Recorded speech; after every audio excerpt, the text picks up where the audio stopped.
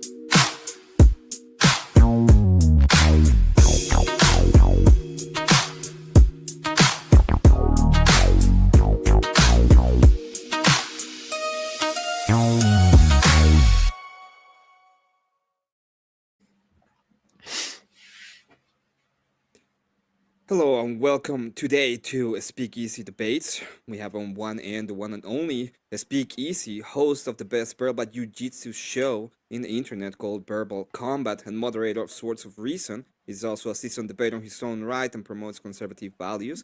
He'll be today against the Kentucky Atheist. an atheist activist and community advocate. He has his own podcast called Politicality with Joe and Leo. And he is a debater in his own right, and he advocates for the atheistic worldview. Today, we're going to have a debate on does right-wing Christian ideology promote racial bias? We're going to start the debate with 10-minute opening statements. This is uninterrupted. We're going to have a 5-minute rebuttal. After that, we have a 60-minute open dialogue that can be extended up to 60 minutes. And finally, we're going to have a 5-minute closing statements. So today I'm Emmett. I'm going to be just here moderating and hope that both of you have an excellent and amazing debate. For what I understand, the person who's going to be starting will be none other than you, the Kentucky Atheist. So whenever you're ready, I will press play. I thought I was going first. Oh, I'm sorry, easy. Then will be you the one who will be starting. So whenever you're ready, I will press play. No worries. First off, shout out to Kentucky Atheist for coming through. I appreciate that. A lot of people tell me, email me, we'll debate. It doesn't happen. And then also shout out to Emmett for pulling through. We needed a moderator last minute, and he came and showed up. You can go ahead and start the timer. But yeah, tonight's debate, all right, asks whether right-wing Christian ideology promotes racial bias. All right, the answer is simply no. All right, what's fascinating about this debate is that my atheist opponent has to accuse Christianity of promoting racial bias while standing on a worldview that can't even explain why racial bias would be objectively wrong. Christianity begins with a radical claim. Every human being is made in the image of God. Every race, every ethnicity, every nation, every tribe, every tongue. Not because they're useful, not because they're productive, not because of some genetically superior genes. It's because they're human beings created by God. Christianity doesn't divide humanity into superior and inferior races. It unites humanity under a common creator. So, if Christianity promotes racial bias, I have a simple challenge. You have to show me the doctrine. Show me the creed, show me the church council, the teaching, show me where Christianity says one race possesses greater human worth than another. You can't, because it does not exist. What my opponent will do instead is to point to Christians who were racist. But that's like arguing that a traffic law promotes speeding because some drivers ignore them, right? The existence of hypocrites does not define the belief system. Now, here's where the things get interesting, because my opponent is an atheist, and atheism has a serious problem, okay? Under atheism, human beings are ultimately the product of unguided natural processes, right? No divine image, no objective dignity, no transcendental value, no universal human worth, just highly evolved organisms all fighting and competing for survival. And that's important because many of what the most influential racial theories in history emerged not from Christian theology, but from secular attempts to explain humanity through biology, evolution, and materialism. Once human beings become nothing more than advanced animals, right, we're inevitably going to begin ranking these animals. Who's stronger? Who's smarter? Who's more evolved? Who's more useful? Who's less useful? Christianity says every person has equal value because they're made by God. Materialism asks, what value does this person provide? One worldview begins with dignity, the other must try to invent it. The Christian worldview says a homeless man and a billionaire possess equal human worth. The atheist worldview struggles to explain why either possesses worth at all. And history reflects this. The abolitionist movement was overwhelmingly driven by Christians. Christian reformers fought slavery because they believed all men were made in God's image. Christian missionaries crossed oceans and preached to people that don't even speak the same language. Every race, because they believe every soul matters equally. If Christianity inherently promoted racial bias, why did Christian principles produce some of the most powerful anti-slavery and anti-racist movements in history? That's like arguing the cure is responsible for the disease, right? Now, let me say what I think my opponent's going to argue before we get there, okay? I think he's going to mention slavery. He's going to mention segregation. He's going to mention racist Christians. He's going to mention colonialism. He's going to mention some church somewhere that did something terrible. And I want to point this out. None of this will prove any of this claim. The debate isn't have Christians ever done racist things. The debate is, does right-wing Christian ideology promote racial bias? Those are completely different questions. If a doctor smokes cigarettes, that doesn't prove that medicine promotes smoking. If a police officer commits a crime, that doesn't prove law promotes crime. So if a Christian behaves racistly, that's not going to prove Christianity promotes racism. So to prove his case, my opponent must demonstrate that racial bias is embedded within the Christian doctrine itself, not in the behavior of imperfect people, not in political history, not in some cultural failures, in the ideology. He won't be able to do it. He'll likely pivot and say Christianity was used to justify slavery. Of course it was, right? People have used nearly everything to justify nearly everything. The question is not what people justified. The question is what the ideology actually teaches. The same Christianity he blames for slavery has produced Wilberforce, abolitionism, civil rights activism, the argument that every human being possesses equal value, and that's before God. So which is better measure of an ideology? Those who violate it or those who consistently apply it? And then finally, my opponent faces a challenge he cannot escape.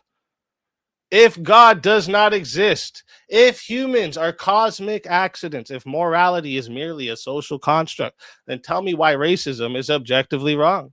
Why is it not just unpopular, just not offensive or socially discouraged?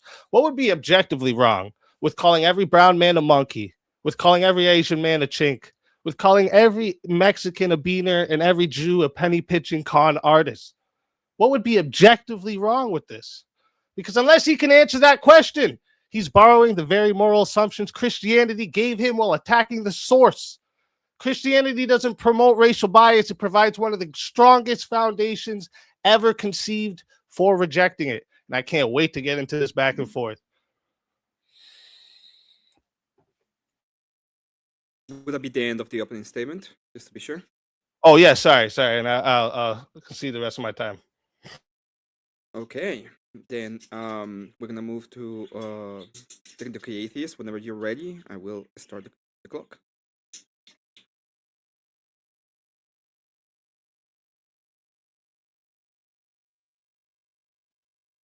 Okay. Hey everyone, Joe here from the Kentucky Atheist. Today I am taking the affirmative on the question, does right-wing Christian ideology promote racial bias? First, I want to thank SpeakeaZy for jumping into this debate with me. This is a heavy topic, so I want to lay my cards on the table right away about what we're actually talking about here.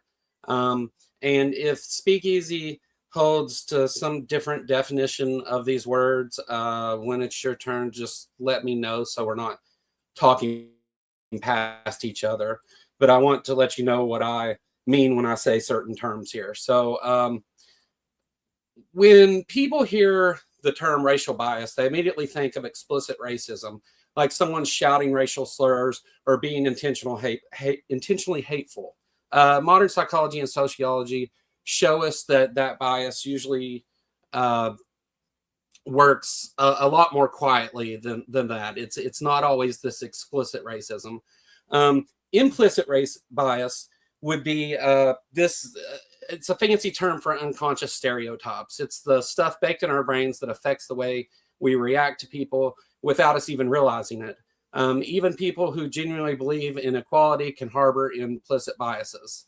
You also hear me talk about systemic bias. This is what happens when those biases get baked straight into the system, into laws, housing, hiring practices, and the justice system. It's why minorities face massive disadvantages, even if no one is explicitly saying racist things to their face. Right-wing Christian ideology. To be totally clear, I'm not talking about your grandma's private faith or people who just want to go to church on Sunday.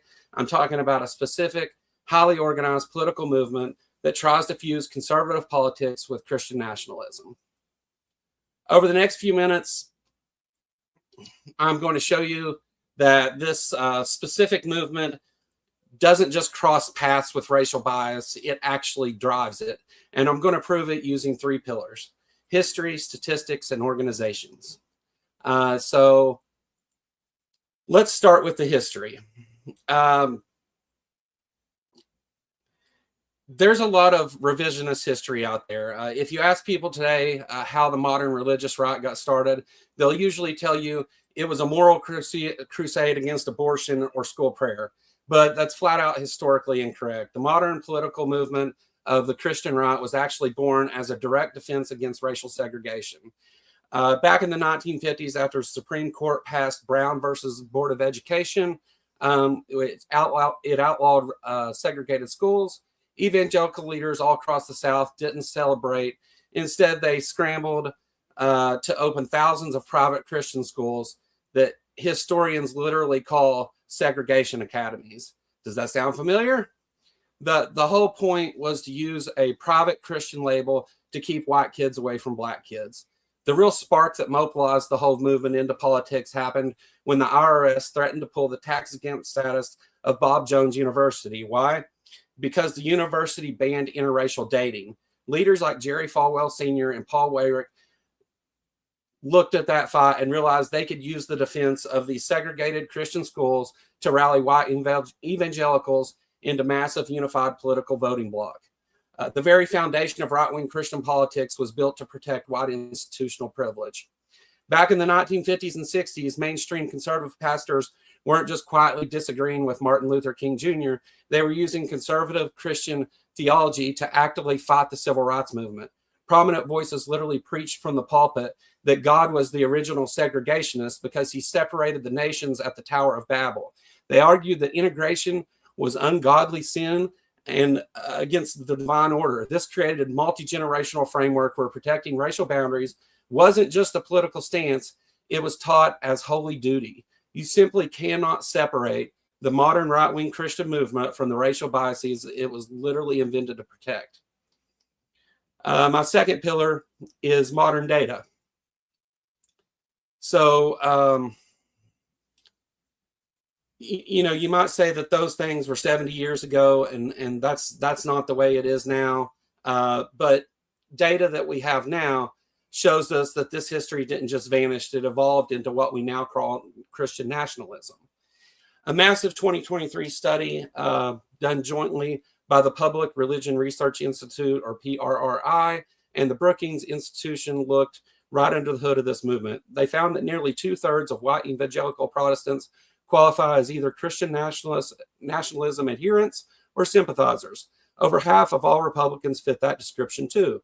To put that in perspective, you're 4 times more likely to find a Christian nationalist on the political right than anywhere else. But there is an absolute smoking gun in that data. The study asked people to agree or disagree with this exact quote: God intended America to be a new promised land where European Christians could create a society. Now, 2/3 of general Americans, 2/3 of the general American public reject this idea completely, but a staggering 83% of core Christian nationalist adherents agree with it. Let's be clear here. European is not a theological term. It's a racial category. It means white. Over 80% of a massive political religious movement explicitly believes that God wants America to belong to white Christians. That ideology is by definition promoting and validating racial bias. My third pillar, I will argue, we have to look at what happens when you take this ideology to its logical, unchecked conclusion. There's a direct pipeline where radical, violent, white supremacist groups find their main justification in right-wing Christian theology. The Aryan Nations, founded by Richard Butler, was a group literally a political arm of the church. They used Christian identity theology to teach that white Europeans are God's actual chosen people, while non-white people are subhuman mud peoples. They use this exact religious framework to bridge the gap into broader right-wing militia movements of the 80s and 90s. the Nazi Party, or KKK as you know it now, led by a licensed Christian identity minister named Thomas Robb. This branch of the Klan did something highly strategic. They traded their robes for business suits and deliberately started copying the mainstream religious right.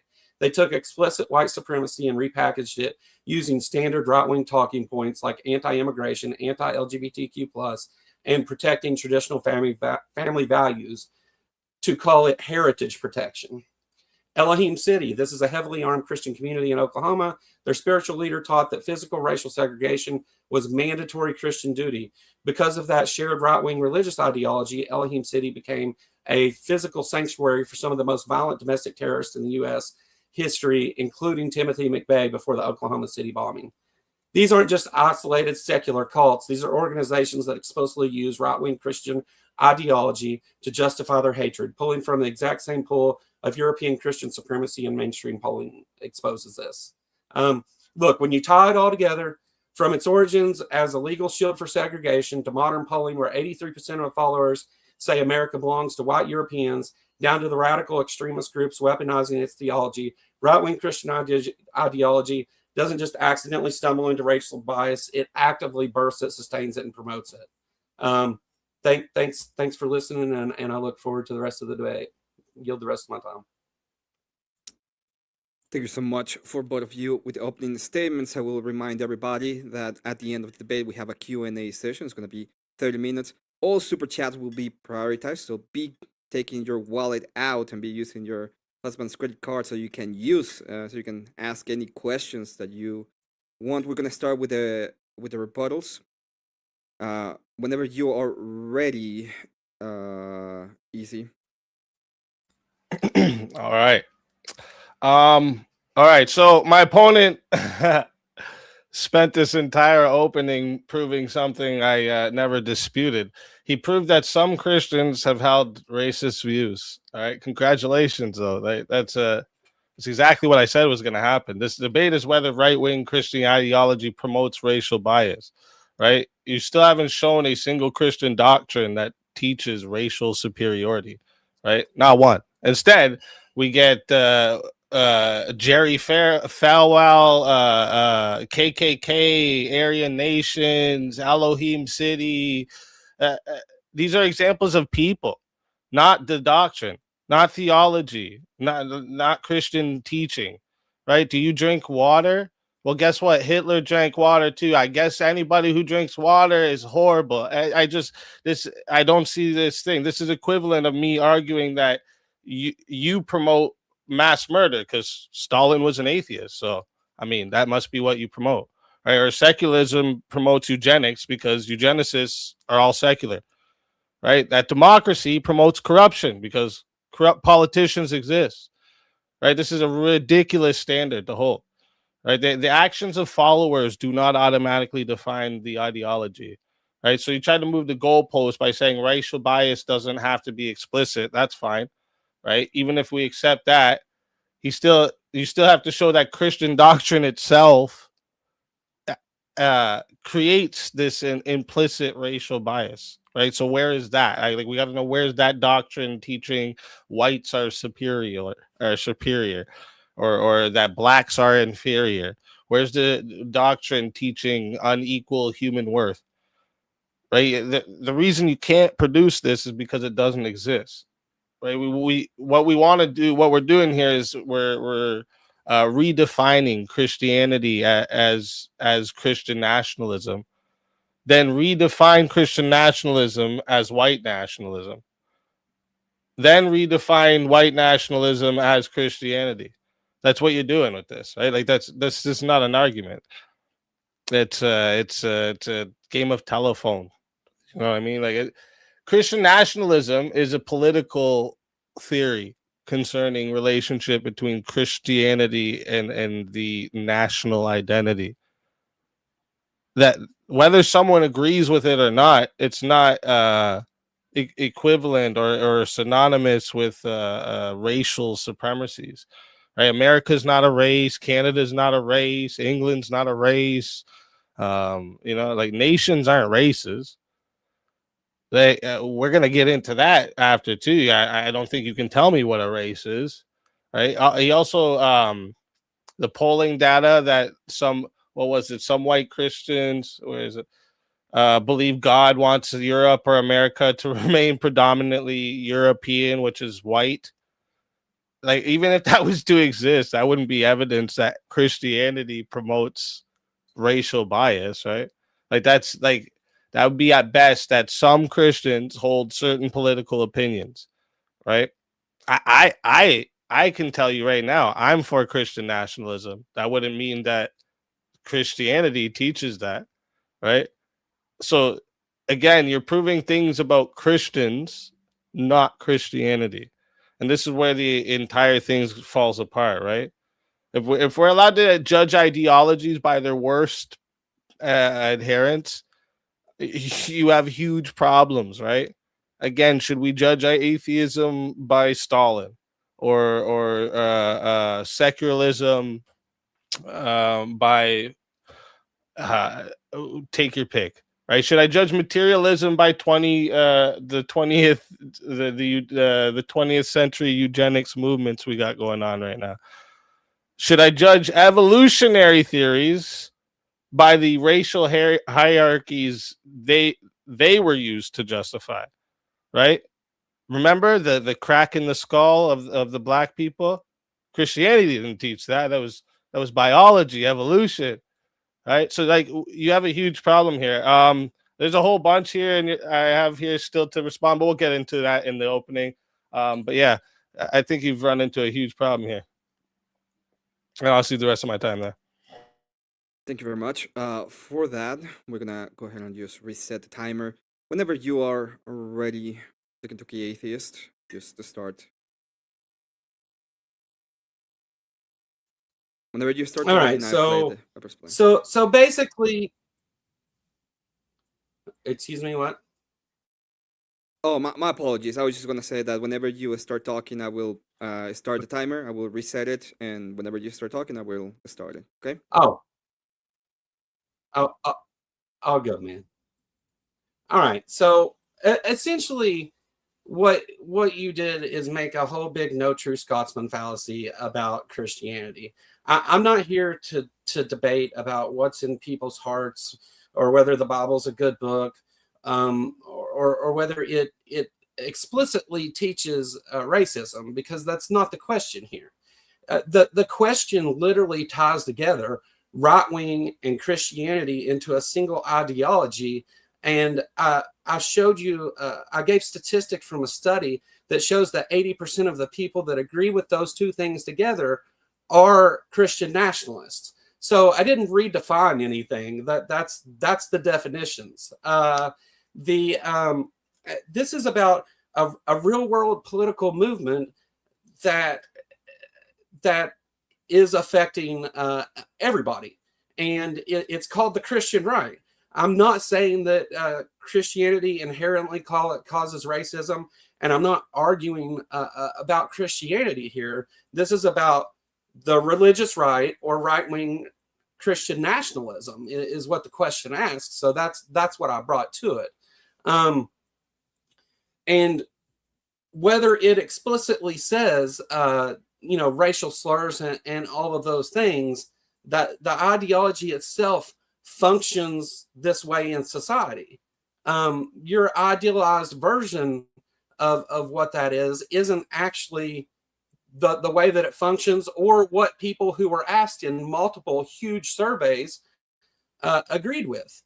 The things about European white Europeans, they were asked the question and they agreed with it. The 80% of the 80% of Republicans that are Christian nationalists. So it's very much the point of this debate. And you seem to continue to put forward this idea that if the Bible and its teachings don't just give racial slurs, that it can't be used to promote racial bias. And that's just not the case. The history is there. The statistics are there. You have to deal with those statistics in some way in order to say that that's not the case. what else? You know, in your opening, you tried to make this about atheism versus Christianity, and I don't care to have that conversation, but it's not really like what we're talking about today. I don't care to get into that in the back and forth if you want. But you also said that Christians promoted the biggest anti-slavery movement. They also promoted the slavery that movement had to get rid of. So you have this changing ideology there based on static text. And you know, Christians and everyone else have done racist things, I'm sure, but to say that ideology doesn't allow for it is just not what we see. The ideology teaches that it's not the question whether the ideology promotes racial bias. I already answered that. You brought up objective morals and stuff in your opening. I don't know what to do with that. That's not what we're here to talk about. But again, if you want to discuss my position on morality and stuff during the back and forth, I don't care to. Some Christians held racist values is just it's a fallacy to escape all of the information I gave in my opening, and I'll concede the rest of my time. Okay, thank you very much for the rebuttals. Rebuttals for both of you. I'm gonna go ahead and start with the 60 minutes. I'm gonna put it up in the screen. Once I press play, both of you are oh, my apologies. I'm trying to get this done. When I press play, both of you are open to start talking when you're ready. Once again, thank you to both of you for the debate, and you know, keep it above the belt. You are killing it. All right. Well, let me ask something. Okay, let me just point out something here, right? So, seems to me you're completely. I know you're saying you're talking about right-wing Christianity, right? So you're not just. Are you conceding to the point that Christianity doesn't, like, you're not arguing Christianity promotes racial bias? No, I could make that argument too, but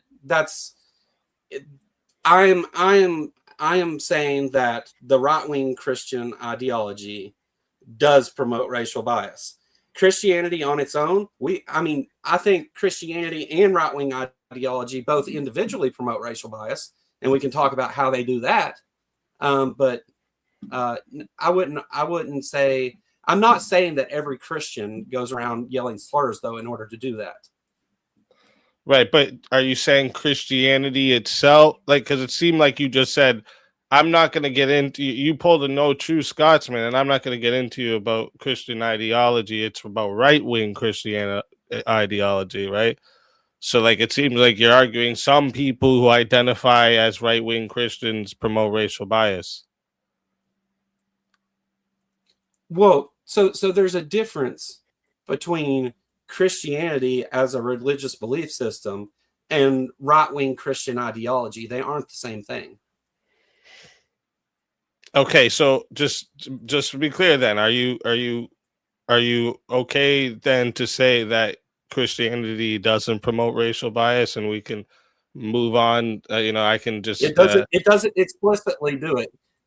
Yeah, Christianity has implicit racial bias within some of it. I don't think it's a goal of it to promote it.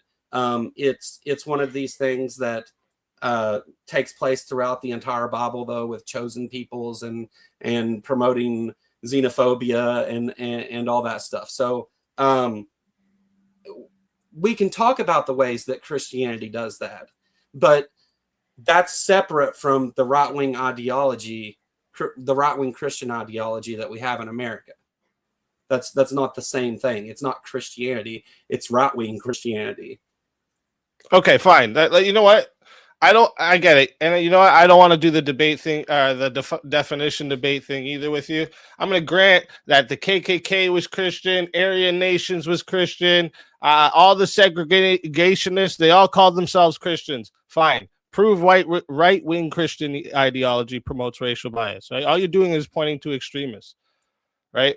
Can I say, like I brought this up earlier, if I argue secularism promotes eugenics because eugenicists were secular, you're gonna just, or atheism promotes genocide because Stalin was atheist. Are you okay with that? See, you're missing the point here. I'm not saying that it promotes racial bias because there were racists in Christianity. That's never the point I made. That's never anything I said. But that's what I'm saying as your proof. You're saying right-wing ideology, right-wing Christian ideology promotes racial bias. Here's some racially biased people that say they're right-wing Christians. That doesn't show what about the ideology says that? Where is that? So I explained to you how they use that ideology to then promote those things. It's not an guilt by association. It's not an accident that all of these right-wing white supremacist groups found homes in both Christianity and right-wing ideology. It's not by accident that every one of them falls in there.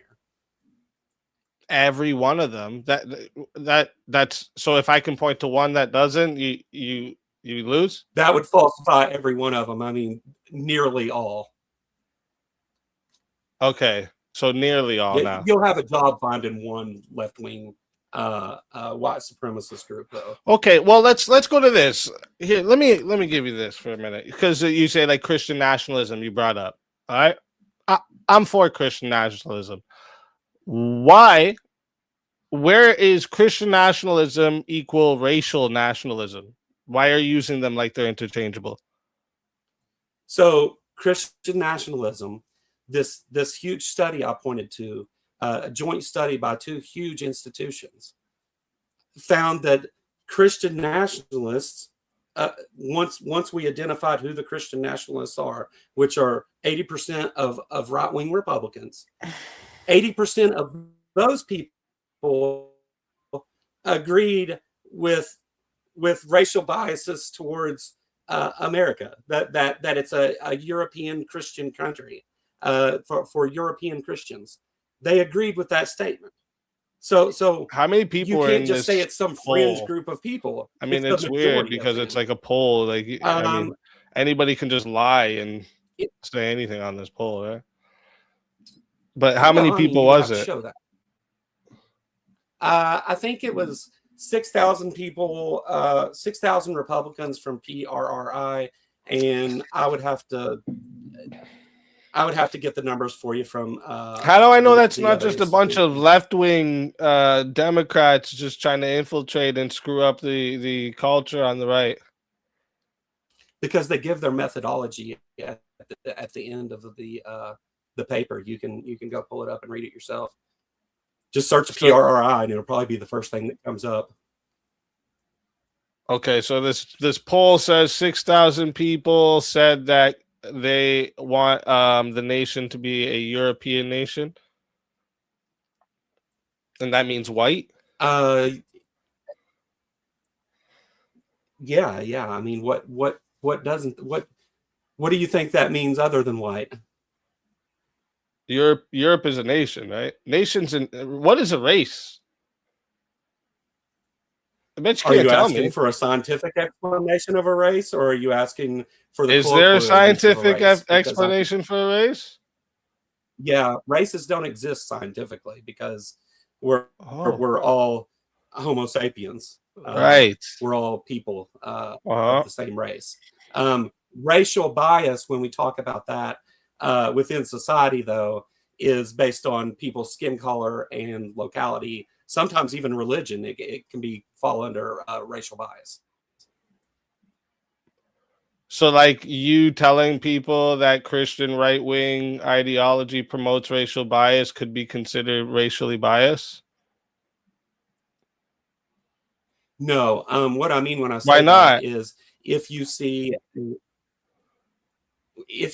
a Iranian person walking through the airport and you assume that person is Muslim just because of their skin tone, you are using implicit racial bias to do that.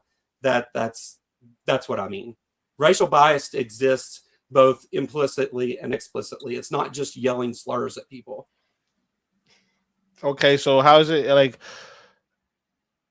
How does so if someone advocates for a Christian nation, how does that automatically imply racial bias without pointing to this poll? Because like I just don't accept this poll. Like this is just because this poll said this doesn't mean that like that's 6,000 people. You know how many people are in the planet? That's not a big poll. You know how many people are just in America? That's a pretty big poll. 6,000 is a That's tiny pretty big poll sample. for American Republicans. Yeah. I don't It's know. two different institutions talking to different people. Again, their methodology's there, and this poll is one of the most cited polls in talking about this subject. You don't have to accept anything, but that's where you're at. You're sitting here refusing to accept statistics in order to make your point.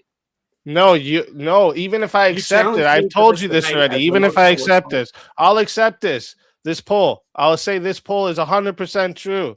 That is just saying people who identify as right-wing Christians also say they want to be they're also racially biased. That's not saying the ideology itself is racially biased or promotes any type of racial bias, implies it. Where is the ideology itself? Say that. If I want a right-wing Christian nation, listen, if I want a right-wing Christian nation, that's my ideology right now. I want a right-wing Christian nation. Where in that ideology does it say, I want white people only?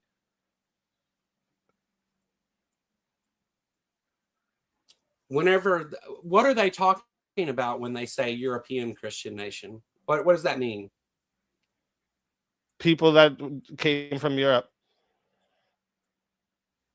Right. And what are people that came from Europe? It's a location.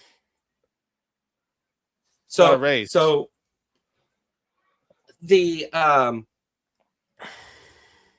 let me there's a lot of black people, brown people. There's a lot of Europeans that are brown and black. You know that, right? Just real quick, if you want any clarification on the methodology, I can read it. I got a summary from Grok, but if you want it, I can read it. Sure. What's the methodology? For what I can see, it says that Ipsos Knowledge Panel. So the sample was a 2022-2023 Christian Nationalist Survey. It was there's an AVA report that is a larger sample with 22,000 people, but the one that's mostly used is the 6,000 to 5,400 to 6,000 adults. It was an online interviews. It was pre and post certification to match the current population, and it was 5 question: the U.S. government should declare Americans a Christian nation. U.S. law should be based on Christian values. If the U.S. moves away from our Christian foundations, we won't have a country anymore. Being Christian is an important part of being truly American, and God has called Christians to exercise dominion over all areas of American society. And those are the questions. They change it by adherents, sympathizers, skeptics, and rejectors. Those were the categories.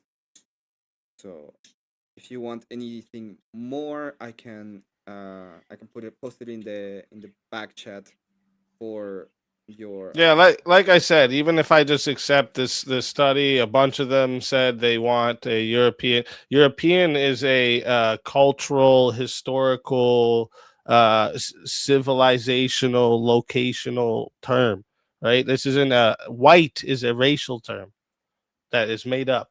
It's a descriptor for somebody's skin. There's white Australians. Are they Europeans? No. Right? So like this doesn't No, even... but Europeans are white. No, not all Europeans are white. That's crazy. Wait, a black British Christian can't be European?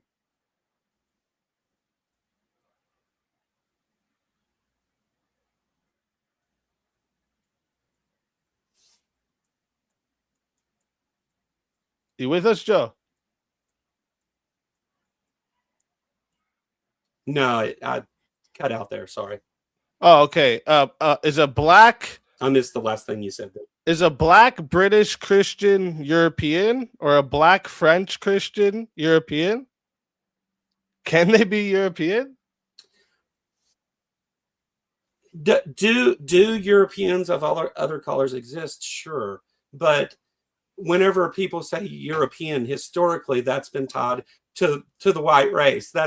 It's the same lines that the KKK uses.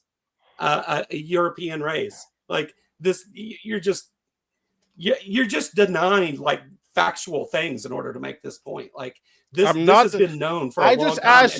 I just asked you a question, and you even agreed with me. A black British Christian can be culturally European. That's what European is. It's an ethnic, cultural, historical term. Has nothing to do with race. Right. So just because. So where do you think? How do you think Europeans started? You don't think immigrants went there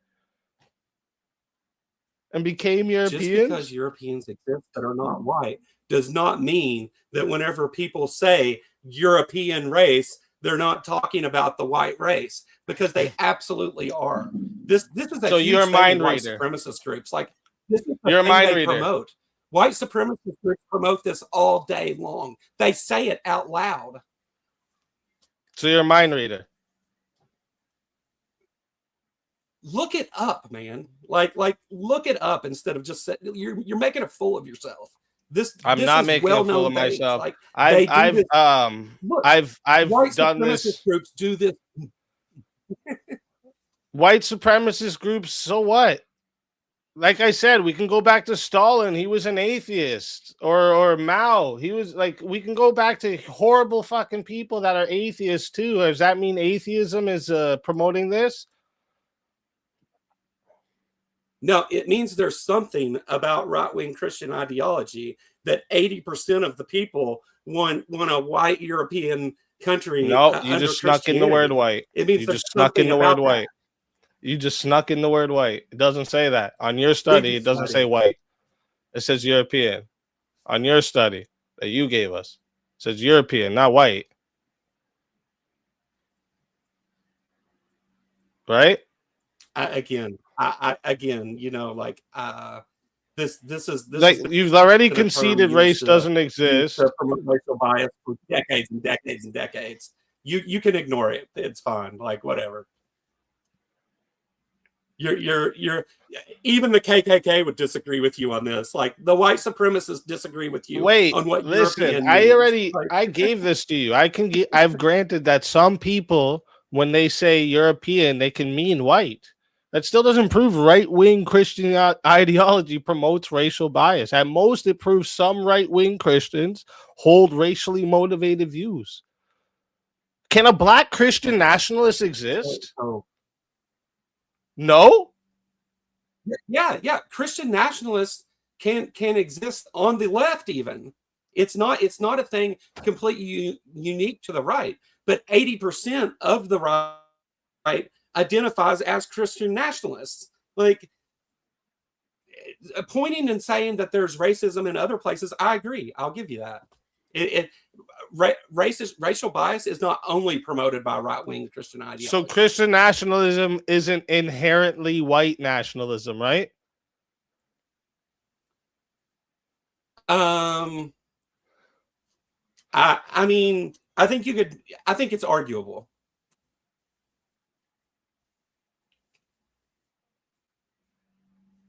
It's arguable. Let's go back. Can a black Christian nationalist exist? Sure. Then Christian nationalism isn't inherently white nationalism. That is a fallacy. Right? Then you're claiming what? Race determines. So race determines whether someone can hold a political theology? No, you tried to do that just now, that's what you're saying. Black Christian nationalists. I've never said that. Christian I've never nationalism. said that these people had to be white. That's the entailment. That's the entailment, right? Black Christian nationalism can exist. Therefore, Christian nationalism isn't inherently white nationalism. But you say, well, no. So that would be saying that the race determines whether you can hold the political theology. How can a black All right, nationalist... Go ahead. So one of the things so whenever I said European Christian society, and you're making the point that like, oh well, if there's Europeans that aren't white or whatever, that it changes that. But if you go and actually look through that study, it gives you tons of statistics. Majority of Christian national adherents disagree that white supremacy is a major problem, the denial of white supremacy. 7 in 10 Christian nationalism adherents embrace so-called replacement theory, which is definitely racial bias. Nearly a quarter of Christian nationalist adherents believe the stereotypes of Jewish people in nationalism, the stereotypes that Jewish people in America hold too many positions of power. Like there's all of these racist statistics contained in there, and you want to argue that they're not using the meaning of a term that it is constantly used to mean.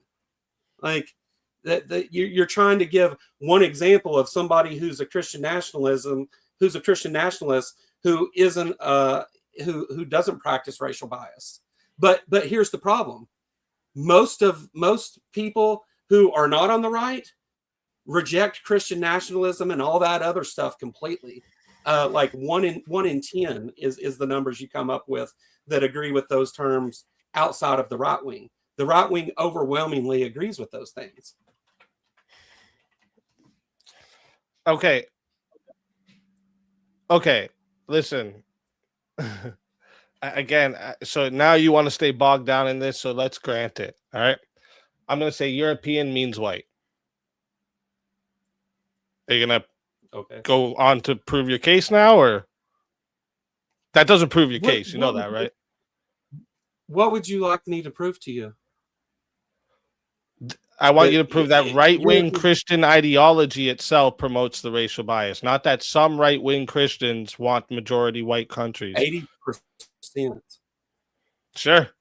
80% of them. Sure. 80% of them. Yep. I'm done. And what? That's it. That proves the point, man. Like no, overwhelmingly, the majority. No, to prove racial bias, you have to show that the ideology teaches unequal human worth, unequal moral value, a racial superiority. Where is that? False. Where is that in the ideology? You're talking about the ideology, not the people. Not the people that say they are these things. That's why I gave the definition of implicit racial bias. A lot of dudes are running around saying they're women. That doesn't make them women, right? So I don't care that these Christian nationalists are saying they want all whites. Don't care. I want the ideology. Where does it teach that? It doesn't have to directly teach that people that they want all whites. It's called implicit racism. It's the definition of racial bias. It is in the definition, man. Like that's why I gave the definition right up front, because I knew this is what you would do. You would have to deny. Where is the racism implied? Where's the racial bias implied in the ideology? In their history, in the statistics of what they believe, and in the organizations that they hold to. That's literally the whole argument that I made in this. And I gave you plenty of examples of that. You're like trying to squirm out of this by saying that racial bias has to be somebody calling someone a racial slur, or that it has to teach directly that only white people are good. And that's just not true. We have all kinds of racial laws in the United States baked into the system. We had to make laws in order to stop some of those in the South, which is a recent thing in the news too. But so if I would like my little nation of my home here, right, in my little nation of my home, if I would like this, right, to remain majority my genetics, right, my family, majority mine, does that mean I'm saying my family and my genetics are superior to everyone? Or is this just me trying to keep a preservation on my nation? If I say a Japanese nation should remain majority Japanese, am I saying Japanese people are superior to everyone else? Is that equal? Well, you would have to answer the question of why you want your genetics to be the prominent case. Like, there were people here before white people, and we're a nation of immigrants from all over the world, including people of many different colors, religious groups, and different ethnic groups. So, like, why is it that it should be your genetics? I just want it. It's my preference. I just want this. Say that. I just want it. I just want. No, we shouldn't do that. I just want Greece. I just want Greece to remain majority Greek. Am I saying that Greeks are superior?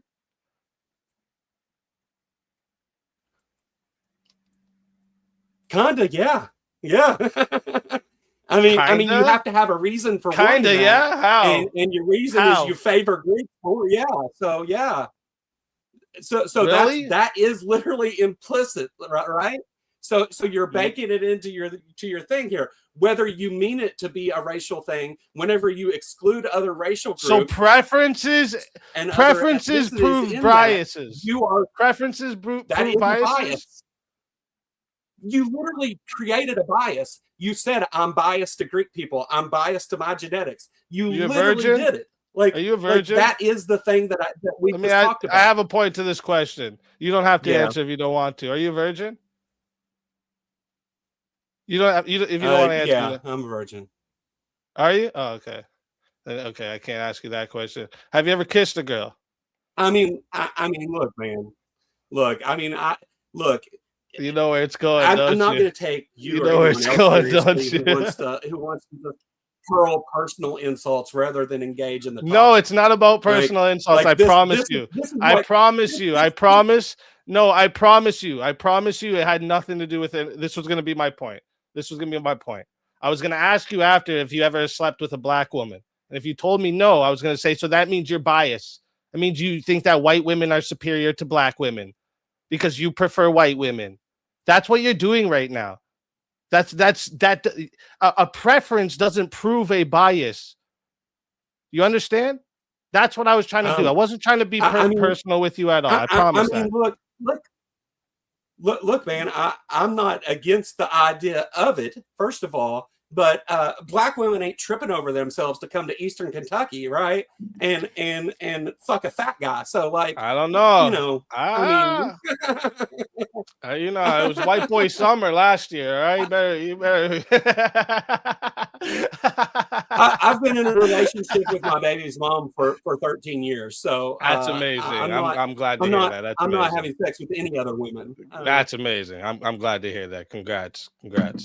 But you understand why I was just trying to make a point of if you were to tell some guy that because he's never slept with an Asian woman, that he must think that whoever he has slept with is superior, that would be an unfair statement. And just because someone says I want Europe to remain in a majority Europeans, and even if they mean white, sure, okay, that doesn't mean they saying white is superior to everyone. They just want their country to remain a certain way. So there could be an implicit racial bias there, depending on the reason why they feel that way. Like if they say, I think Asian women are gross, like, yeah, of course.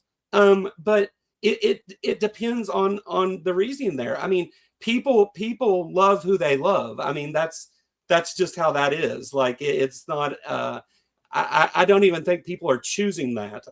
So yeah, but even if you were to say, I think that white women are more aesthetically pleasing when it comes to the different colors of women. That wouldn't mean you're saying white women are superior. That's your preference of who's pleasing to your eye. And that's what we're doing here. You're saying that these people's preference equals a racial bias, but that's just not the case. Not all biases are harmful though, right? Like you can prefer a certain like blondes or whatever. That doesn't mean that you're being biased to other people. You're just attracted to what you're attracted to, and you're being honest about that. It's not a harmful racial bias in that case. And I think that comes the same when it comes to culture. Would you not like? Do you equal race and culture the same thing? No. Right. So this is what I'm trying to argue here. Depends on the person, how they use it. I think a lot of these times when it comes to quite nationalism, it's about preserving the nation and the culture of that nation. It's nothing to do with the race. People love when 80. Go ahead. They don't want to preserve the American nation. They want a European Christian nation, which again, you've conceded before, whether you actually hold to that or not, but you've conceded before that this is talking about white people, right? So yeah, even if it was talking when they said why did they not want the American dream and all those things? They want a European nation. 80% of people in 2023 said that. So 80% of Republicans. Yeah, again, it wouldn't be saying that white people are superior. It would just saying you would want your nation to remain predominantly white. European. Sure, European. White. Right. That is literally racial bias. That's what it means. That's what racial bias means. So it just means having a preference for something? I mean, if racial bias just one means race over the others, yeah, that's racial bias. Well, again, you're saying race, but like if race is just skin tone, sure, but then if a preference towards something means you're saying the others are inferior.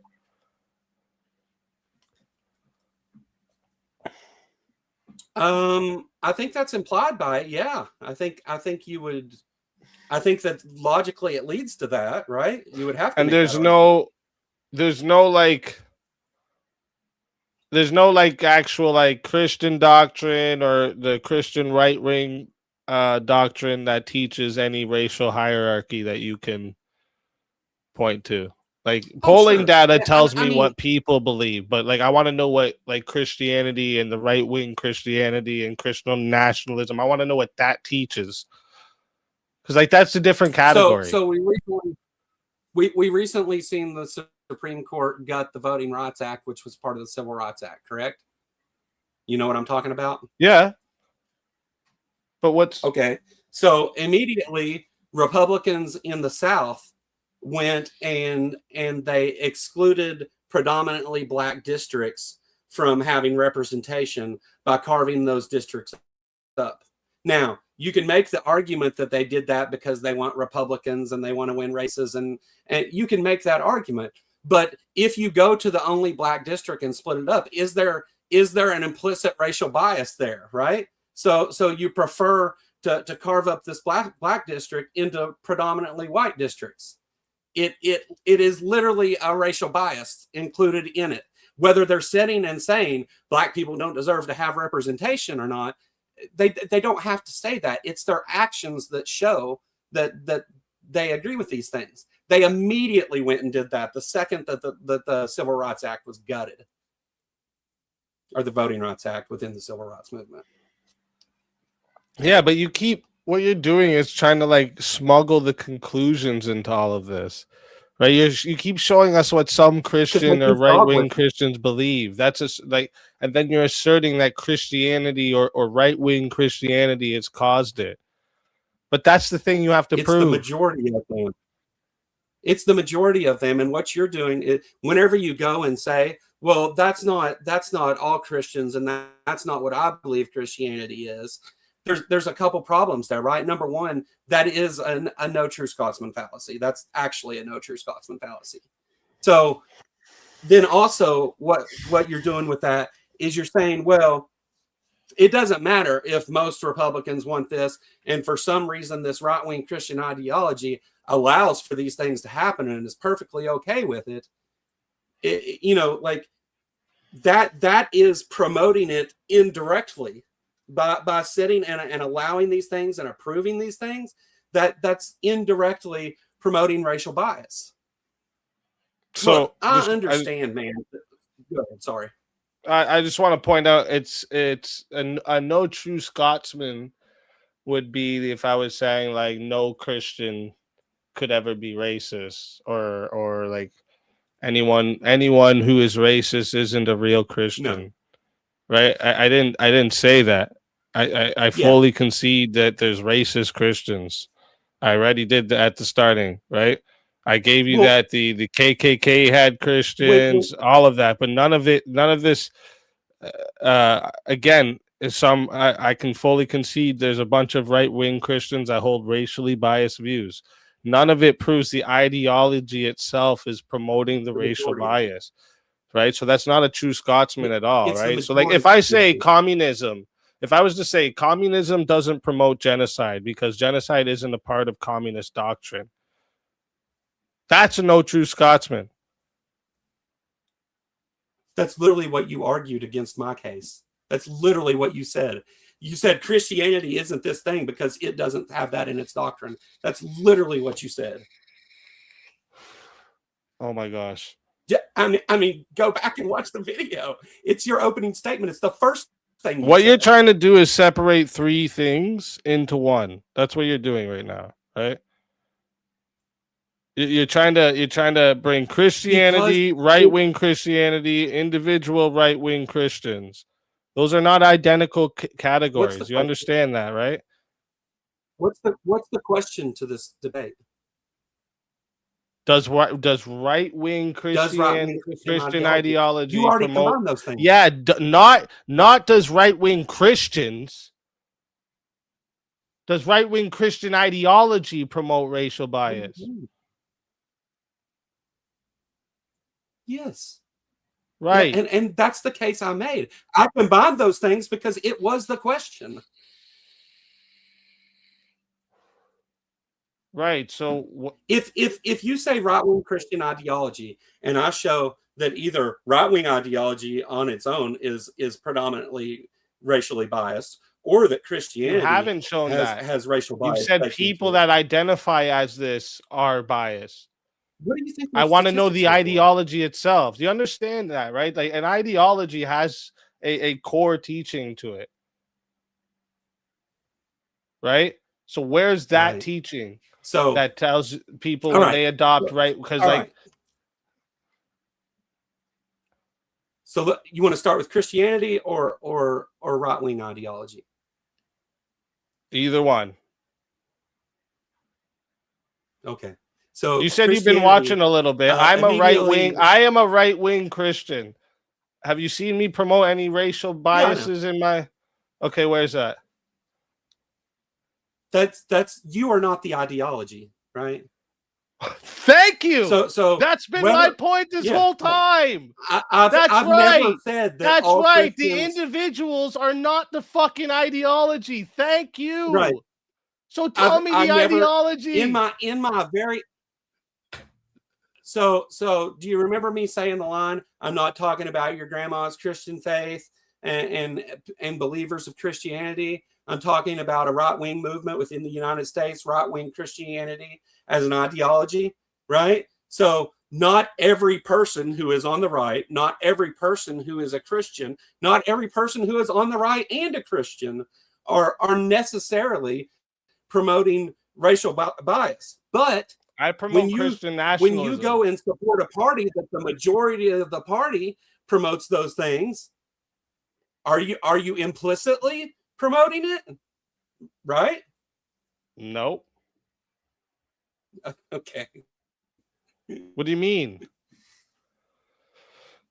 How are you going to say that these people are doing this? If you go and support people, if you go and you support people who are doing that thing, whether you know it or not, which is the definition of implicit bias, you are supporting that bias, therefore promoting that bias, right?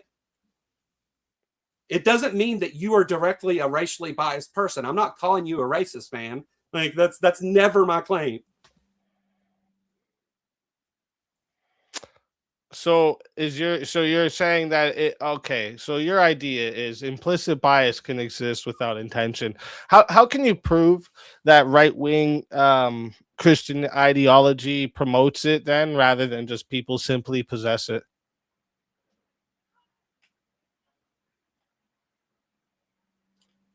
Okay. So I gave the example of the That's Voting why Rights Act, implicit right? racism we is have a kind of whole history bullshit. of things called Jim Crow laws, right? We have That wasn't implicit. That was pretty explicit. I think those were pretty like, yo, listen, you black people, we don't want you over here, dog. Here's the line, bro. That was kind of, that was an implicit, bro. You just said this implicit shit happens unintentionally. So how can we know that people don't just possess it? It's not from the ideology.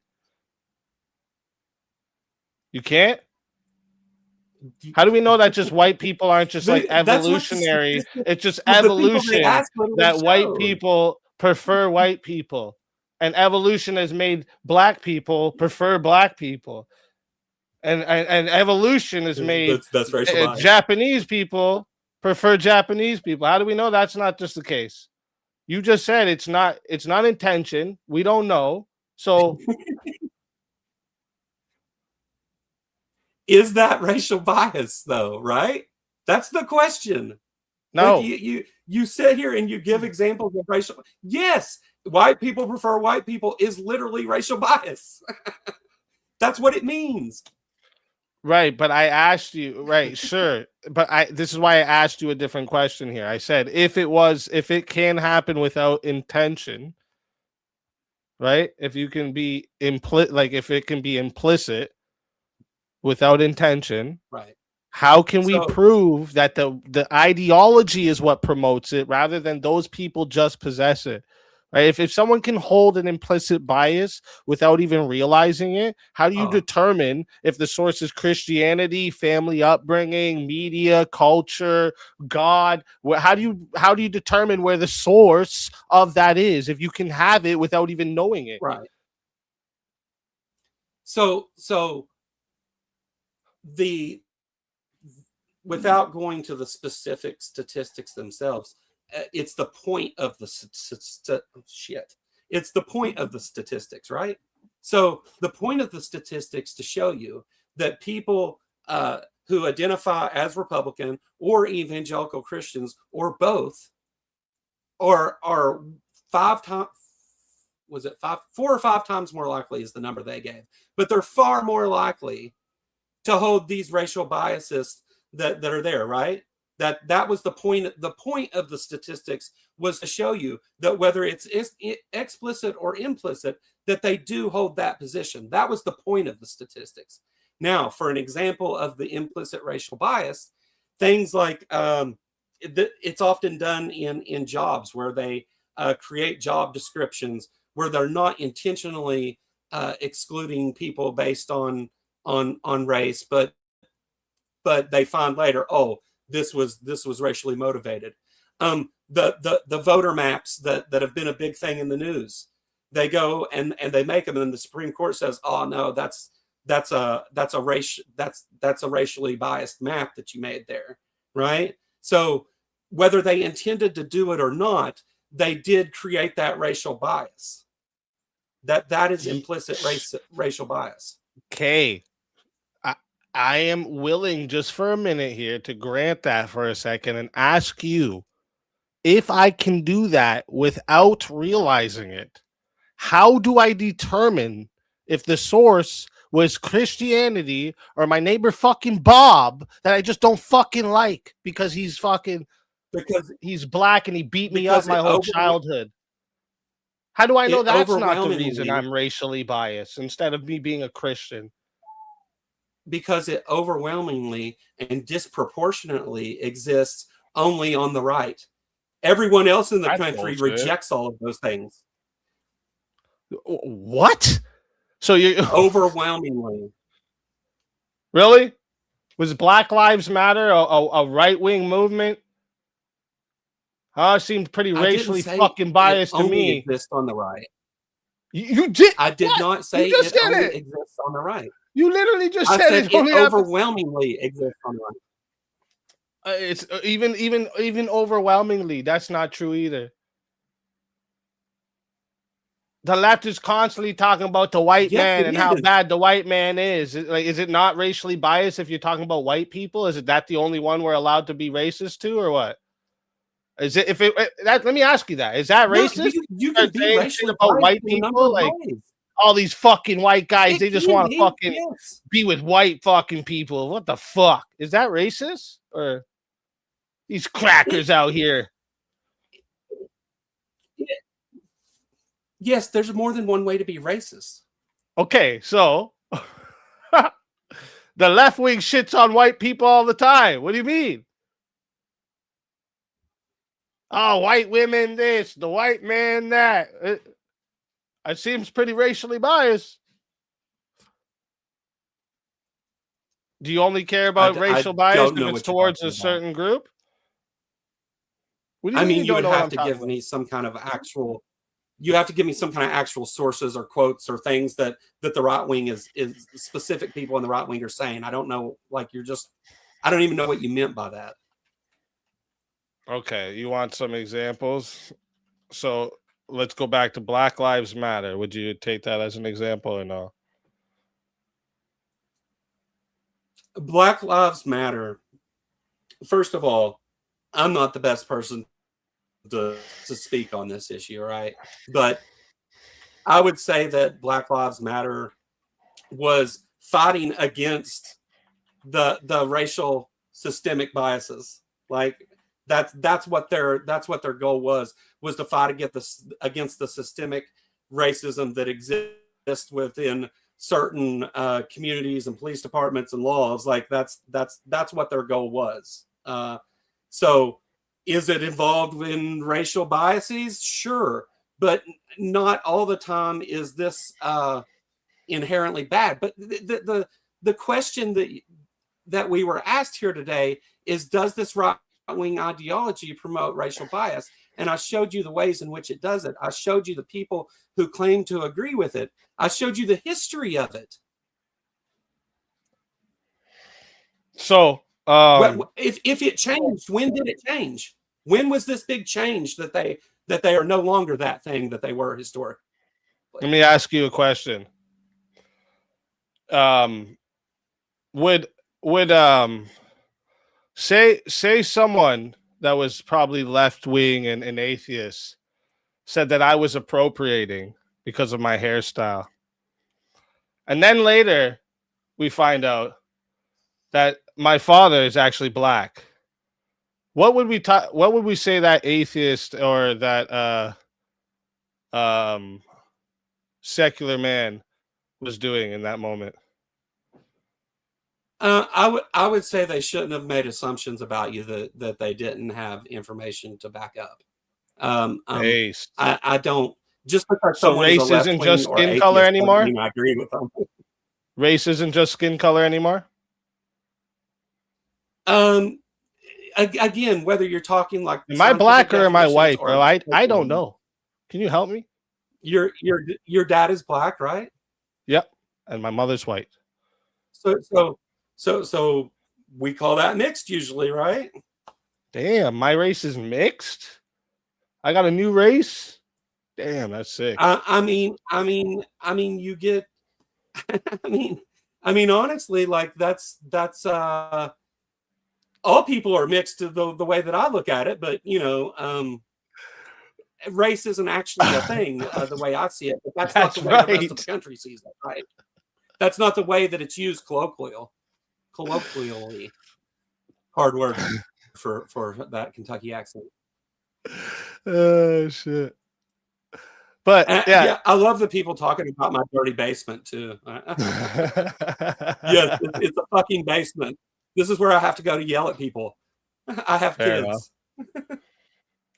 Like, if I was to like point out like officially atheist regimes that discriminated against, you know, racist or different races, right?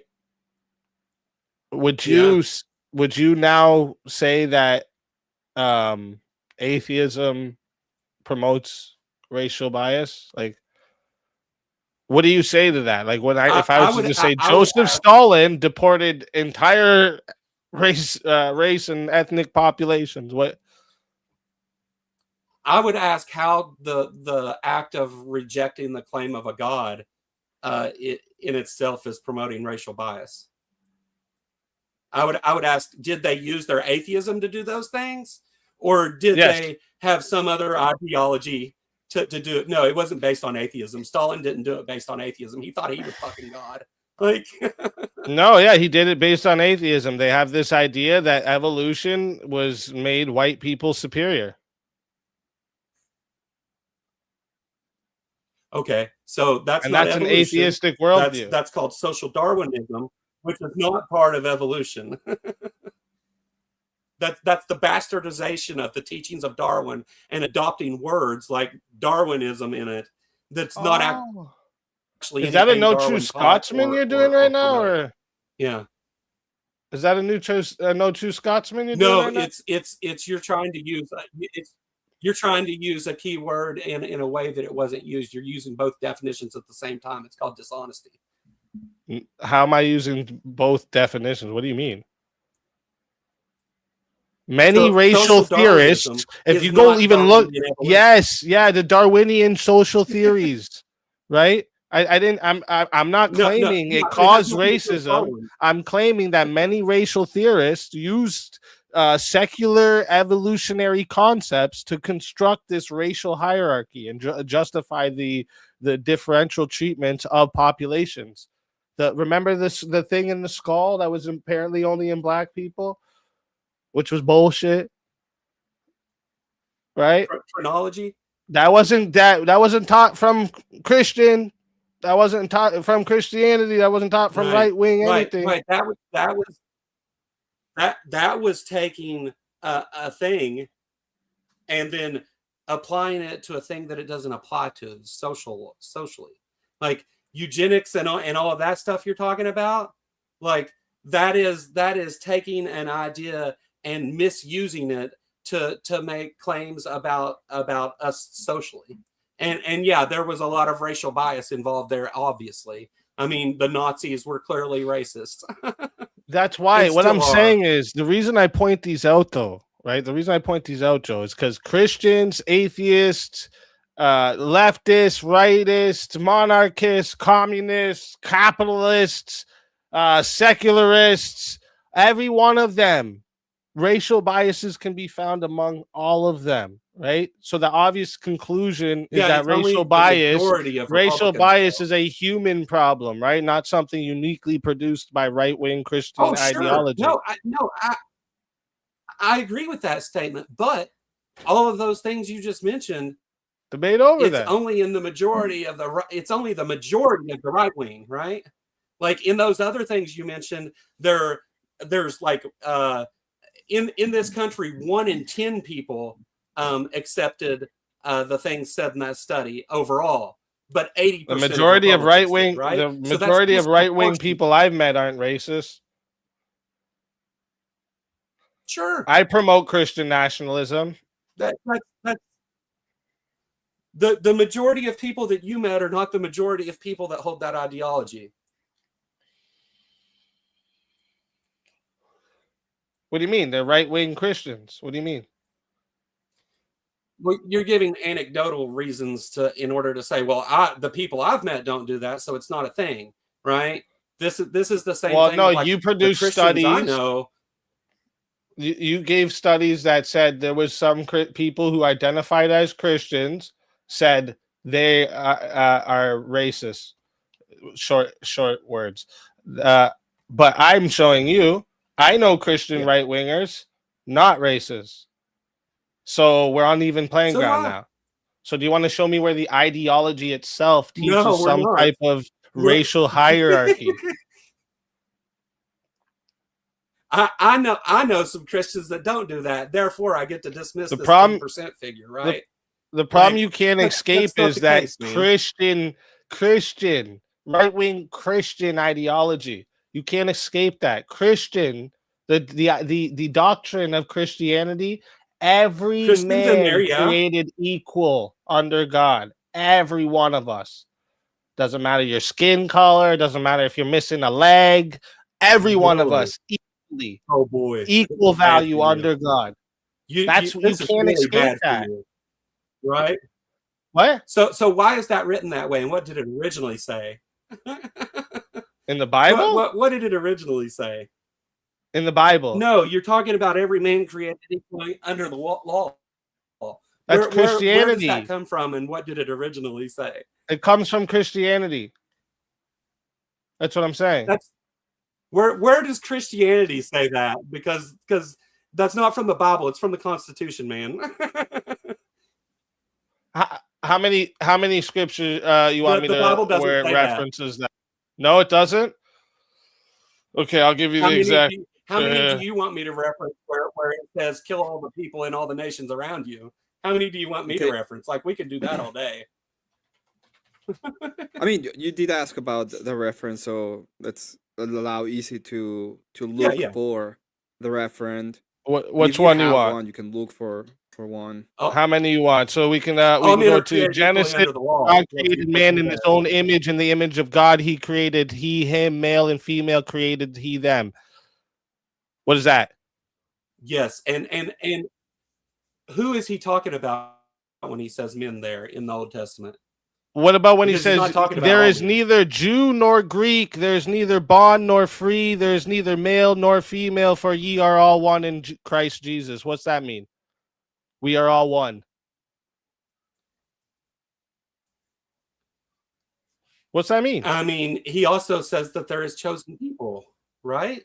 I mean, you can't, like, when you have a contradiction to that exact thing 2 pages later, like, what point are you trying to make here? Because he says that the Jews are his chosen people and that this is only for them, that this is their land and they're to go kill everybody around them. That's what the Old Testament's about, man. So are you talking about Jews then? Are you arguing with Jews? I'll argue with them with you, bro. At that point. You want me to help you? I'll argue with them too. They're they don't believe that the Messiah has already came, and yeah, let's get them, bro. I'm with you. Are we being racist right now? If you want to have a religious conversation, we can do that. I'm all for it, man. Like, I don't care to sit down and talk to you about Judaism and Christianity and Islam and atheism. I don't care to sit and talk about all those things. But what you said, though, is you were going to give me a quote where it says all men are created equally under the law, which is a quote from the Constitution, not from the Bible. And then you gave me a quote where it says something different than that, and you took it to mean that. Yeah, God created man in his own image. That was the first one I read. Right. Does that have anything to do with equally under the law? No. Did I say under the law? Like that's talking about the creation of one man. I said that all men are created equal under God, in the image of God. And if I did say under the law, I definitely misspoke. But maybe you meant God. I'm pretty sure. Yeah, I'm pretty sure I said. Yeah, okay. The Bible. The Bible flip-flops on this idea over and over. So if you want to pull verses that you can infer to mean that, I can pull verses that mean exactly the opposite. And then we have to decide whose interpretation is the best and what methodology we're going to use to do that. So, I mean, like, that's a conversation to have, certainly. But we're not going to get anywhere pulling verses from the Bible because it's not even a reputable source for anything we're talking about here. Just to clarify on the Declaration of Independence, the quote says, "We hold these truths to be self-evident, that all men are created equal, that they're endowed by their creator with certain unalienable rights, that among these are life, liberty, and the pursuit of happiness. So that is the quote verbatim, just to clarify that. Yeah. Yeah, and like I said, if I what said did under the founders law, mean I by their misspoke. creator? What did the framers of the Constitution mean by their creator? What do you think they meant? God. Because I think they meant something different. What do you think they meant? Yeah, I think God. they were deists. I think they were deists, and they didn't mean the Christian God. No. But again, it's all of them, or like you think all of them didn't mean the Christian God, or? I think so. I think that Christianity has changed quite a bit since the founding of this country. Like now, Christianity is basically the doctrine of the Book of John, right? Like they believe in all these magical things about God and stuff. In the past, Christianity, during the founding of this country, in fact, one of the famous things I'm sure you've heard about Thomas Jefferson is him writing this Bible of his own that takes out all of the magical stuff, right? Because they were overall deists. Like they believed in some of those things, but they When you say magical stuff, what do you mean by that? The things that like the creation of the planet, is that magical? I'm just wondering. Creation is what it's called, and yeah, I would say it's magic. It's literally like a golem spell. Okay. Right? He made mud figures, clay figures, depending on how you interpret the original Hebrew writing. So he made these figures and then put the breath of life into them, which again, we can get into in interpretations of the original Hebrew of the Bible, but the that's it's what you would call blood magic today if it was anybody other than Christians. Okay. So, I mean, real quick, I get it. You can cherry pick stuff and do that. Oh, go ahead. What are we going to say? Sorry. Yeah, so real quick, we're closing about the hour. I was just going to ask to either of you if you want to continue the conversation. We can add either another 6 minutes all the way to... We can just add time. So if you want to continue for another 30 minutes, you want to continue for another hour, it's dependent upon both of you. Yeah, like I still would like to hear like a part of like core right-wing Christian ideology that like teaches some type of racial hierarchy, right? Like if you want to stick to Christianity teaches this, like that's the problem. Like you said at first you don't want to get into the Christianity, but like that's there, right? Right-wing Christian ideology. We can't take that out. So like if you want to keep going, I'm willing to go for a little bit more. But if you want to end it here and do closings and then an open panel or whatever, I'm good. Either way you want to do it. So I'll let you make the decision based on my answer because I've already given you this answer. So in the literal case that I made here today was that they do this through their history, through their own reporting in these statistical studies, and through their organizations. And the fact that these things are overwhelmingly right-wing Christian groups tells you that Republicans who support these things are therefore promoting racial bias. Like that's, they do it through those things.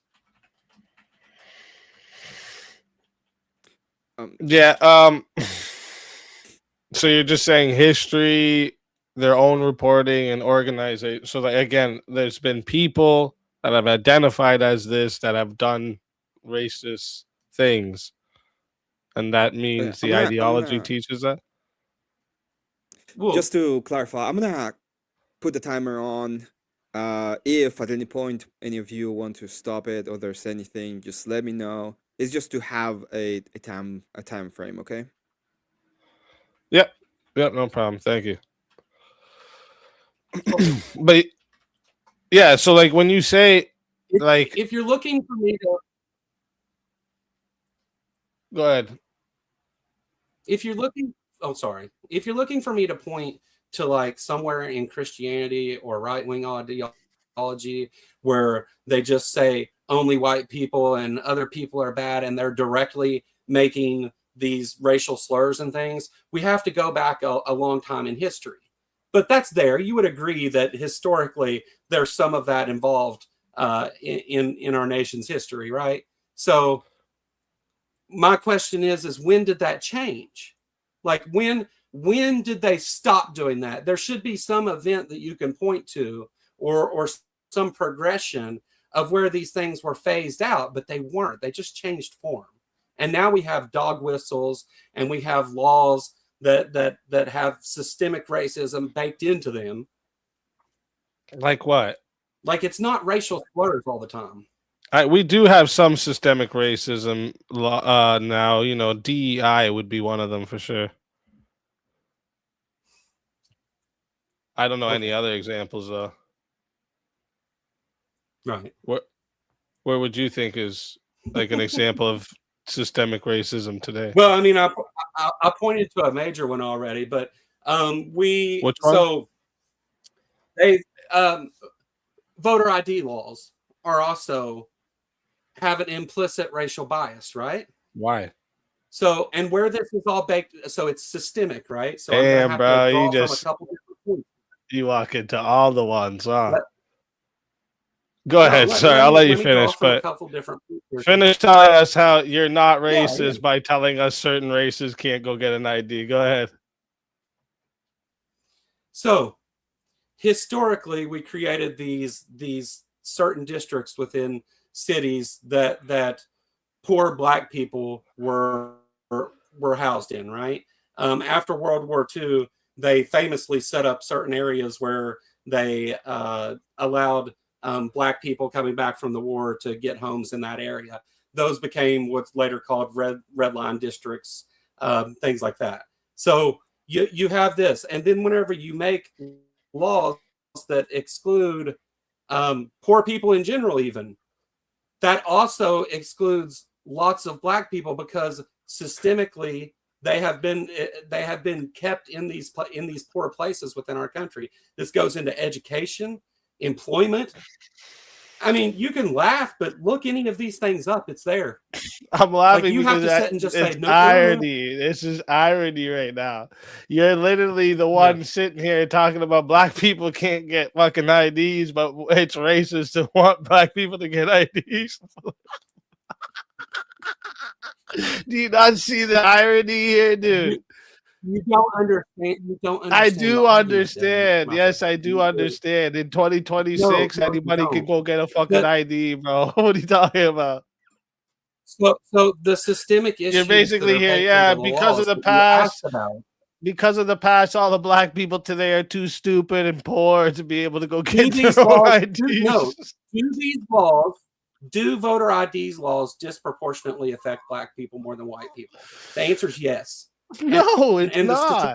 The statistics are there to support it. Go look it up. Go look it up, man. Like you're just. What do you mean by effect? No, they don't.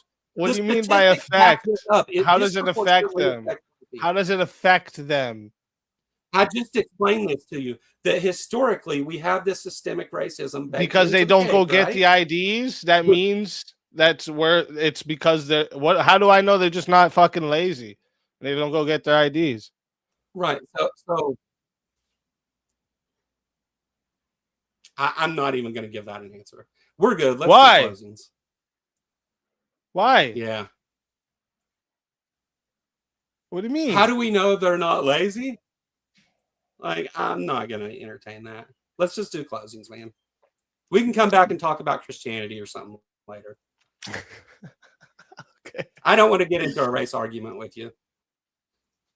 I'm not a Black person. I'm not here to represent Black people. And this is a racial bias. I'm not going to entertain that kind of stuff.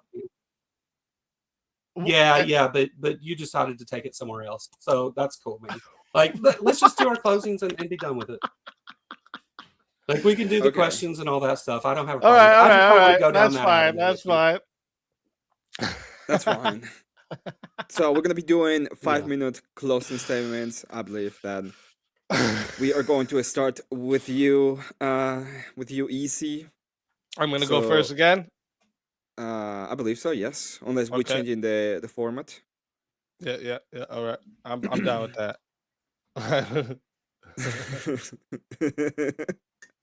So, whenever you are ready, I will start the clock.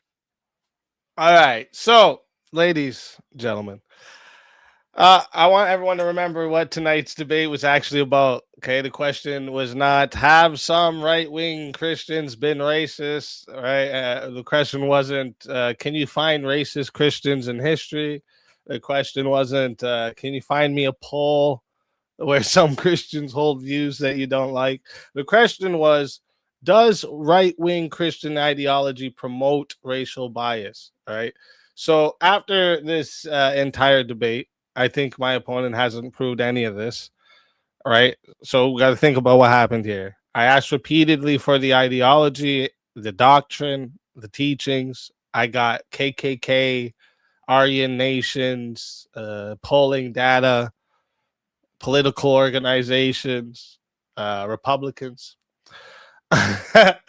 everything except the ideology itself. My opponent spent the entire debate proving that some people who identify as right-wing Christians have held racist belief. I don't deny that. Right? Never have, not once.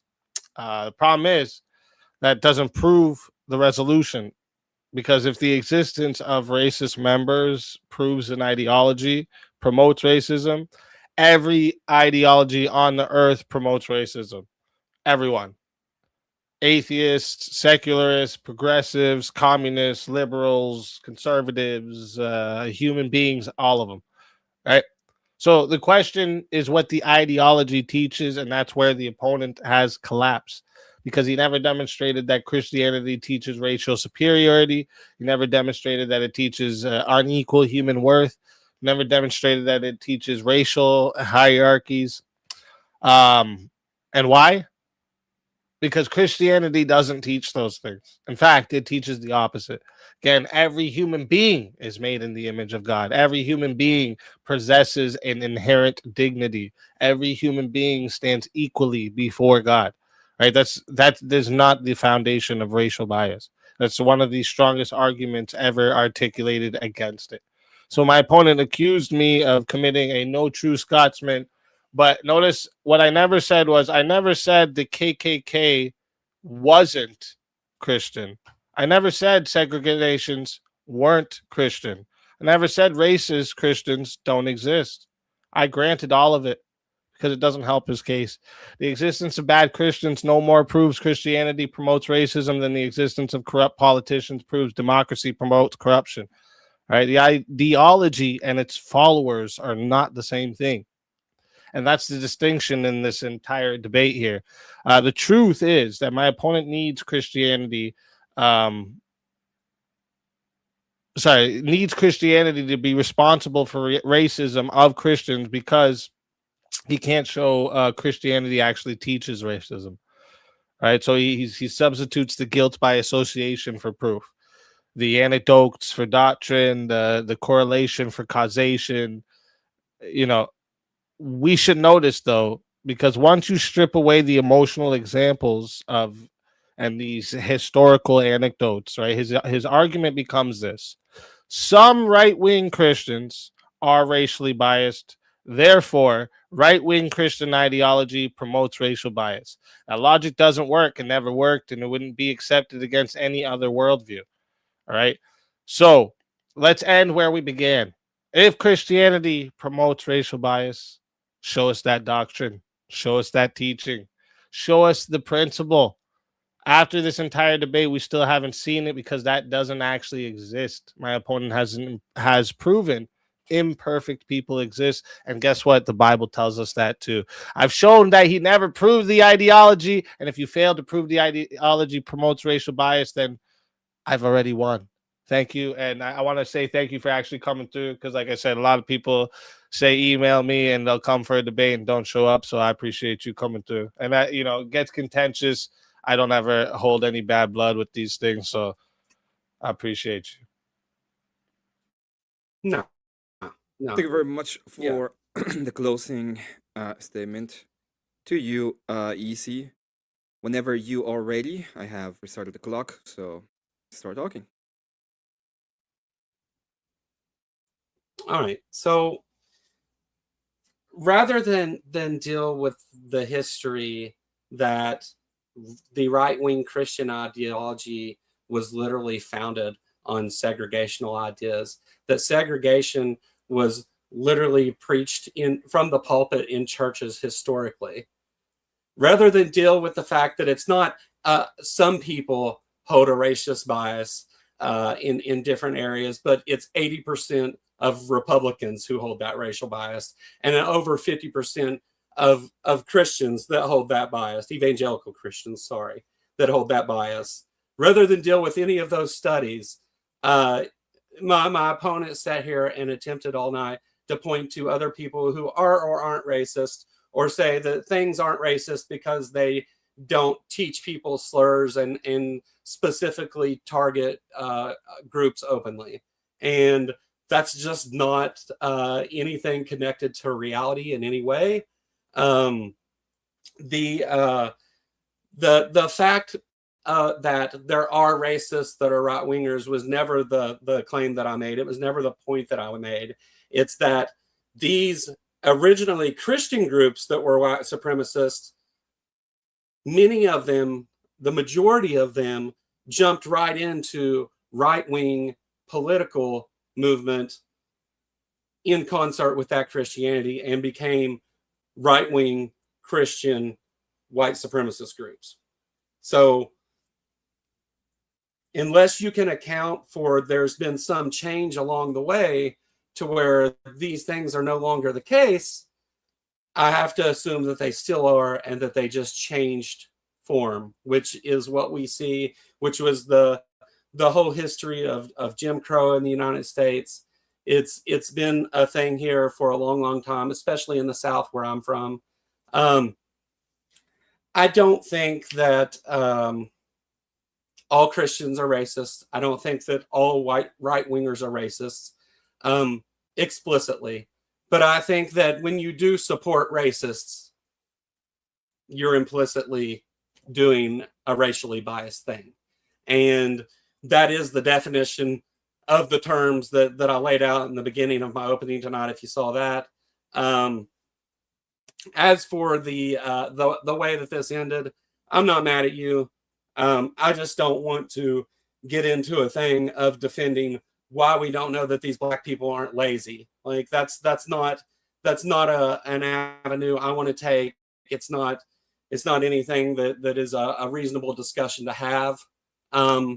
So that's the reason I don't want to continue. I'm not mad at you, and I don't care if we talk more later about some other thing or whatever. Yeah, but I'm Joe, the Kentucky Atheist. All you loving people in chat, go check out my channel, and I'll tell you all about how there's no hate like Christian love. Thank you very much to the Kentucky Atheist for his closing statement. Yeah, I believe that was done. Thank you to both of you for the debate, though it was an incredible debate. Following the tradition of SpeakeaZy, I will ask one question to each of you, and then we'll move ahead to the chat, to the questions from the chat. Yeah, this is my time to shine, I guess. I will start with easy. I thought about this specific question. It's gonna be a little bit complicated, but do you think the fruits of Christian nationalism, for example, the evident racial bias in accordance to the Kentucky Atheist, would that not be proof in accordance to Christianity that in fact there's a problem in this movement, like thinking about the fruits of a spirit? I think you're muted, Easy. Sorry. Yeah, wouldn't be a SpeakeaZy show if I didn't if I didn't talk on mute once. So not necessarily, right? So this is where we need to actually separate like fruit correlations, proof of causations, right?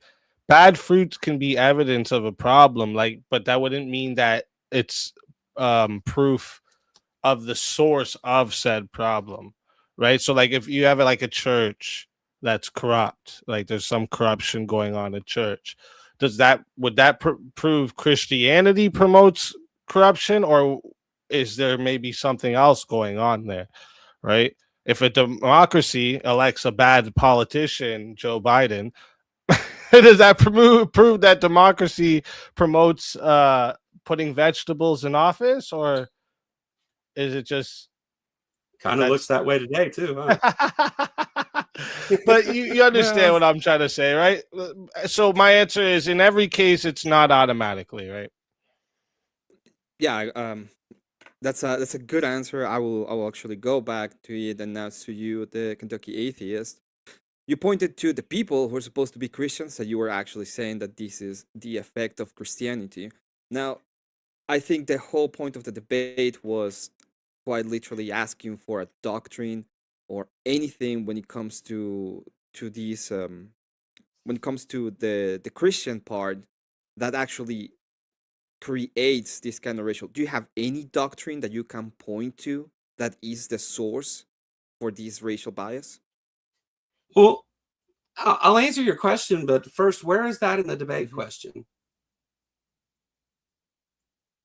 No. That is a question I have for you through the Right. debate. No. You said the debate was about doctrine saying this, and it never was that. That's the foundation of your question is flawed. That's what I'm saying. But I'll answer you. I'll give you the prompt. The prompt is, does right-wing Christian ideology promotes racial bias? So the point of my question is, I said, okay, fine, there is effects of racial bias. Okay, this is supposed to come from Christian, right-wing Christianity. So we're supposed to be Christian inside of it. Yeah. Okay, if that is the case, can you please tell me if there's any doctrine that you can point to that is causing this? So I can't point to many things in the Bible that are directly saying one race preferred over another. I mean, it does talk about like what is the mud peoples thing came from who was the son of Adam in the Bible that went and it was it paints black people as evil in that part. But here's the thing about Christian doctrine. Is the only doctrine of Christianity that which is written in the Bible? Or do we have white Jesus statues all over the place? When if any of it's true, Jesus didn't look anything like that, right? Like, so these are little things throughout Christianity, and there's plenty of these to point to when they talk about these other races being bad and lesser than and inferior, and go defeat these people, and that's kind of the thing within the Bible. They but hey, God kills everybody in the Bible over and over and over. So yeah, I don't necessarily know that it directly has words in the Bible that say this race is far better. It does say that the what became the Jews are the chosen people, and the elect is kind of that way too. But yeah, so no, I don't have direct words from the Bible, but I think it exists in modern Christian doctrine implicitly. Well, thank you very much for both your answers. I will start the timer for the 30 minutes for the Q&A, and I'll be reading your questions. At Crucible Crusader, thank you very much for the $10. Says, just for the support, 0707 to you, sir. Eternal Chaos with $2. He says nothing, just showing some support. The Pseudo Master Chef, once again for the $10. He is saying, hey, clean up that mess, bro. I believe they really want you to clean your room. Robin Webster, 1968. Yeah, that's because they didn't have anything intelligent to say. What are the origins of doctrine of discovery? I'm not entirely sure what that means. What? Sorry, Sorry, bring it up again. Either. What are the origins of doctrine of discovery? I'm not sure what you mean. Robin, if you want to put it in chat, maybe give us a clarification. Or maybe I'm just dumb and I'm not getting it. And I should be. Just a bear with the I don't know what that is off the top of my head either. No. Just a bear with the 5 pounds. Europeans are not white, dummy. I'm pink. Birds aren't even real with the $5. Reducing a person's worth to their DNA is a Darwinist midway trap. We gotta do better, brother. Yeah, that's what I was saying. That's what a lot of that comes from. The race in itself is a atheistic worldview. That's where that comes from. The idea that no, we're just all here animals. We're just like animals. We're a little more advanced. You know, it's all based off evolution. Like, and for some reason, you know, that turns into somebody with said color skin is gonna do said type of behavior, and that's just never been actually proven. You got any comments? And not my position. Just a bear with another 5 pounds. Drop that fucking mic easy. They have a bear with $2. Support for the sake of supporting the supporters. Limited light for 5. Plenty of evidence. USSR rejected Darwin in favor of Lysenkoism. I think. Would you like to tell us what Lysenkoism is? The Kentucky Atheist. I don't know what that is. I don't know. I don't know. Okay. So what he's talking about is it's like a pseudo scientific movement that the Soviet Union. It was a dude that's Adopted. his name, Lysenko, right? And it basically promoted the idea that environment is what affects your organism, and it's your traits that you acquire is actually inherited by your parents. Thank you. Just a bear Which with would be another 5 pounds. Racist against the Pope because he's not God. Jesus is.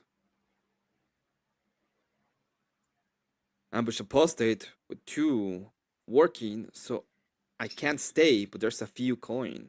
A lot of support today. Thank you for the support.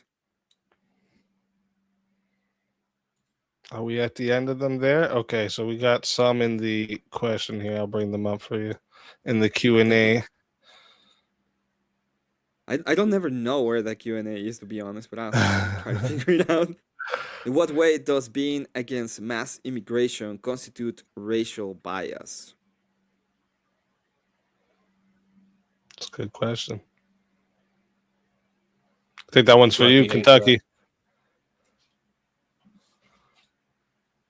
So in the United States, it's not mass immigration from everywhere. It's mass immigration from brown countries.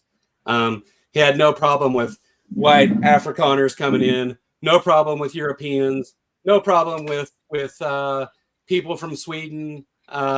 It was targeted at brown immigrants from Mexico, from Muslim countries, from places that have predominantly brown people. So again, was it because they're brown? I don't know, but it excluded only brown people or predominantly brown people. So it's implicitly a racial bias. Well, can I just point something out here? you're looking at the color of those people's skin, right? I look at this as Mexico is run by a fucking cartel, first off. So it's like literally a country of fucking criminals. I know you don't like people saying this type of thing, and that sounds racist, but they're literally run by cartels. Their government can't hold their shit together, and cartels are running major regions of the country. Literally a country of criminals. And then Islam is an ideology that says you need to eliminate all Jews and Christians, and Islam needs to imply Sharia law on the planet. Another huge, dangerous ideology you shouldn't want in your country, no matter what color you are. So, like, I'm not seeing him saying, let's keep the Islamists and the Mexicans out as a racist thing. It's literally, you see what's happening in these countries. You don't want that shit in your own country.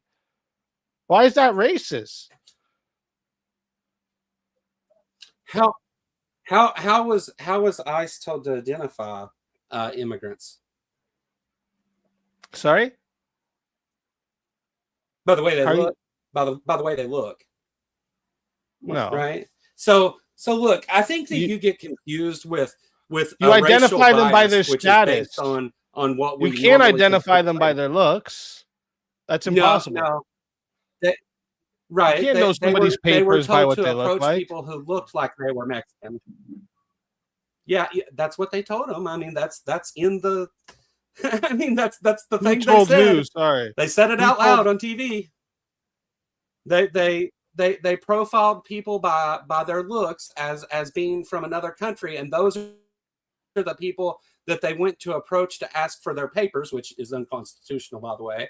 But yeah, so that's it's where literally was that written down. said, That's dude? the way that they trained them. Like, that sounds like some Reddit made up man, shit, dude. I don't believe that whatsoever. You're telling me that the ICE was telling them anyone who looks Mexican just approach them? You don't know this? Yeah. I don't know things that they are were untrue. allowed to That's approach true. people based on looking at them. Well, go look it up again. Like, dude, you want to sit and just say no, it's that's not. crazy talk. Do you think I didn't bring sources for every single thing that they said. Joe, is your idea? Yes, it is. You're right. Your idea is the ICE drives around and says, "Oh, look, there's a Mexican-looking guy. Let's go get him." Is that what you think? ICE just drives around looking for people? Hold on a second. So you're going to say ICE is an operations unit, so I'll give you the quote. They don't just show up willy-nilly. Right, it's literally operations. Okay, give me the quote and then tell me who said it so I can go look it up too. I just want to say, as the Mexican person in panel, that I also don't want French people here.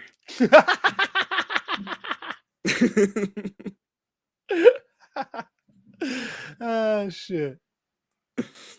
It was Tom Homan. Tom Homan?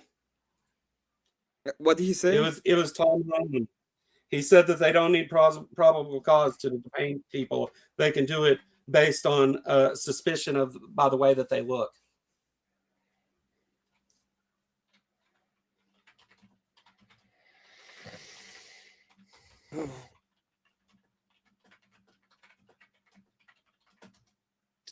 Trying to find this.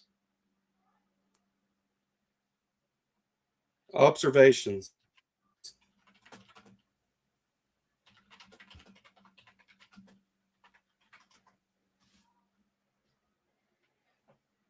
The American Civil Liberty Union argued in court that ICE agents were apprehending or questioning Los Angeles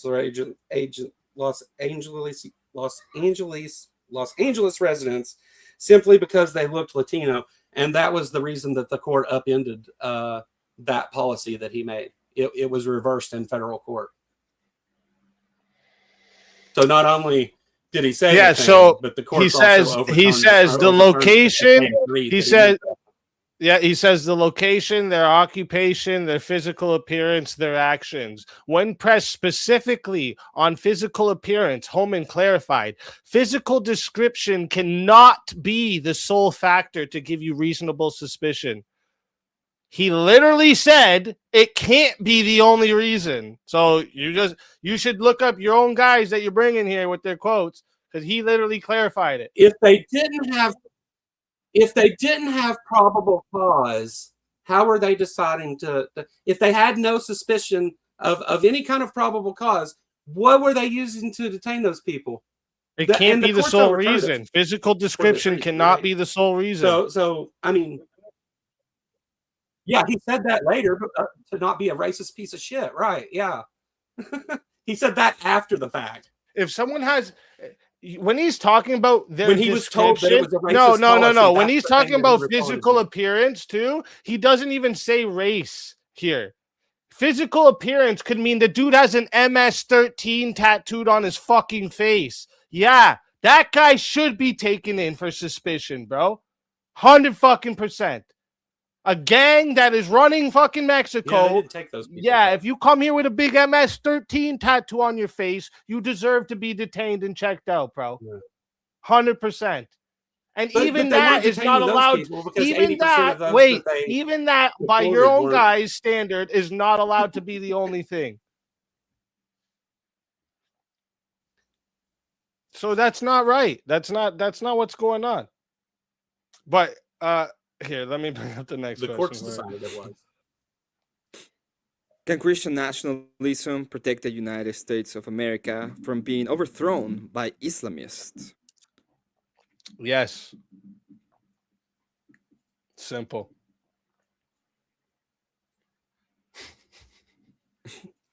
You got nothing. I guess I agree. Okay.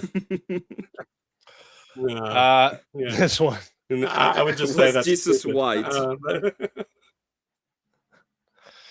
More than likely white not, as a dove. Not white, like, you know, he would have been probably darker than me. You know? I'd say he was non-existent, so there's more historical evidence for Jesus than there is Genghis Khan, and you probably believe we all fucking share his DNA, don't you? Where is it? What historical evidence? Wait, go ahead. Are you actually serious? Go ahead. Or not? I literally have lists any of source this of historical evidence outside of the Bible. Yeah, I have lists of this shit. Let me bring up my list. Yeah. Oh man, so we have first off, we have our Roman historical references that refers to Christus executed under Pontius Pilate. Right? Yeah. So Yep. that particular thing, I can point to plenty of biblical scholars and historians who suspect that to be a complete forgery, and that they're not talking about Jesus in any way whatsoever. That was added later. Literally across all religious and secular scholarship, Jesus being a Jewish preacher in the first century is agreed upon. He was crucified under Pontius Pilate. Again, agreed upon. Well, so the thing that you claimed, that across all historians and religious scholarship, they agree on that's absolutely not the case. That's just false, what you said. So, Dr. Kip Davis, good friend of mine, disagrees with that statement. Your friend? That nobody fucking knows? Oh, he's a biblical scholar and Dead Sea Scrolls expert. Yeah, I thought you wanted to be outside of the Bible. Well, you said biblical scholars and historians, right?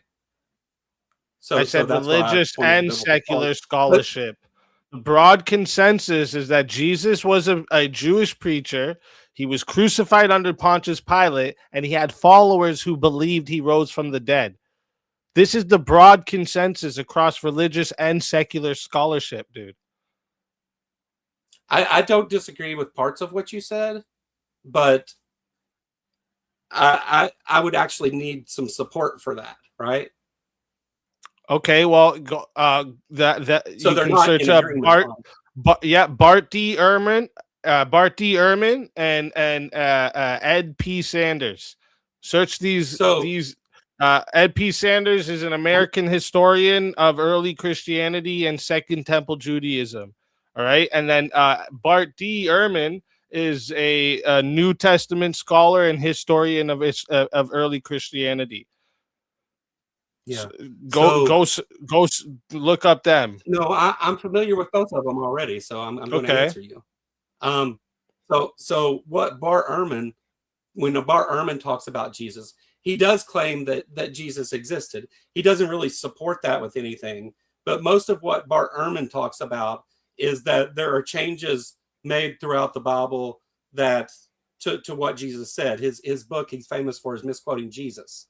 Bart Ehrman's argument is that the character that you call Jesus from the Bible isn't actually the person that they're talking about. So I'm what's called a mythicist, and there are experts, historians, and biblical scholars who agree with that as well. So again, we can do this thing to where we point to different things and say, well, this person says it and this person doesn't.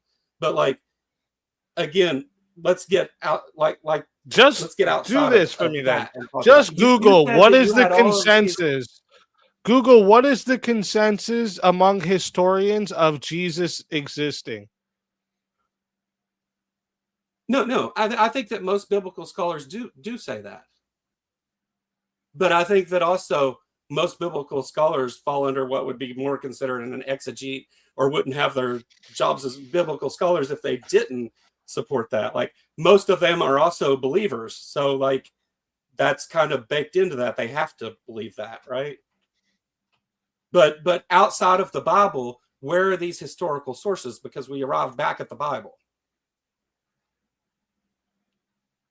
Okay, so you just pointed out though that Bart D. Ehrman is not a Christian, right? So there's someone who's not a Christian, sure, who and he doesn't argues that Jesus did exist, that is portrayed in the Bible. So yes, he believes that a person named Jesus did exist who had followers, right?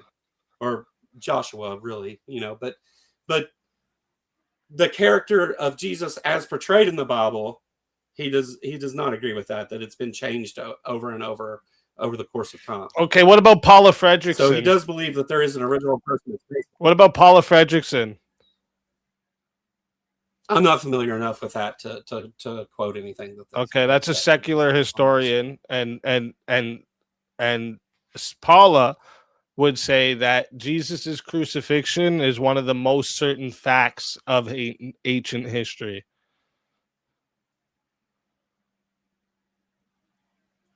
David Fitzgerald is a secular historian who's wrote 4 books on the issue, who says that Jesus is mythological. So what do we do? No. See, you're wrong. No,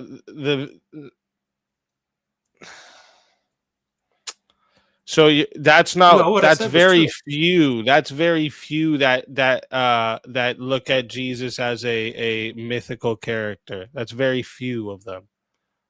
Do I disagree with the majority of them on this issue? Sure. But I think that the majority of them are believers, and you have to believe that to be a believer. Like, you have to believe Jesus existed. They're that's not, required for the majority of them. There's a lot that aren't. Though. Oh no! Now, if you want to get into secular scholars, I don't agree with even that statement. What? I don't. I can name off a bunch of historian. Yeah, I can name off a bunch of secular scholars. Like there's Maurice Casey, right? There's John Crossan. These are people that are not Christians.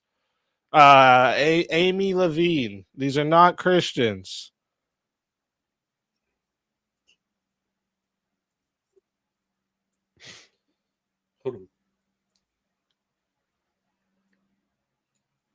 Like if you just search up, like this is why I'm so confused how you would even deny this. The Christian, go ahead. Yeah. So I am wrong. The majority of them do say that Jesus, in fact, existed. They point to Flavius Josephus, right? Who wrote the Antiquities of the Jews? Not someone who knew Jesus. What's that? Someone who that's not a person who knew Jesus. That's a church person on down the road a couple centuries. Right, but yeah, he refers to James, the brother of Jesus, who was called Christ, who he also didn't know. Right. So there was historians present at the time. There were plenty of people that could have been eyewitnesses to Jesus, and we don't have any of those eyewitness statements. The closest thing you have is Paul, who says he went and talked to people, and they told him this story that 500 people seen Jesus rise from the dead, and that I don't disagree that Jesus had plenty of followers, and that for intensive purposes of Christianity, that What about the Syrian writer? What about the Syrian writers who wrote the letter referring to the execution of a wise king of the Jews whose teachings lived on afterward? I don't know of that. Like, there's many different historical writings that refer to Jesus. Right? It fits in to refer to Jesus. Right, Roman historian Tacitus, right? Christus, from whom the name had its origin, suffered the extreme penalty during the reign of Tiberius at the hands of one of our of Pontius Pilate. This was written. Again, you bring up Tacitus. But right, no, I'm right. bringing you out the writings of Tacitus. You said historical. You asked for historical references outside of the Bible. I'm giving you them. There's also the Flavius Josephus of Jesus' existence, right? Yes. The Flavius Joseph. Just to clarify, the Flavius Josephus was written in 93 AD, so it's during the first century. It's at the end of it, but it is during the first century. Right, and my question was, did he know Jesus? Did he experience the person Jesus existing himself? Is he an eyewitness of this thing? He's not. He's what they call a church father later on. That I mean, obviously, Christianity in its younger days, again, it's a requirement that you believe certain things. What about the Roman historian that literally didn't like Christians? He had no incentive to support Christianity, but he confirms that Jesus was executed under Pontius Pilate. Like, don't you look at these things and say, well, I mean, he probably at least as a man existed, or no? What Roman historian are you talking about? Tacitus. Tacitus, right. One of the most controversial claims about this, right? So what is said about the writings of Tacitus, right? Should we trust the writings of Tacitus historically? What do you mean? I think there's an excellent case made that most of them are forgeries, right? Why? What's the excellent case? You're just saying things. Right. So there, again, I don't have everything on this right in front of me to give you names of this as you are looking at a script over there, but I just literally went and looked. Lots of I just searched. who are I just googled I just googled secular historians that confirm Jesus existed. That's all I did. I mean, I can Google it if you want, if that's what you want me to do for you. But Tacitus has been challenged numerous times, considered to be a forgery by several historians. And if you want names, again, I can Google it and look it up for you. But if I have, do you think I'm lying about that? I just don't know why this like forgery to confirm Jesus was a person would talk so much shit on Christians and on Jesus. Like he literally didn't like Christians, referred to Christianity as a superstition. Why would they forge it to talk shit about Christians to confirm Jesus? That doesn't even make sense.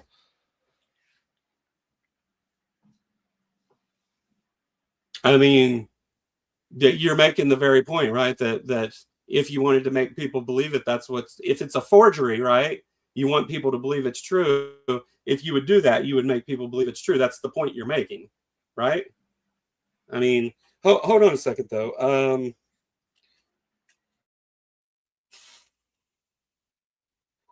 Voltaire said Tacitus was fake. Tacitus.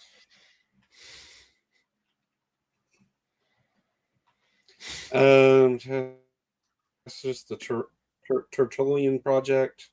I mean, there's lots of discussions. Is Voltaire a Roman historian? Doherty discovers Tacitus precedence forgery question. Is Voltaire a Roman historian?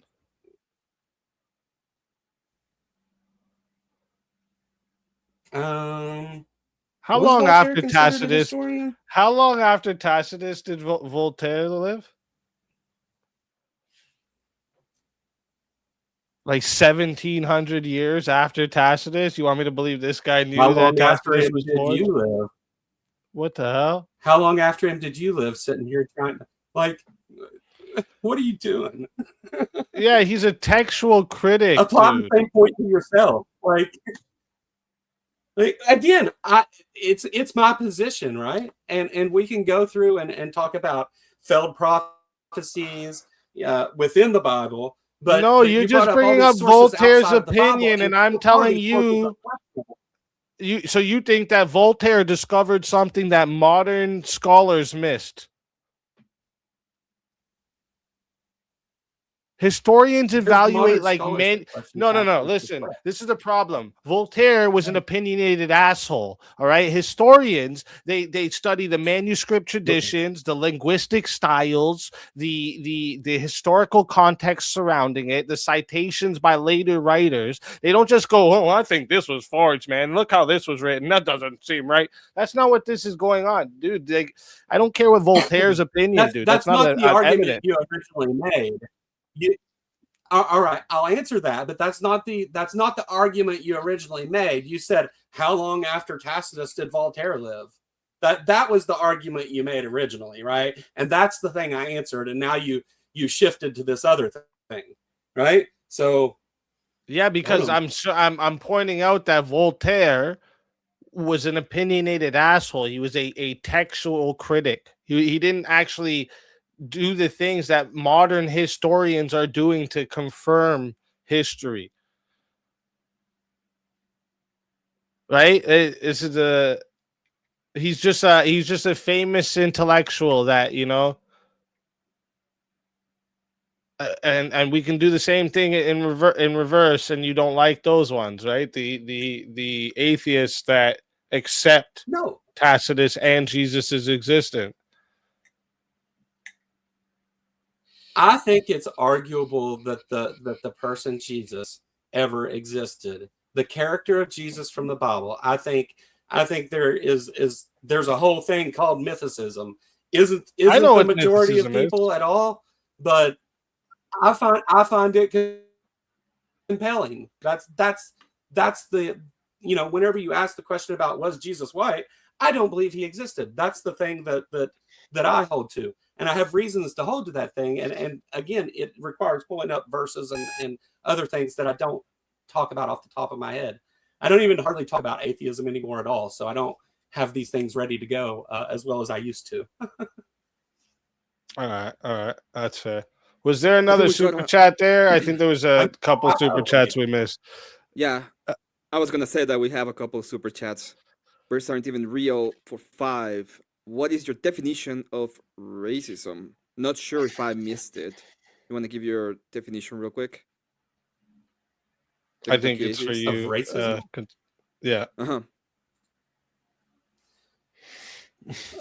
So I would say that racism is taking racial bias and using it to negatively affect people of another race. That it's applied racial bias. Thank you. Applied racial bias. Okay.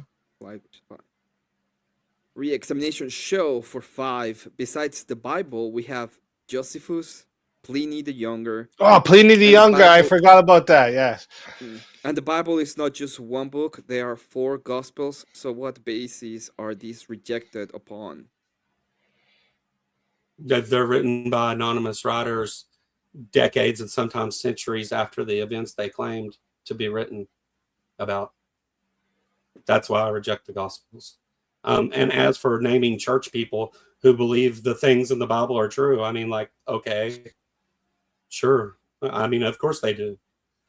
They aren't church. Like the next one, they have no knowledge of those things. The next one's gonna give you what I was gonna just say. Like Josephus was not a church father. Re-examination show for $2 says Josephus was a Jew, not a church father. Come on. Which I believe that's true. Like, I don't know if you realize this. Jewish people do not believe in Jesus being the Messiah. They are still waiting for that Messiah to come.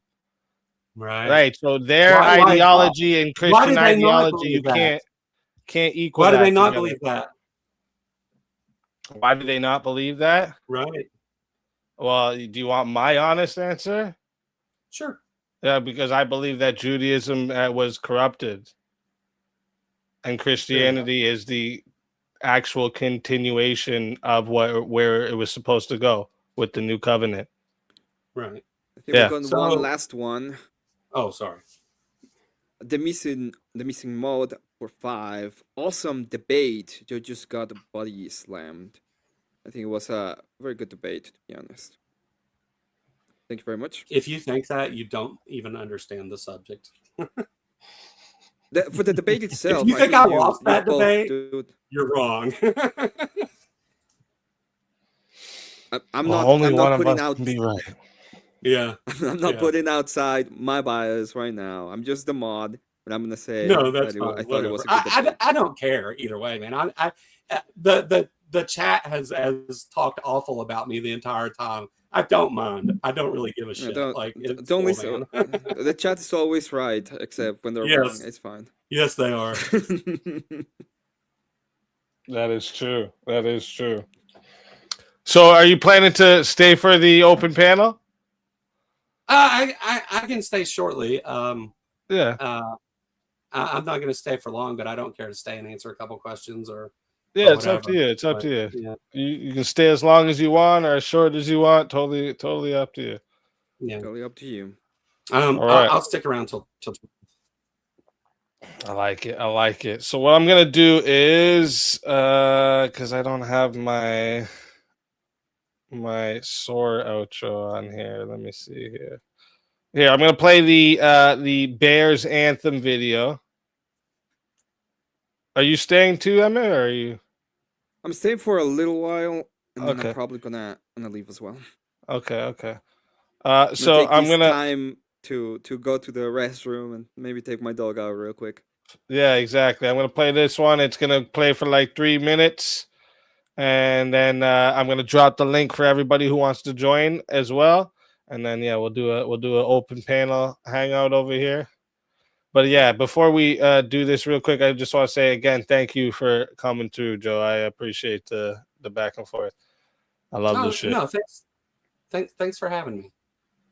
Yeah, I appreciate it. All right, I'm gonna play this for everyone. Everyone go use the washroom, whatever you gotta do, and then get your asses up here.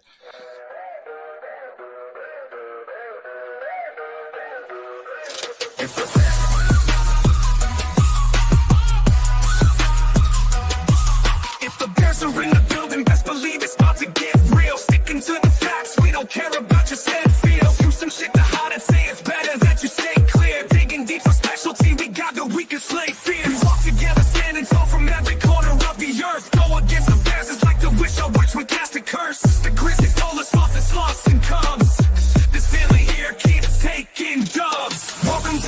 proof sector. We the bears, this the we can never lose sector. And you can take us down, you really gotta do better. Bow down to the bears, we the set the trend and mood setters. Welcome to the proof sector. We the bears, this the we can never lose sector. And you can take us down, you really gotta do better. Bow down to the bears, we the set the trend and mood setters. Welcome to the proof sector. We the bears, this the we can never lose sector. Thinking you can take us down, you really gotta do better. Bow down to the bears, we the set the trend and mood setters. Welcome to the proof sector. We the bears, this the we can never lose sector.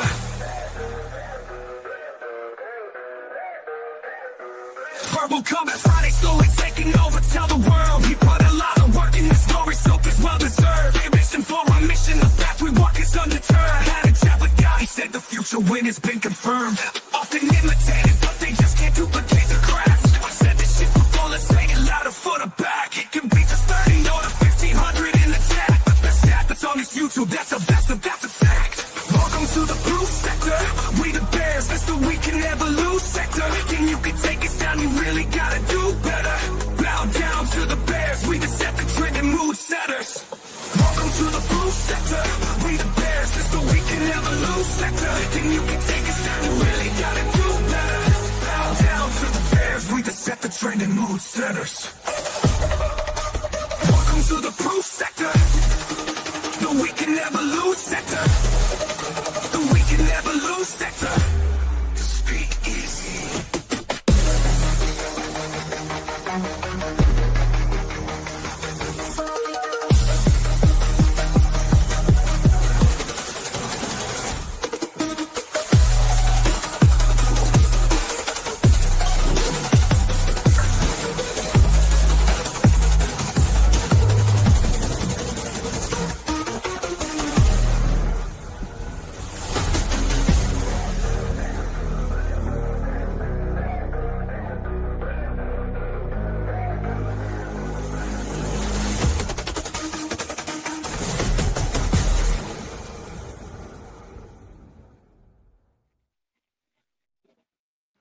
And we're back. What's up? Just give me... Not gonna lie, that was pretty epic. Welcome in, welcome in. It was fun. You got any Actually questions was. there, Thanks, Daniel? Emmett. Thank you, Emmett. That was a good job. That was pretty fucking awesome. Thank you. Thank you for coming in so that we could do this actual thing. It was awesome. Yeah, I'm still outside. Just be out for just a minute, but I'll be back soon, okay? All right.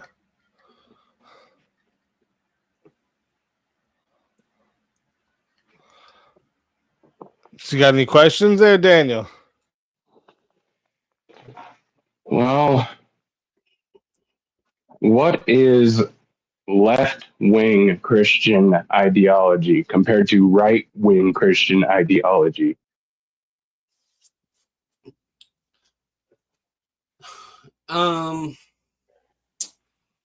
So although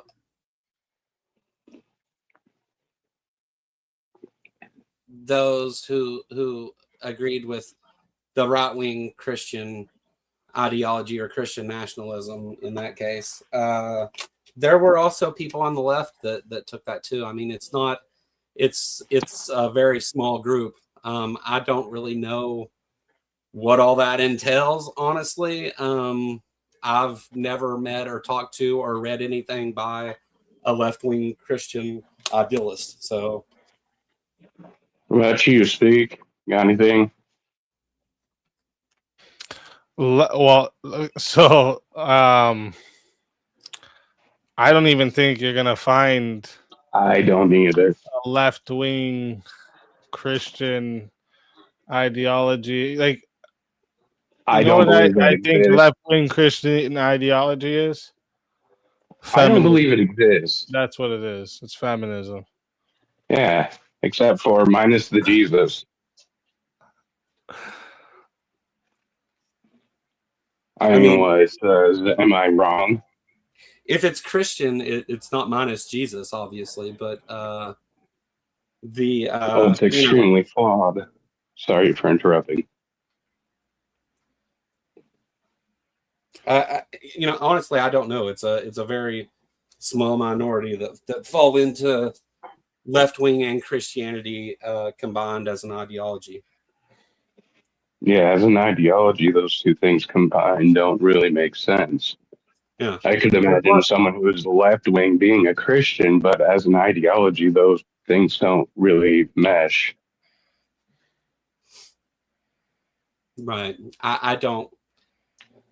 I think importing religion into a political ideology is a bad idea all the way around. So I mean, Yeah, true.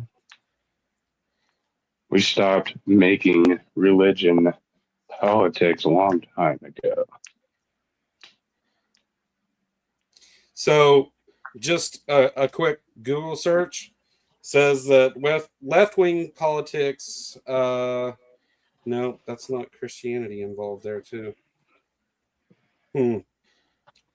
That's, I don't know. Honestly, don't know. That's why I had to ask someone I was hoping would know. Yeah. I asked it in the questionnaire, but it didn't get to that one. Yeah. That's why I had to ask on the panel. I mean, right wing Christianity still doesn't seem like it. I mean, it seems flawed because then, yet again, you're meshing politics and Christianity or religion in general. A flawed way to look at everything. Christianity is not meant for that. So, just the brief Google overview says in the United States, the Christian left usually aligns with modern liberalism and progressivism, using the social gospel to achieve better social and economic equality. Christian anarchism, Christian communism, and Christian socialism are subsets of the socialist Christian left. Well, they do have like a gay Christian churches for female priests and blasphemous stuff like that. Christianity is ridiculous on the side where they just keep making more denominations. Yeah. Yeah, like actually, this is a good question though, because there's left wing. There's left wing Christians that will, fly the rainbow flag in the church. Yeah, but I don't want down the street. Represent gay pride. Does that mean that left wing Christian ideology promotes gay pride? Is that Yes, what you would also say? feminine. Well, I'm asking feminist. Joe. I'm asking Joe. Oh, I'm sorry. Well, I mean, social and economic equality. I imagine that entails treating all people as people. Not necessarily. Well, no, there's a difference between pride and something like pride is actually sinful, right? Pride can be sinful, so yeah, it is a sin. Well, again, the overview I gave is a very vague thing that doesn't get into those details, and again, I honestly don't know. It seems like what they point to in that overview is that left-wing Christian ideology, those two things fused together, is more of the extreme left, but also includes progressiveness. Do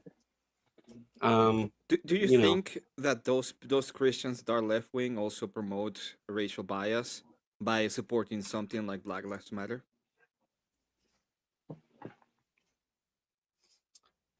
Emmett, are you using a different mic or something? You seem very quiet. Is your No, mic I'm. too far? Very. Let me check. Is it better now? It's Or it's still still kind of quiet? quiet. I mean, I That's hear you. weird. Uh, Make sure you have the right one selected in the StreamYard. no, I do. I'm just looking at my settings. I mean, I hear The you, Alex. chat's saying that is way better though. Okay, okay. Yeah, I just put it closer to me at the same time. Right. So let me Perfect. ask again. Do you think that left-wing Christian ideology promotes racial bias by promoting and supporting something like Black Lives Matter and things like what is this thing? That when they go to college based on race, I forgot what they're called.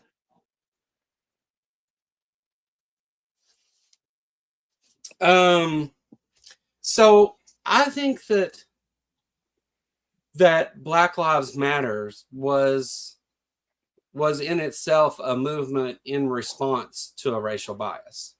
But So it's based on racial bias, right? Is racial bias involved there?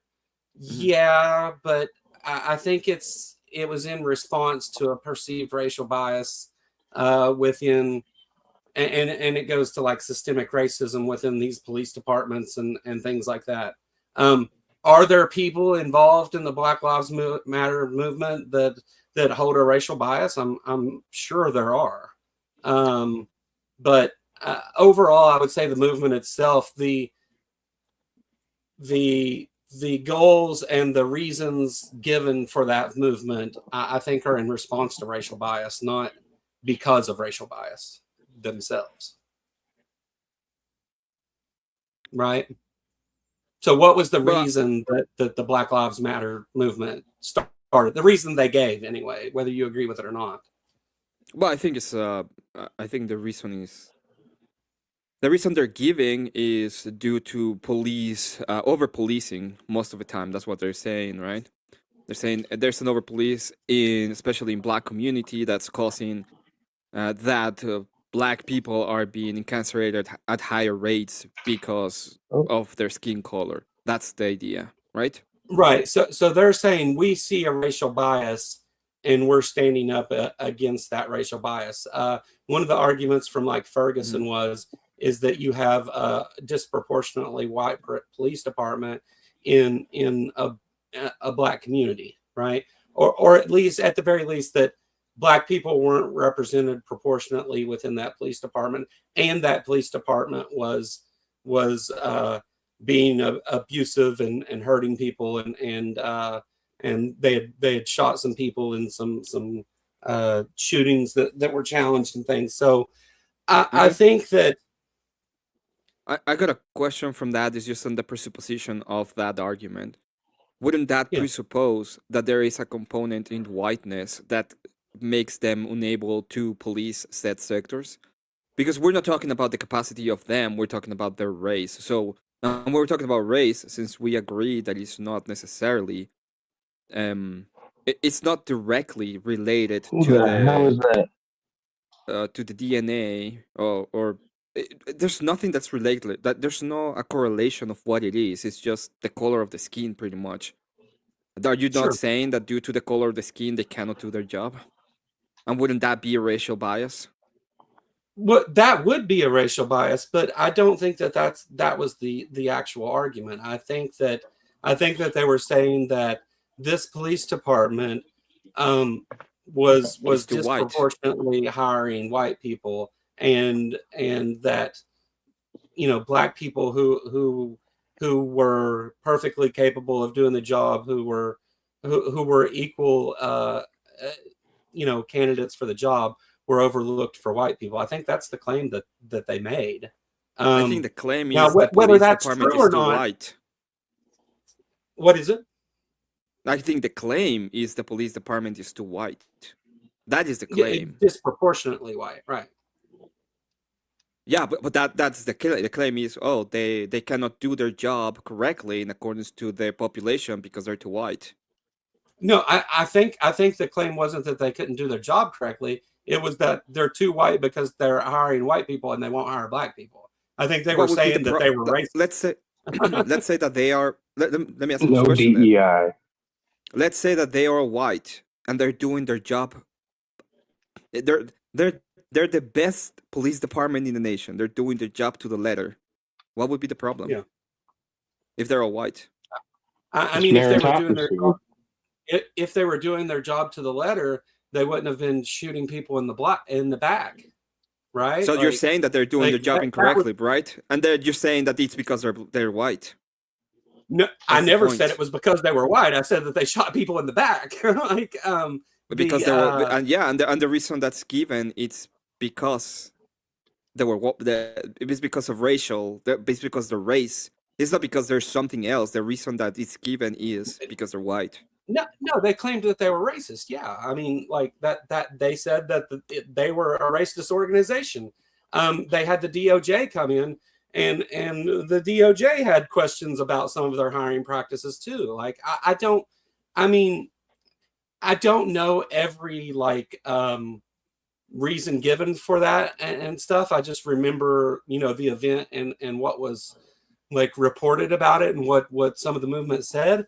But obviously, I mean, there could be racial bias involved there. I mean, I don't deny that it could be part of some people's position there. Okay. Yeah, I mean, I don't want to grill you. It's not my point. No, go ahead, man. Like, I'm here for it. Like, I just think that it's that the prompt of the debate is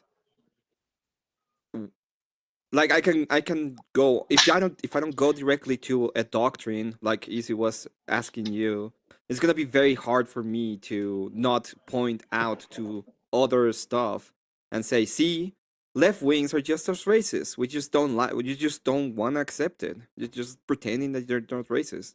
The only problem is that they're racist against white people, and that's accepted. And This is why I kept pointing out, we could just point out Stalin or Mayo and say, look, atheism promotes fucking genocide, bro, because these atheists over here, look what they did.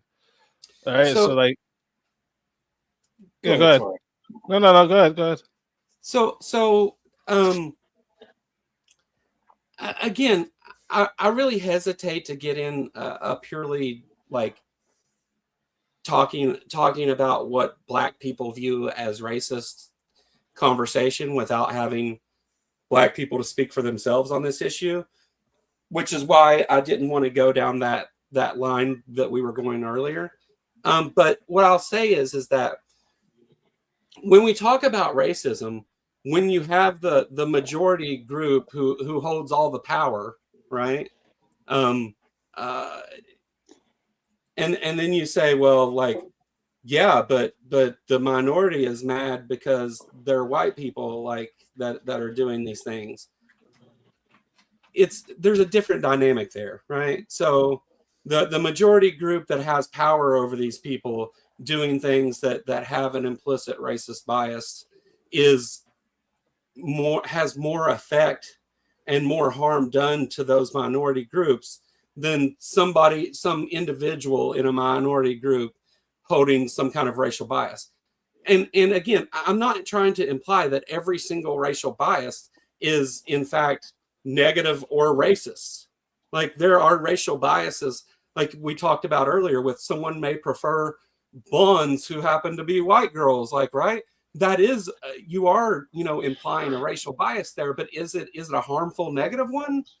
Maybe. So wait, if Americans do want, if there's a bunch of Americans that do want America to be a majority white country, do you think that's wrong? I would have to say, I mean, I do, based on our current political structure, but if I just take your question at face value, I would have to go further into it and ask why. Like, why do they want that? And I mean, I think there's a nuance to that. I think certainly in our society, that is a very See, you always go to that. I would have to know why. Why would it matter? Why? There's no objective morality, is there? No, and that's the reason that I would want to know why. So why does that matter, though? Subjective. You can't really say something's wrong if you're standing on the same grounds as someone else. If morality is just preference, and you prefer that it's wrong to kill kids, and I prefer it's right to kill kids, how are we on any above level? You're a human, I'm a human. It's my preference, your preference. What decides who's actually right here? So subjective doesn't mean it's my personal preference, first of all, and my morals are not necessarily. That's literally the definition of. No, it's not. That's not what subjective means. So what does it mean? So without subjective means that your thoughts on the matter do influence it, right? But it's subjective to our society, not the individual's moral preferences. Of course, are subjective, because we have people that do think that's okay, right? And do think it's good to do awful things to children. We do have those people, right? So we do have those people. If you say if anybody thinks that it's subjective, then you've said that morals are subjective, and I know that's not your position. So okay, you mean collective, right, Joe? You mean that it depends upon the society, not upon the subject, not upon the person. Yeah, it's not the individual. Okay, so it's not you're saying subjective. collective. Right. Individuals within Christianity itself disagree on moral frameworks. Does that make morality subjective? Wait, Christianity itself? What do you mean? Yeah, what do you mean? People within Christianity disagree on what is or isn't moral. Denominationally, they disagree. So, like you're saying, like Christians, different Christians. Yeah, but the doctrine is objective, isn't it? Yeah, that's fine. But the doctrine is objective, isn't it? Is it, or is it interpreted? But well, listen, what you're saying is that a moral statement is an expression of your preference. There's no objective moral truth. So I'm saying subjective morals are impossible.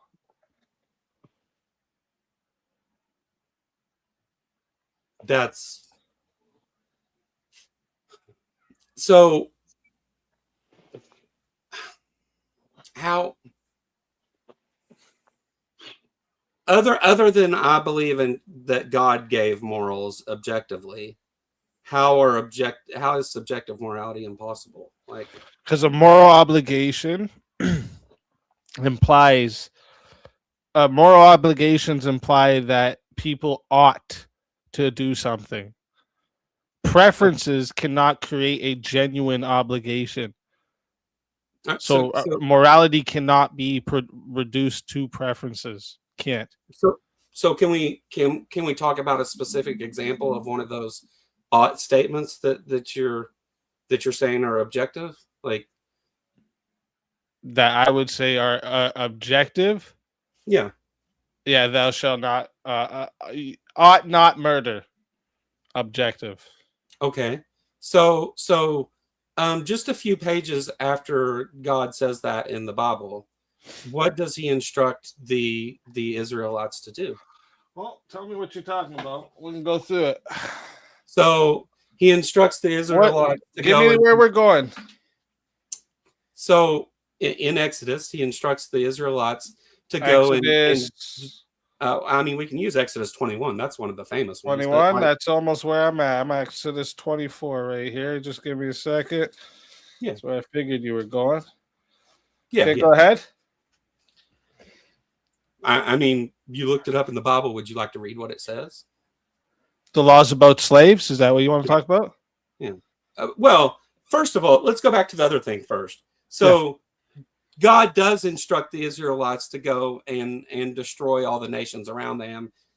In the case of I believe it's the Amalekites, he tells them to kill everybody and keep the young virgin girls for yourselves. Take all their belongings.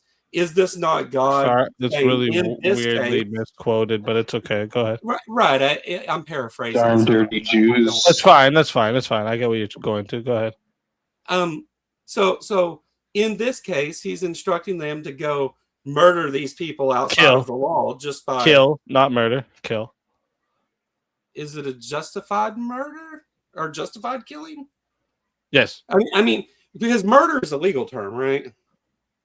Well, yeah, but Well, it has to do with justification. yeah, that's what murder is. Yeah. So if you can sometimes justify killing people and sometimes No. not justify killing people for things they haven't done directly wrong to you, then is that a subjective moral standard or an objective one? Because I would say that it's subjective. Objective. Well, I It mean, would be objective, right? Because it's not dependent if it's upon okay you. sometimes. So... No. You're saying you can justify it for things that have not happened to you. You will need an objective moral standard so you can justify it, and it's not dependent upon you. Right. So yeah. So like, listen though, what you're doing though, because so the commandment is thou shalt not murder, and it's understood as an unjustified taking of innocent human life.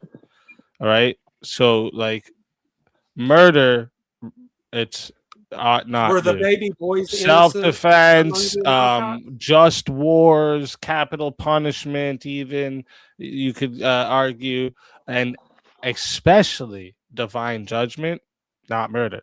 Were the baby boys innocent among the Amalekites? God is the author. Wait, you're going way further than you should be, right? If God is the author and owner of life, we don't have the ultimate authority over life, but God does, right? So like God creates life, God sustains life, every human dies eventually, therefore God has the authority to determine when your life ends. Right. And if he sets different standards for deciding that at different times, is that or is it not subjective?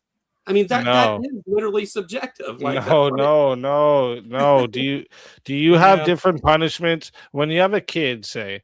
Right, we don't do personal kids or anything, but like when a parent is teaching a kid things, they don't deal the same punishment to those children for every single thing they do, right? No, but God does. No, that's not true. Different things have different punishments. That's all throughout the Bible. It happens all the time. What do you mean? Do you go to hell if you have sin? You go to hell if you have sin. Yeah. That's the only punishment God gives infinite punishment for finite crimes. Like that's what this is just like an atheist fucking. Well, no, I lied today. Dylan fucking what's his name? Fucking. You're equivocating this thing with kids to God, and it's not the same. They're not Dylan. This is the Matt Dillahunty fucking. Oh, is it? The problem I see, Joe, is you have a misunderstanding of the idea of punishment, and this is a theological. You have to understand the theology to understand what it means to be like punished, because in Christianity we don't see that way at all. In fact, we see the theosis as a process in which you are cleansed of sin and you have redemption so that you can be saved. And it's that's why I don't, whenever people attack the idea of Christianity, the first thing I say is, well, I don't need to be perfect, thank God, otherwise I wouldn't have forgiveness. And I think it's a misrepresentation of atheism, because in atheism, what is the forgiveness at all? There's nothing that will forgive you for your faults, and it's a double standard that I see a lot, and a misrepresentation of Christianity in and of itself. Right? So do you think that, and this, I'm openly going to tell you it's an appeal to emotion here. But Yeah. do you think that the person who does crimes against children all of his life and goes to prison and sincerely confesses his sins and believes in God should go to heaven, but the person that lives a good life and dies in a car wreck with some sins he hasn't been forgiven for should go to hell? Like, is I don't know. that your objective morality? Like, No, I No don't idea. know because there's no way for me to know that, and the reason why is because I am not God. God well, the is the Bible one tells that you will that's the case. decide. No, God is in our hearts. Morals are written on our hearts. So just because someone doesn't go to church and confess, we don't know if they could be saved or not. They definitely could be. What Yeah, no. written That's on your God. hearts? What This does is that the mean? problem with you bringing up that like God commanded people to do something, so murder can't be sinful. Well, no, that's or it's subjective. No, that's wrong, right? There's What, two different things happening here. Murder is an unjust killing, right? so had God not Murder. instructed, hold on. So had God not instructed them to go murder all of the Amalekites and keep the young girls for themselves, had he not instructed them to do that and they did it on their own, would it be an unjust killing? Yep. Yeah, but you see how you added murder, so it would be if he hadn't ordered them to get killed, then it Right. would be So murder. if God is the ultimate judge and owner of life, Murder is illegal. divine judgment would not be murder by definition. So sometimes it's a justified thing to kill the same group of people. If God says it, it's justified. If somebody just decides to do it, it's not, right? The divine command theory, might makes right. Well, you just added in might makes right here. I don't know where that That's was. divine command theory. That's what it means. You're saying that if God says it, it's automatically right. No, Not divine, says it. divine Right command and theory. wrong. Right and wrong comes from the very nature of God. You understand that? Wrong is what's the opposite of within line of God. I disagree. Right is God. I disagree that that's God's nature. It's not that he just says so. It is so. Couldn't be any other way. Yeah. So Again, I you're confusing. can a perfectly good being do evil things? No. So if God creates Satan for the whole reason to put evil upon us, that would be a not good thing, right? Satan's not good. What do God you mean created actually? Satan. When you say perfectly good, I just want to know what you mean. Well, I mean, I guess I'm saying God is absolutely good. Okay. I just want to make sure you're talking under like the classical Christian theology. Yeah, perfectly good would not like can't do evil because it would be like a contradiction to its nature, right? A So square Satan's can't good. be a circle, right? Satan's a good thing, right?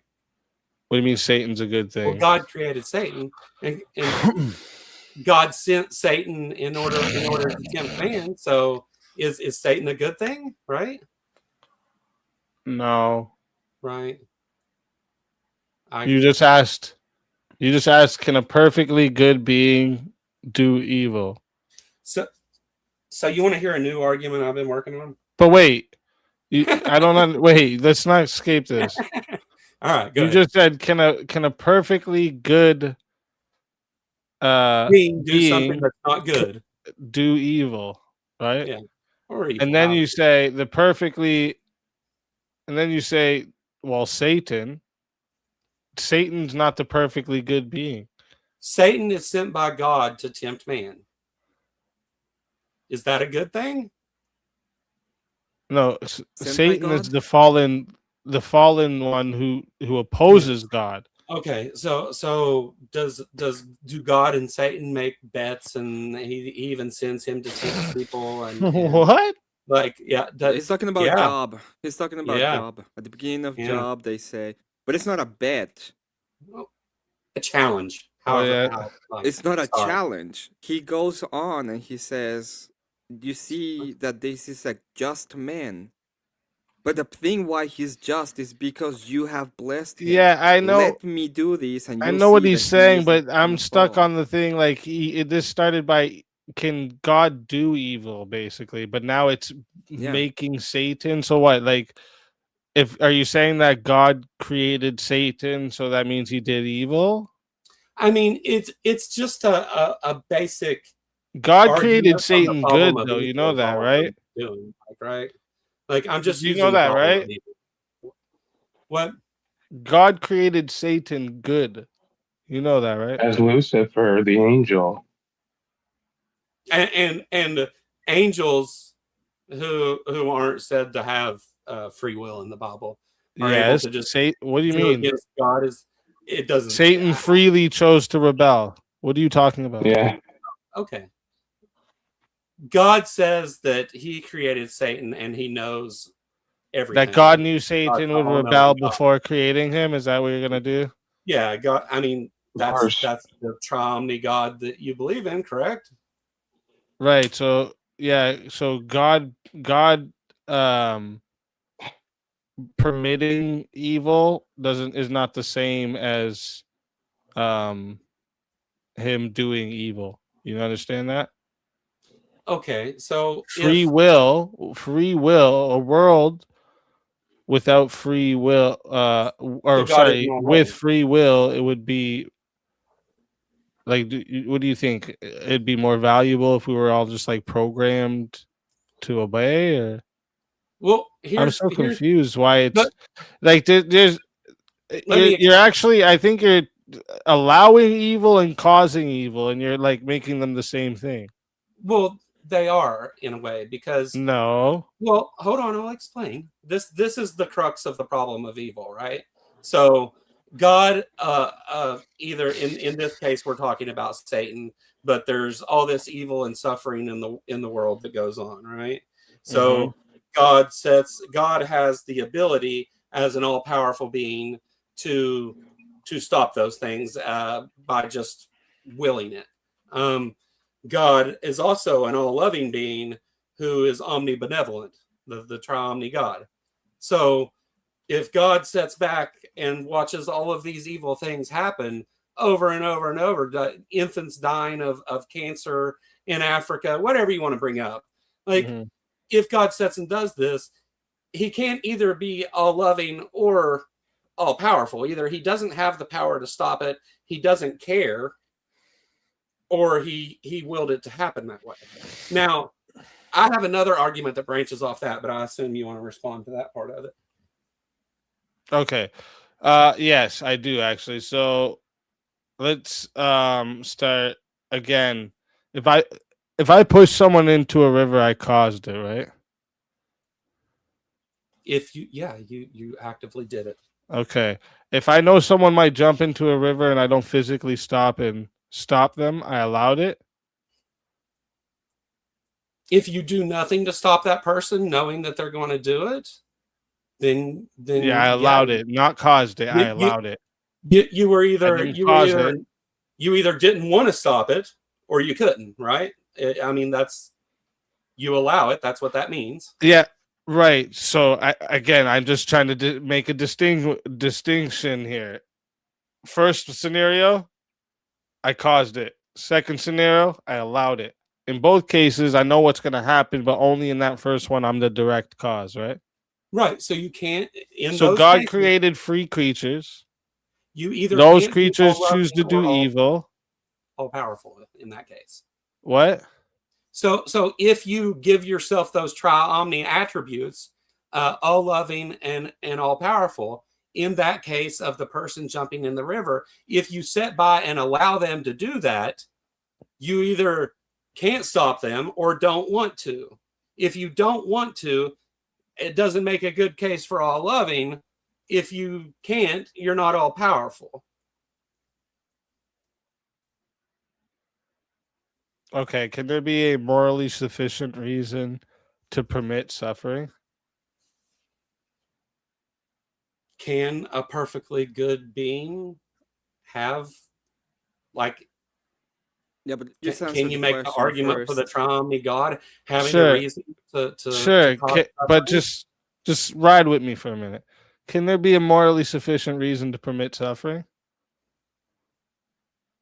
Like example, If you're all powerful and all loving, no. let me ask you something. Do you think there's like a morally sufficient reason to allow a criminal freedom until their trial? I don't think it's a moral question. First of all, I think that it's a legal one, that we guarantee people the right to remain innocent until proven guilty. Like, I think that your question isn't a moral one. Okay. How about a surgeon inflicting pain during an operation? Is that a good person permitting suffering for a greater purpose? Is pain always a moral thing? Like, yeah, in that case, pain. You can inflict pain on a Permit person suffering for a greater purpose. You can inflict pain on a person in that case to save their lives, right? Right. Yeah. So are you all powerful though? So because you don't need to do it that way. Well, so now this is about I would be God better than God. That's what this is, actually. No. I can do God better. You're the God that you claim does not behave in the ways that you would expect that God to behave if it was an all-loving, all-knowing, all-powerful God. That's what I'm saying. Wait. No. To prove God is not all loving, you would have to prove to us that there's no morally sufficient reason for God to allow any instance of evil. I'd have to prove a negative? How you do that? No. Yes. You're the one making the claim that God is not all loving, right? So there's no morally sufficient reason for God to allow any instance of evil. In the case, I pose the dichotomy. You would have to say that it's a false dichotomy, right? Of that it's either that God is able to do it, able to do this, and doesn't want to, can't, whatever. Like, and if he can't, he's not all powerful, and if he doesn't want to, is he all loving? And I'm saying that suggests he isn't. Joe, you're getting one of the all wrong. It's all powerful, all knowing, and all present. Those are the three omnis. What did I don't know say? where you get this idea of the all loving, but omnibenevolent. But omnipotent, omniscient, omnipresent. Those are the three omnis of the attribute of God directly when it comes to the theology. Yeah, but we believe that he is the emanation of good. So all that he does, everything he does is justified on himself and cannot be seen as evil. Just let me ask you this: if you could prevent every disappointment, heartbreak, failure, consequence that your child could ever experience, should you do that?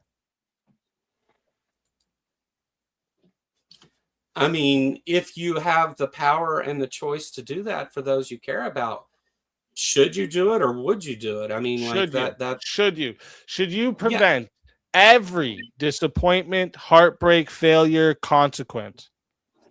I mean, if you could have people never experience those things, I suppose that you should do that if you care about those people, right? If you can prevent it from ever existing in their life, why wouldn't you do that? Of course you should do that. Because failure and consequence are a big way of shaping character in people. That's right, because failure and consequence exist in our world, not because, like, if nobody ever has to experience that, what is there to learn from it, right? Because there's you don't need to learn that lesson because you don't need that lesson, right? Saying. You're trying to say a loving being, right? A loving being would stop all suffering. So you think parents should try to prevent every disappointment, heartbreak, failure, consequence that their kids experience. I think that the world that we live in, suffering and pain and all those things are a reality of that world, right? You agree with that. So is there utility in feeling the heartbreak from losing your first love or whatever? Like, sure, there's lessons learned there and things because you are going to deal with that again So in the life. question Right? is, how much suffering can a loving being permit for greater goods? I don't know. You tell me. An all loving being, you wouldn't expect to permit it at all, really, would you? Yes, I would expect an all-loving being to give me free will and not make me a robot. Yep. Okay, so should we talk And a about lot of free will suffering. then? Pardon? What? Should we talk about free will then? That's what he said. Why? Oh, so you don't believe in free will? Well, I don't think that. So here's the thing. We experience free will, like whether free will is actually like a real thing or not, I don't know. I can't see a good case for it being a real thing, but we live our lives as if it is. So I mean, in that sense, You think I you guess. give? Sorry to interrupt you. I just want to No, bring us you're back fine. for I'm 1 rambling. second. Do you think trust is a part of love? Giving trust is a part of love? When you love someone, do you give trust to them? Where you don't have to be over them and control every little thing they do, you know? Oh, Ginger. Like for instance, like I pay all my wife and kids the phones and everything. I pay for this. Would it be more loving of me to like make sure I'm monitoring every single thing they're fucking doing in there, and I tell them what they're allowed to push, what they don't are not allowed to push? Would that be more loving of me to do? Well, again, you're no, but you're doing this equivocation Right. thing. So an all loving where God would give already us knows free those things. will. Well, it's a false equivocation, is what I'm saying. Like, How? you're making this example. God already knows every one of those calls that's going to be made, does he not? Oh fuck. Hey, big shout out for the Crucible raid. Everybody coming in. Oh, dang. Big thank you over to Andrew, Mr. E, Rachel. Shout out to all of you. Welcome into the Crucible crew. You guys W. missed the Second to debate, but W. we're here for an after panel. So if you guys want to hop in, feel free to hop in here. Please do. It's pretty But cool. thank you all for coming. Hit that like. Hit that sub if you're not subbed up. Yeah, I don't know what the fuck you're doing. All right. I Yeah, wish you're they just a would. furry. But damn, we up there 800 up in here. You guys are crazy. Let's go. That's fucking awesome. W's Crucible. But yeah, so with the back to what we were talking about here, the when it comes to the free will thing. Yeah. Yeah. You're saying, go ahead and explain it again, just so I don't want I to say that we experience free will and we live our lives as if we experience free will. But it, like, for example, if you can choose to have pizza or not have pizza tomorrow, and does God already know what choice you'll make? Yep. So is free will an illusion there, or is it real? Because No, you you're can't thinking of choose to time. do You're otherwise, thinking can you? so time doesn't work the same for God as it would me and you. Foreknowledge of something would be like telling the future for me and you. That's already happened for God, so of course He knows. Yes, That's that's a meaningless different thing. component. You see, you just mentioned the omnis earlier. That's part of it, Yeah. right? Well, So right, but you just made all that up, though. That's not theological. That's not. You're just claiming, oh, well, time doesn't work the same way. Like, you have no basis for that other than just saying it. God exists Time is a outside of our concept. universe so and you think outside the of time. creator of time also abides by that thing He created? So when Well, you create your eternal is a temporal statement. what? Eternal is a temporal statement, right? That doesn't answer what I just asked you. All of time, eternal, right? That'd be sempiternal. Do you think the creator of said thing also abides by that thing? I don't think that creator You think exists. the creator of time is inside of time? I know you don't believe in this, but you can't do this thing where you're trying to do like an internal critique and then give your version of what you think it is. So under my worldview, God is outside of time. Right? God created time. So it's like In fact, he's both. He's outside of time and in time. He has his will is in both. He's omnipresent, right? Yeah, omnipresence. So he does exist within time. Yes, And within and without. Where is outside? You abide by it. Is outside of time a thing that we know of? No idea. We could never tell you. It's so incredibly impossible. Right. It's a leap. It's a leap that you have to make in order to progress your argument. Okay, I'm gonna do for you what I do for everyone. Let me get my one of my notebooks here. This is my every time someone brings up the foreknowledge, it frustrates me how easy this is to understand. That's not how it goes. Here's one. Okay, so listen, I'm gonna draw you a little picture here for you to understand. All right, just give me 1 second. It's a quick picture, I promise. It's really quick. So there. I'm a bad artist, okay? I'm a bad artist. Don't worry though. Yeah.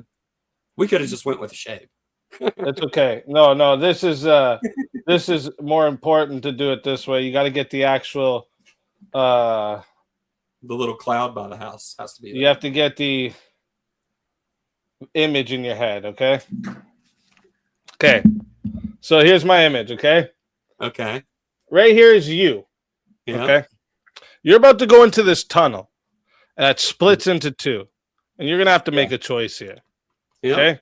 In one tunnel, for sure death. Bunch of snipers, dude with chainsaws, like you're dying, okay? There's no getting through here.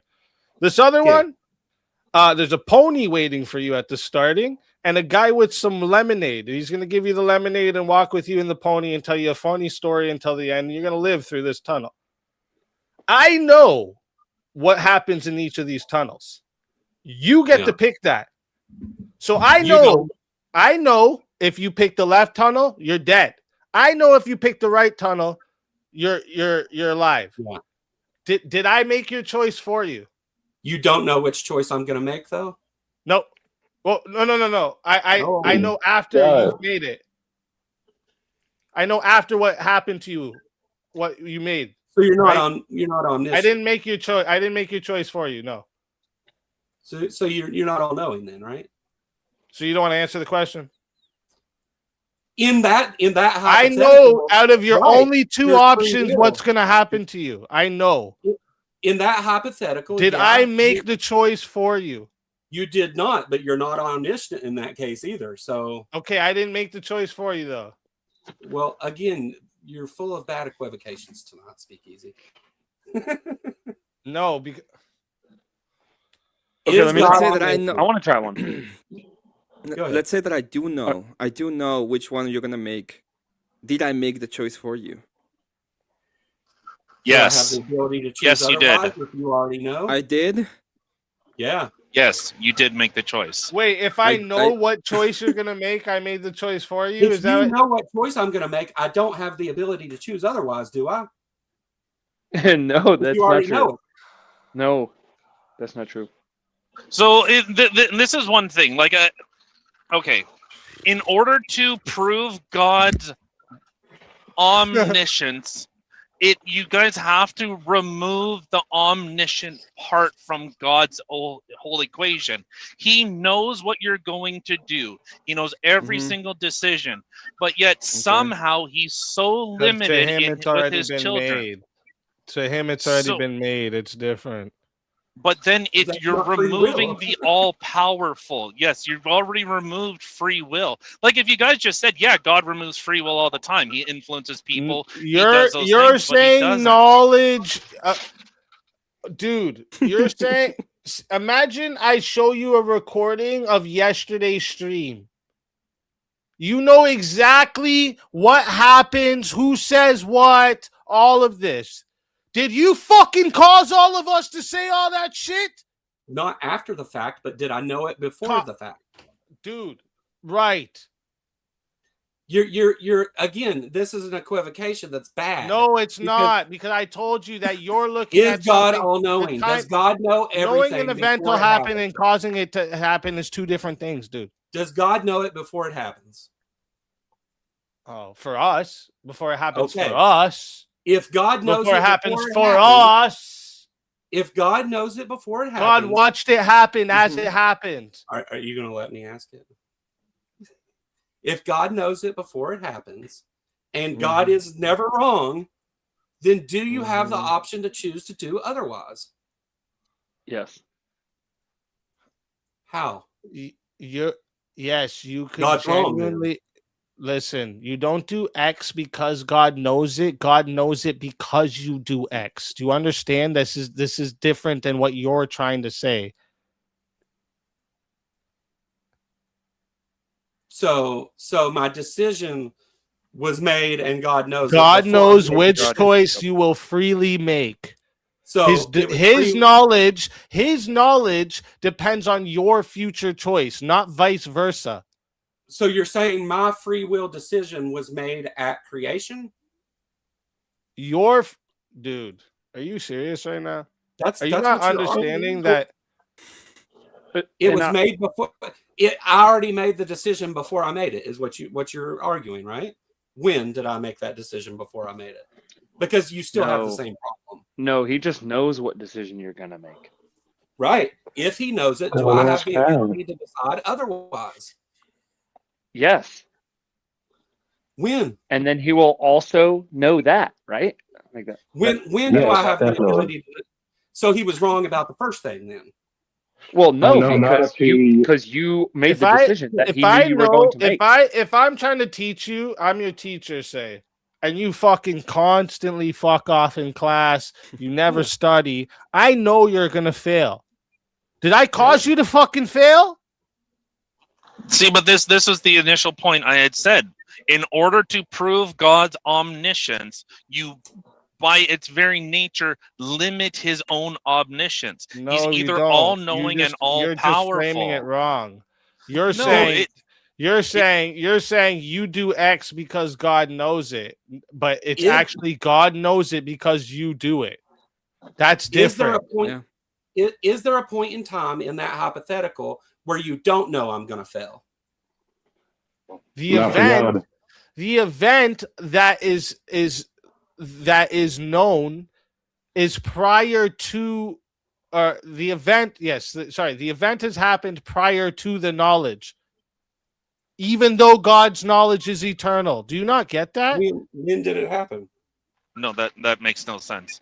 Like, if I know every single decision that you are going to make, every single one, only I can know them, and then I set you forth knowing the decision. So when I breathed life into you, I knew what you were going to do. I knew you were going to fall, as the bad pottery analogy in the Bible. There is some pottery that is just destined to fail. So I chose to create, I chose to create you knowing you were going to fall to sin. So I created you knowing you were going to do wrong. Now you're going into a different thing. No, it's showing the continuation that God made the decision. It was God's choice, right? God can choose to do anything, right? So if God can choose to do anything, he can create whoever, but he chooses to create people that he knows will intentionally fall. They will sin.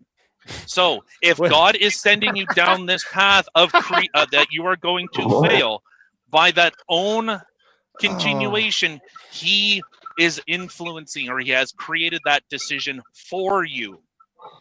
Well, so let me see if I can. This is a study. So they got a bunch of kids and they put them in a room, right? And they don't know that although their parents are watching them. And they put the donuts. There's 7 kids in the room, and they put 5 donuts in there.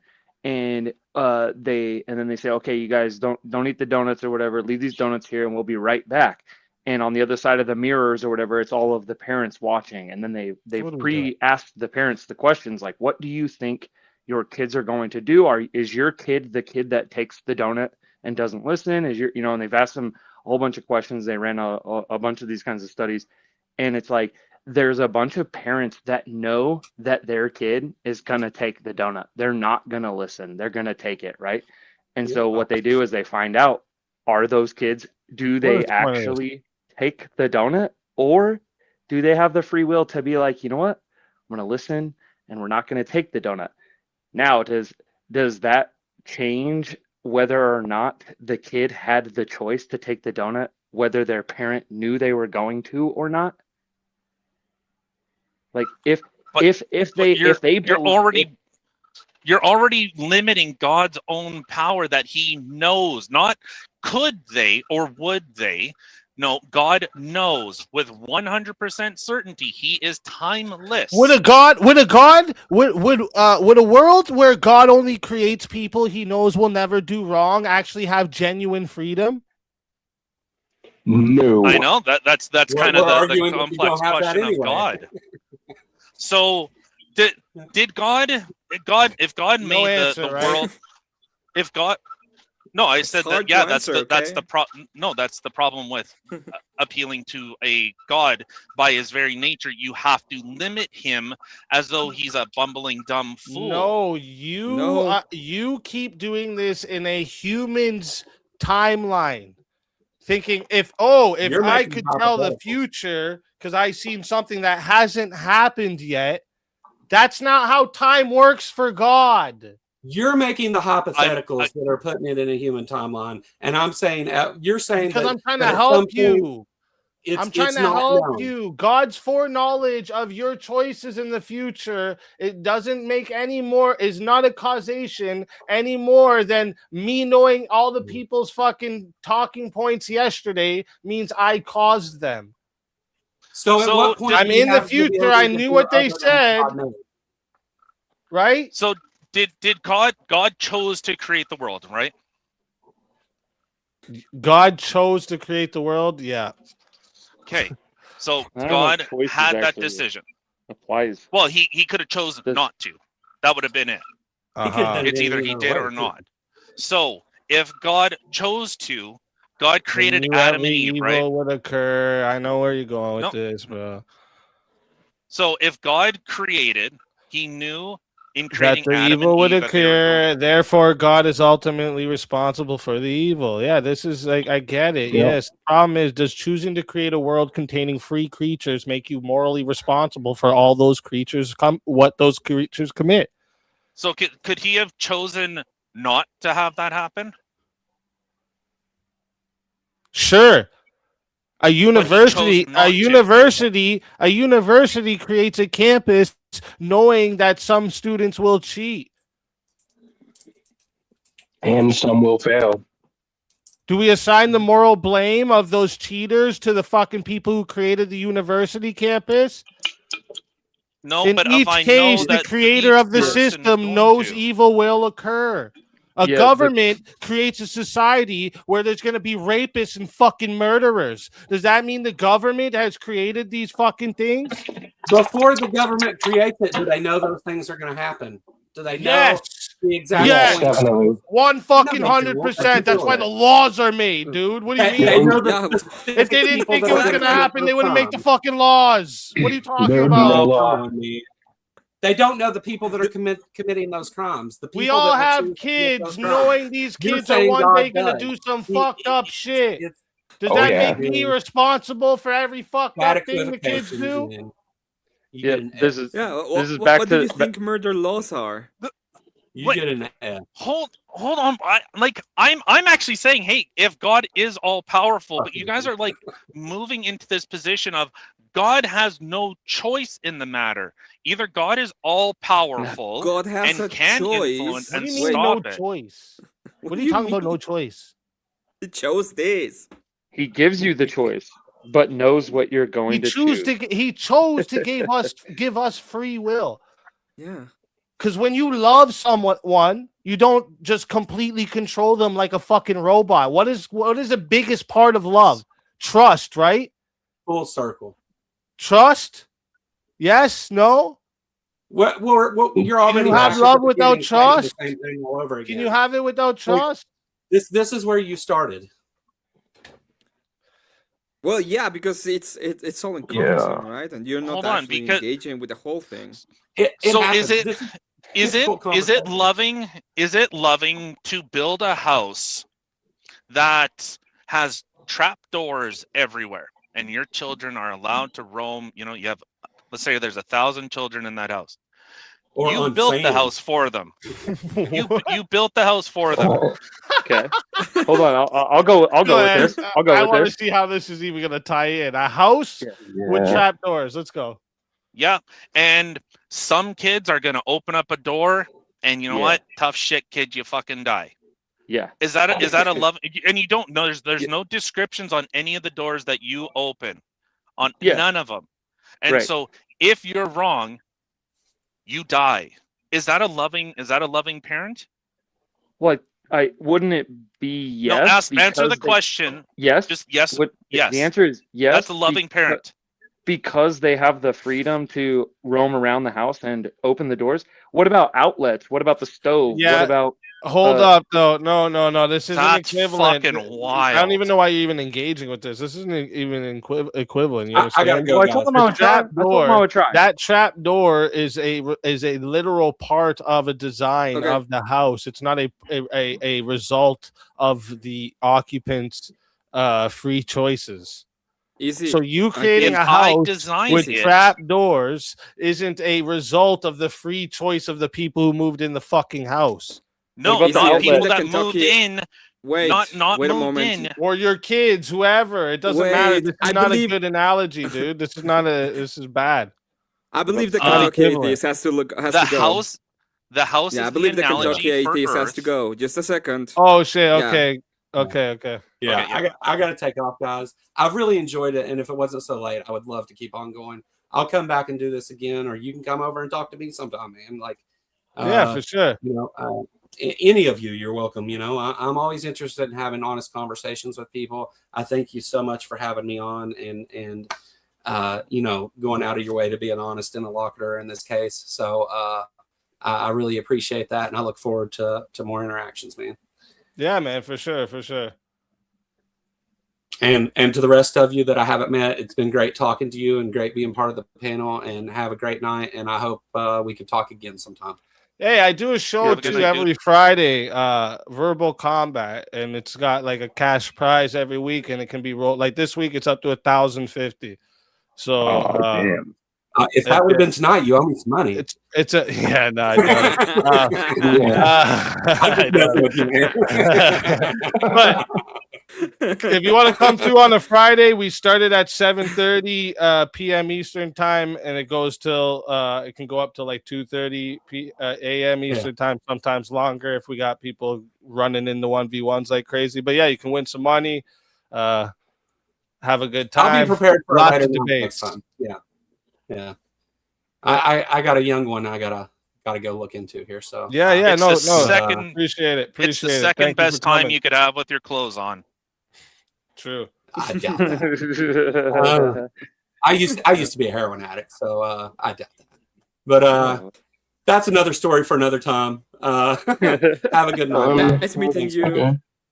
Yeah, nice to meet you. A pleasure. Yeah. All right, so back to the hypothetical, the trap doors. What about like the outlets in the stove? Is that are you a loving parent if you have outlets in your house? Oh shit, we got 20 came in from Rachel, says impressed to hear SpeakeaZy explain this concept better than a lot of apologists. He's correct. The plump fella is having a hard time understanding God is outside of time and space and experiences our timeline eternally. Yes, and thank you for that, Rachel. God made us in his image. God has his own will. Therefore, he made us with our own will. This is what gives life meaning. Facts. And thank you for that, Rachel. And remember, for 11 months, still operating within the time paradigm humans experience and not understanding SpeakeaZy's explanations, God's time isn't linear. That's it. That's what I was trying to explain. But, you know, I try my best. Joshua Stowers comes in for 10, just showing some support. Thank you, Joshua. I appreciate that. Let's go. Yeah, I don't think once that I said God operates linearly. Fuck. Suck dick. Linearly. That word. Yeah. Suck a dick. No, just But the way you're saying it is like if this is the knowledge of, okay, because you're saying if this is the knowledge of the future, I can't make another choice. It's not like that for God. You've made the choice and he knows that choice you made. You're saying it in a different way, as if you don't know what's coming yet. Our time, you're staying in our linear time. God is outside of that. It's eternal, which means that choice you made, he watched you make that choice. That's why he has the knowledge of it. Alpha and Omega, baby. I mean, sure. Even if that's the case, the decision is already known. All decisions are known. So if I know they were made, though. Please, if Tyler, I know, stop skipping that part. It was made and then known. The knowledge of the choice is because it was happened, not because it didn't happen because of the knowledge. That's what you keep mistaking. Yeah, in the hypothetical of the trap doors, is it possible that none of the kids could open one? No. The doors function. The stove, if you flick the wrong button the wrong way, it's gonna blow up. Outlets, if you stick something in it, like the analogy is the house is the earth. I could have built that house any other way in order to protect those children. Yeah, that's a result of the fall. Not to. That was a result of the fall. Correct. The choice, the initial choice, the kids in the basement, the initial so they can't choice get hurt? with Adam and Eve. Wait, you got to go back to the initial free will choice with Adam and Eve. That's this trap door was a result of a free choice. Right. Is it more loving to eliminate that free choice? Is that what you're saying, Tyler? Like it would have been more loving to not give those kids the option. And that's what Jim Bob actually was pointing out earlier. I just it was highlighted. Sorry, that's what he was pointing out. also that's what it is. Sorry, I'm also working, so I'm not. Just a moment. No, Easy. I will have to leave as well. Thank you so much for giving me the opportunity to moderate for you. It was fun. I hope you. Yeah, hey, thank you. The best job. I appreciate you coming in last minute for me like that. I appreciate that big time. Good job, man. Anytime you need something like that, you give me a holler. I owe you one. I'll try. Thank you very much. Thank you to everyone for the support, and I hope you have an excellent time. Later. Thank you. W's.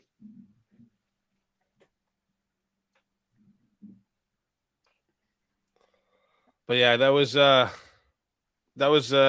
there made by Jim Bob right there. Trap doors are a result of the fall. Back to free will. Exactly. Because that was a free choice, a free will choice that got them into the trapdoor house. Who enacts that punishment? Like if your child does something wrong, who enacts that punishment? Who decides the punishment? What do you mean by this? You're gonna have to give me a little bit. I don't know how else to. Are you asking who enacts the punishment of sin? Is that what you're trying to say? Yeah, who does the punishment? Yeah, who dishes out the punishment? Ultimately, God enacts the punishment or judgment for sin. Yeah. Okay, so could God have picked something else? Could God have picked something else? Why not honor the original problem of men toiling in the field and women paying during again during birth? I could have did God better, give them bro. the free will? Yeah, you're saying why give them the free will? You just he could have chosen any God could have did it a way that I think is better. That's what this turns into. Yeah, that's what I would have been a better God, bro. I would have been a better God, bro. Like me, bro, I would have did it right, bro. You know what I'm saying? Like if I was God, bro. If I was God. That's what this argument is to me. That's all it sounds like you're saying. Why didn't he do it the way I think would have been right? Yeah, you're a finite human, my friend. Your preference of what would have been right doesn't matter to the greater fucking purpose of everything. right?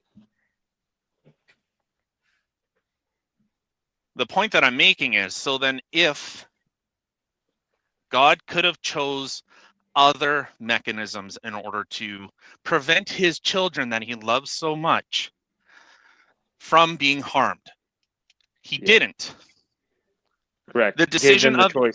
of innocence. He chose to You know what, impact and Tyler? harm the innocents. You're right. He could have done it different. He could have did it that everyone actually was okay with and liked raping children. He could have did it like that instead, right? Would have been good. Wait, what? Yeah, he could have did it. He could have made humans like that, and made like children biologically okay with it, be able to take it. He could have did all that, right? I mean, you're the one who's saying. I mean, he could have, yeah. He could have did something different. So is that one of the things? Yeah, because God is all powerful. Could he have made like chicks with dicks too? That could have been like one of the things he could have did. You know, chicks have dicks as well. He's all powerful. Why couldn't men with tits? Yeah, why not? Do you understand the absurdity of what you're doing when you say God could have did it differently? No, I'm like genuinely trying to follow it. Out, like you can't follow what I'm saying. You're saying God could have did this differently, right? He could have just like made you like to rape children, made every human being like raping children. That's what he could have did. Well, I'm trying to keep it to necessarily the free will aspect of it. So this could be a bigger. Yeah, you could have made it so that discussion. everyone likes doing that freely. Dude, if I Tyler, are you saying the majority you think die? I don't think you get it. It's absurd of you. It's absurd of you to say that God could have chosen differently. And that means this alternative world that you're picturing in your fucking head would have been better and would have achieved the purpose. Can you hear me now? That's what I'm saying. Oh, son of a bitch. Yeah, I hear you. Here we hear you. Maybe he can't hear me. Yeah, and I feel like he's leaning towards the elimination of the free choice. That's why I use that emotional language for you to be like, oh my God, what the fuck did he just say? Yeah, we could have had this alternative world where shit, really fucked up shit was just amazing and great to everyone.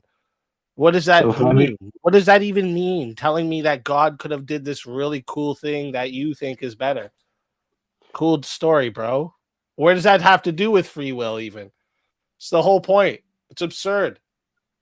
Yeah, and I was about to finally get to ask my question to John with my. You're not allowed to ask no fucking question. No, come on, bro. Go ahead. Whatever you want to ask. It was going to be the same one as usual. Like if he could install Neuralink. We're gonna save Tyler, guys. Don't worry.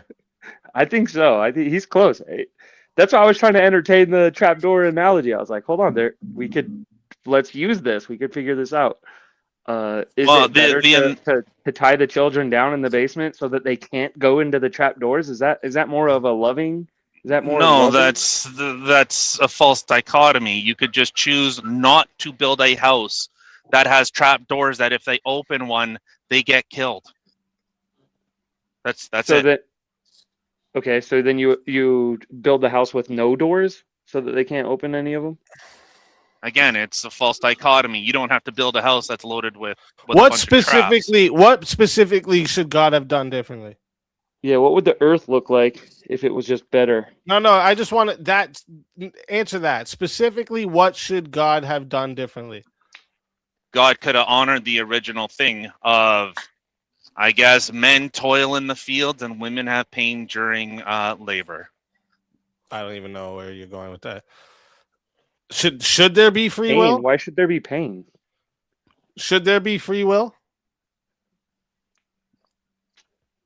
I mean, yeah, I would prefer that free will existed. Should there be consequences? Yeah, we deal with those consequences regularly. Should evil choices be impossible? Impossible, sure. Inevitable, probably not. Well, yeah, okay. So should evil choices be impossible? Evil is a subjective term. Like okay, murder. Let's go murder. Yeah, what I don't be like, impossible? what I don't like. Sure, yeah, I don't want the things that I don't like to happen. Right. Yeah. Murder be impossible. Okay, so evil. Yeah, should murder be impossible? Should raping children be impossible? Or evil be impossible? No, guys, stop. Yeah, one at a time. Oh, okay. So should murder be impossible? Yeah, Well, okay. So what do you mean with impossible? impossible. Not able Like, to do it. You Like can't just make can't that be choice. done. You Just can't be done. Make that choice. Yep. Yeah. Correct. Oh, that would be fantastic if kids stopped being abused and injustice of killing innocent people. Yeah. Yeah, that would be It fantastic. should be impossible. Like you should have no ability to do it. Yeah, that would be nice if What's that look like? if that didn't happen. No. Of course, it would be nice if it didn't happen. I'm asking if it should be impossible to happen. In my perfect world, yeah, it would be nice that it was it wasn't even a person's thought. Yeah, like you can't even make that choice. Yeah, it's not even a conscious thought that would be driven from your mind. So there should be free will, but evil choices should be impossible. Well, that's why I clarified. Like, evil is a subjective term. Like, Cool. basically, Yes, what I don't subjective. like. I'm fine with this. Just remember what you're doing here. You're contradicting yourself. You said Yeah, there should I'm be fine free with that. will. There should be free will. You're fine with being a contradiction, and this is why you're not God. This is why you can't be God, bro. This is why you don't do God better than God. You'd be a fucking contradiction, and we'd have chicks with dicks walking around. Thank you. Okay, Yeah, God's so a perfect God. setup, Tyler. I didn't even Perfect get setup. I want to stick to the murder one. My last question. Look at that. You fucking killed it. All right, so Last question, though, I have to ask you: should people who reject God be forced into communion with Him? No. No. Then you're saying I would do God better, and you basically agree with everything God's doing except contradiction somehow. I don't know how you fucking did that, but all right. No, I can look at what my issues would be with certain aspects. Should people be allowed to make their own decisions?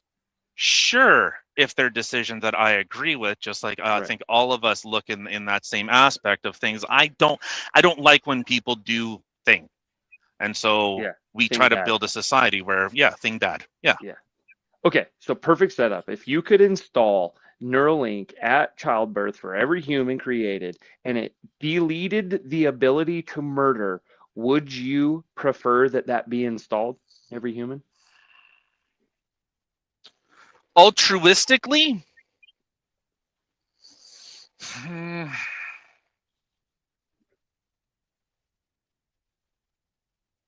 We know it would be eliminated.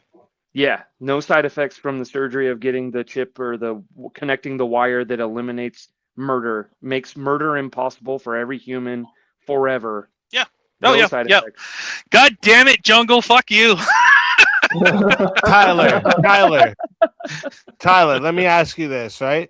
First off, because like this is how you have to think of this. God had other options. This world is maybe and most likely why it was chosen the best world for accomplishing the purpose, God's purpose, while preserving all the good that's valued: freedom, love, virtue, redemption. How do you have these without without free will and the possibility? Like, describe to me. Try it in your own head right now, and then give it to us. Describe a world with genuine freedom, but and meaningful moral responsibility, and no possibility of evil whatsoever. Let's actually take out the moral responsibility part for you. A world with genuine freedom, no possibility of evil whatsoever. Okay, so you want me to describe that world? Yeah. How is it possible? Explain how freedom remains meaningful if you can never choose to do wrong. How is it? Joshua coming in with a big 50. I appreciate you big time, Joshua. Thank you very much. I appreciate that big time. Hold on, let me give you the where's our goofy dance? Where's our goofy?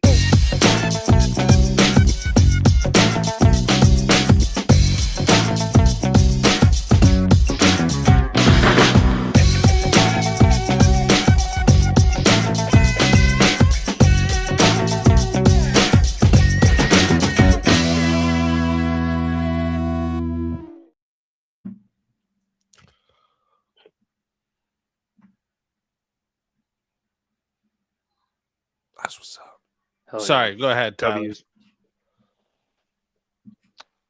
So a world a world of free will, but also removed. Jungle with this fucking. That was fast. Well, those two things I think would be in contradiction with each other. You can't have free will and then also compel eliminate evil those decisions. That's what I'm saying. So would you? So right, which one which do you I prefer? agree with. No evil and no free will, or free will but also evil? No free will. Wait, what? Which one do you prefer? A world where there's no evil, but yeah. What if no we were free will? like? Would it be better if God would have just all created us just robots to do what He says? Yeah, no free will, but no evil, or Just, evil but free you can will. only have the capability of doing good things. What is heaven supposed to be? That's better. Yeah, I would rather the no free will and no evil. Sorry, what was that? What is heaven supposed to be? What do you mean? There's supposed to be no Are suffering. you asking, in is heaven. there free will in heaven? No. When you said, Okay. why would we have I actually think that's true. I feel like a world without evil is a world that you wouldn't understand, right? I think to know good, you kind of need to know what bad is, right? A challenge. So heaven, though, is essentially a place of no suffering, at least post-biblical parishes, right? Is that a good thing? I don't know. Well, because this is the thing, right? I'm going to give you the best answer I can for this here. When you go to heaven, you've fully united with God at that point, right? You're free to eat dirt instead of food right now, but you understand what dirt is, so you probably don't want to eat it, right? Not really. Right. So like, God doesn't remove freedom, right? That your will becomes perfectly aligned with good when you go to heaven because you're fully united with God at that time. Yeah. That's the goal. So why didn't He do that here then? And this is again. You mean before, yeah. Yeah. Is this in heaven? It's probably going to the argument of suffering, right? The very fact that 99% of species and just life in general has gone extinct to get to this point seems like a lot of suffering for a benevolent God, but I don't fucking believe it, but I would agree with Steercar. I mean, so, it doesn't invalidate God. It's not like I'm saying it invalidates. It is like probably one of the stronger atheist arguments against God, but yeah, so the amount. Heaven again, remember at that time you're fully united with Him. It's God wouldn't love you if He forced you to love Him. So but that's the only way to get to heaven. Yeah, but heaven, the idea that heaven is like this starting state. That's a completed state of someone who's freely chosen God, right? But then you're removing He knows, like Jesus said, I knew Him when I created him, in reference to Lucifer. That's not taking that away. You've made those choices to God already. That's why you got to stop doing that. Everything before you were born, you made these choices. because your time is different to God. God's eternal. But so if he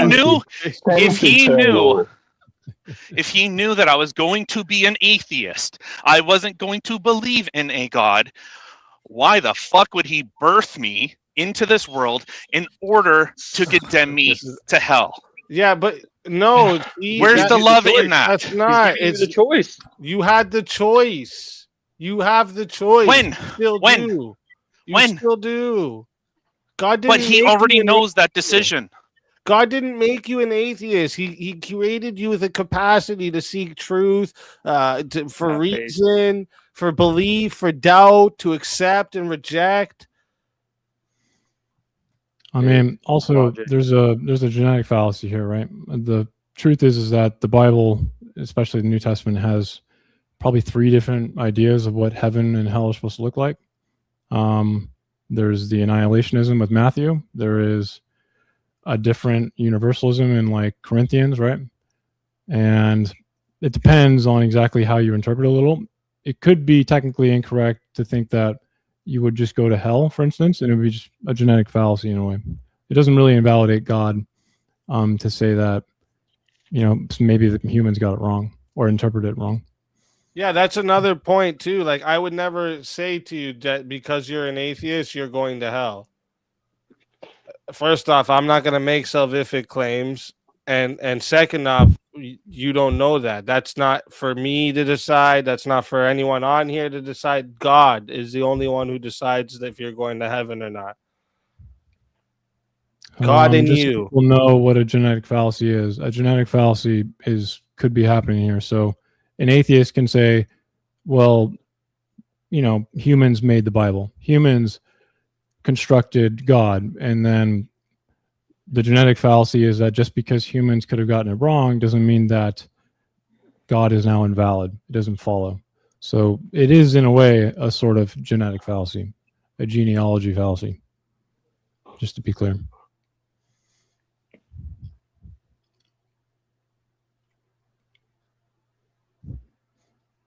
Oh, Tyler got. I was like, where did? Yeah, he dropped out.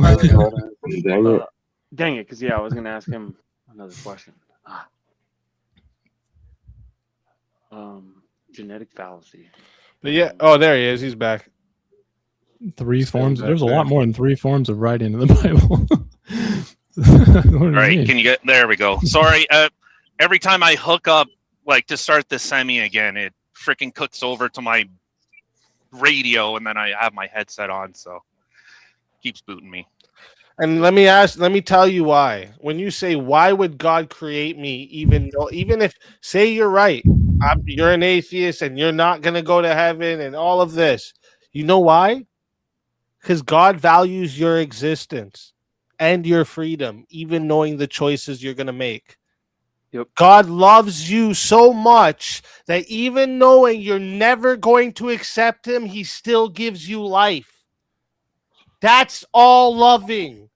That's what love is, unconditional. You need to love him for him to give you life. He gives you life no matter what. That's why.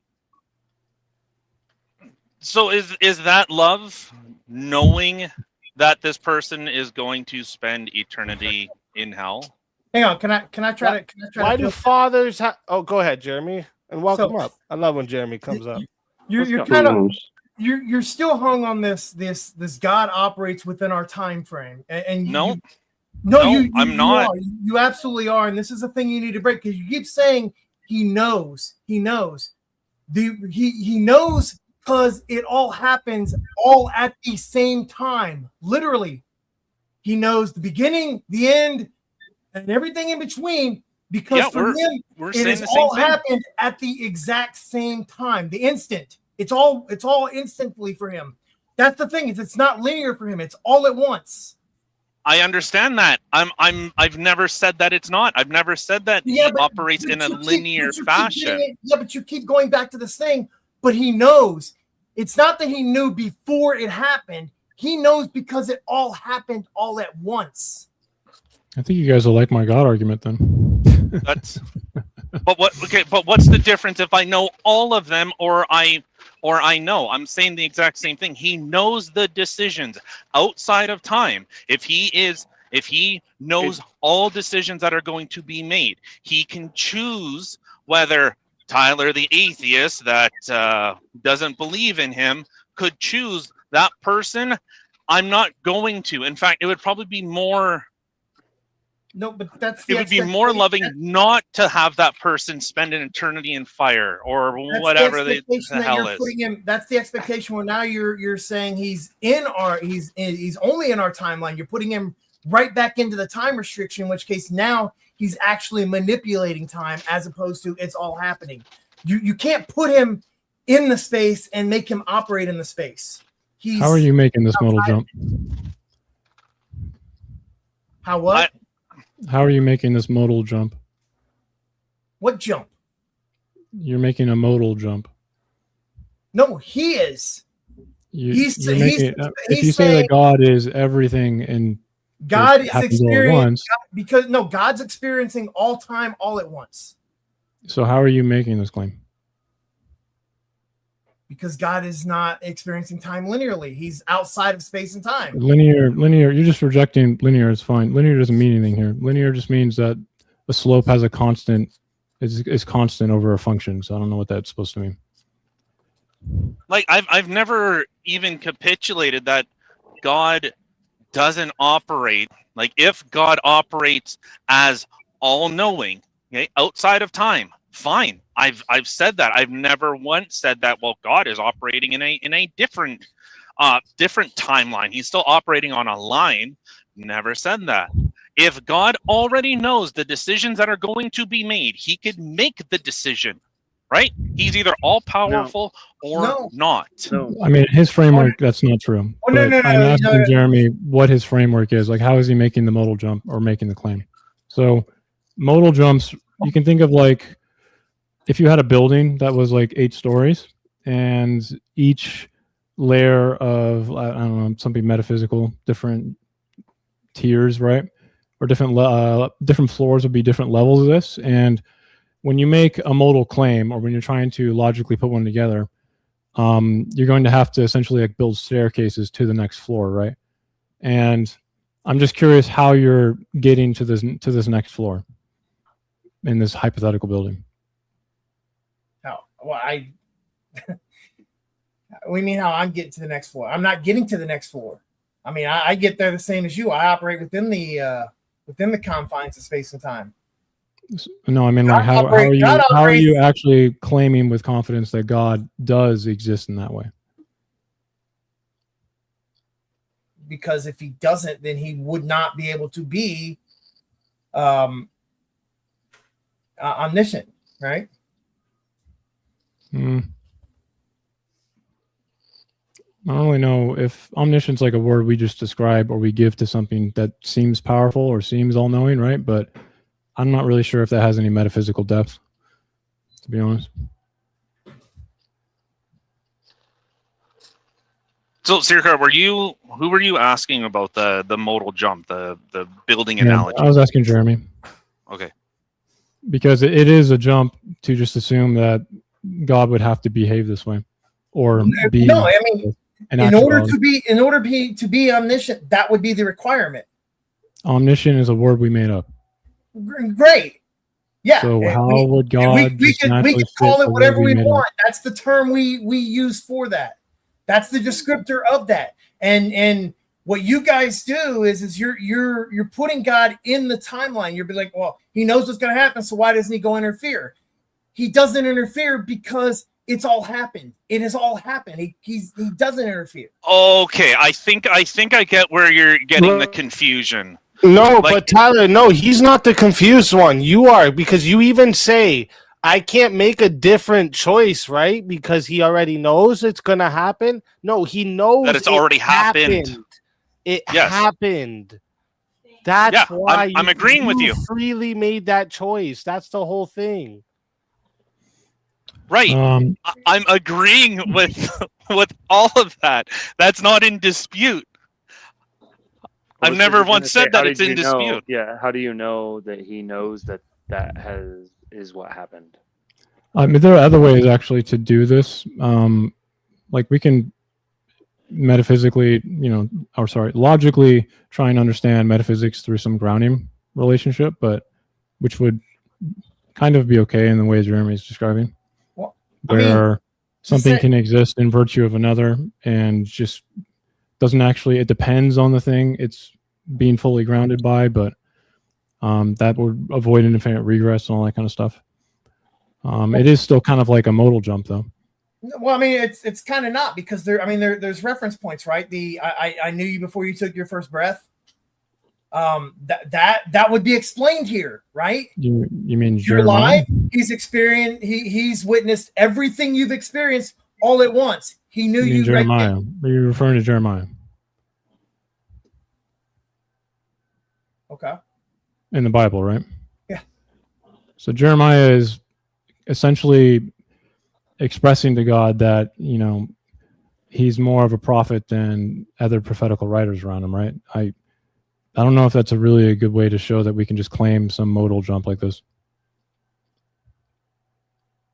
Seems like a stretch. I mean, it makes sense to me. You can maybe interpret it that way, but in reality, Jeremiah is expressing his prophetical brilliance, right? In that passage, to God is like a profession of that to him. That would be your interpretation. Okay. It would be. Yeah. I mean, what you're saying is not like impossible, though. Okay. there is a modal jump happening, is all I want you to know.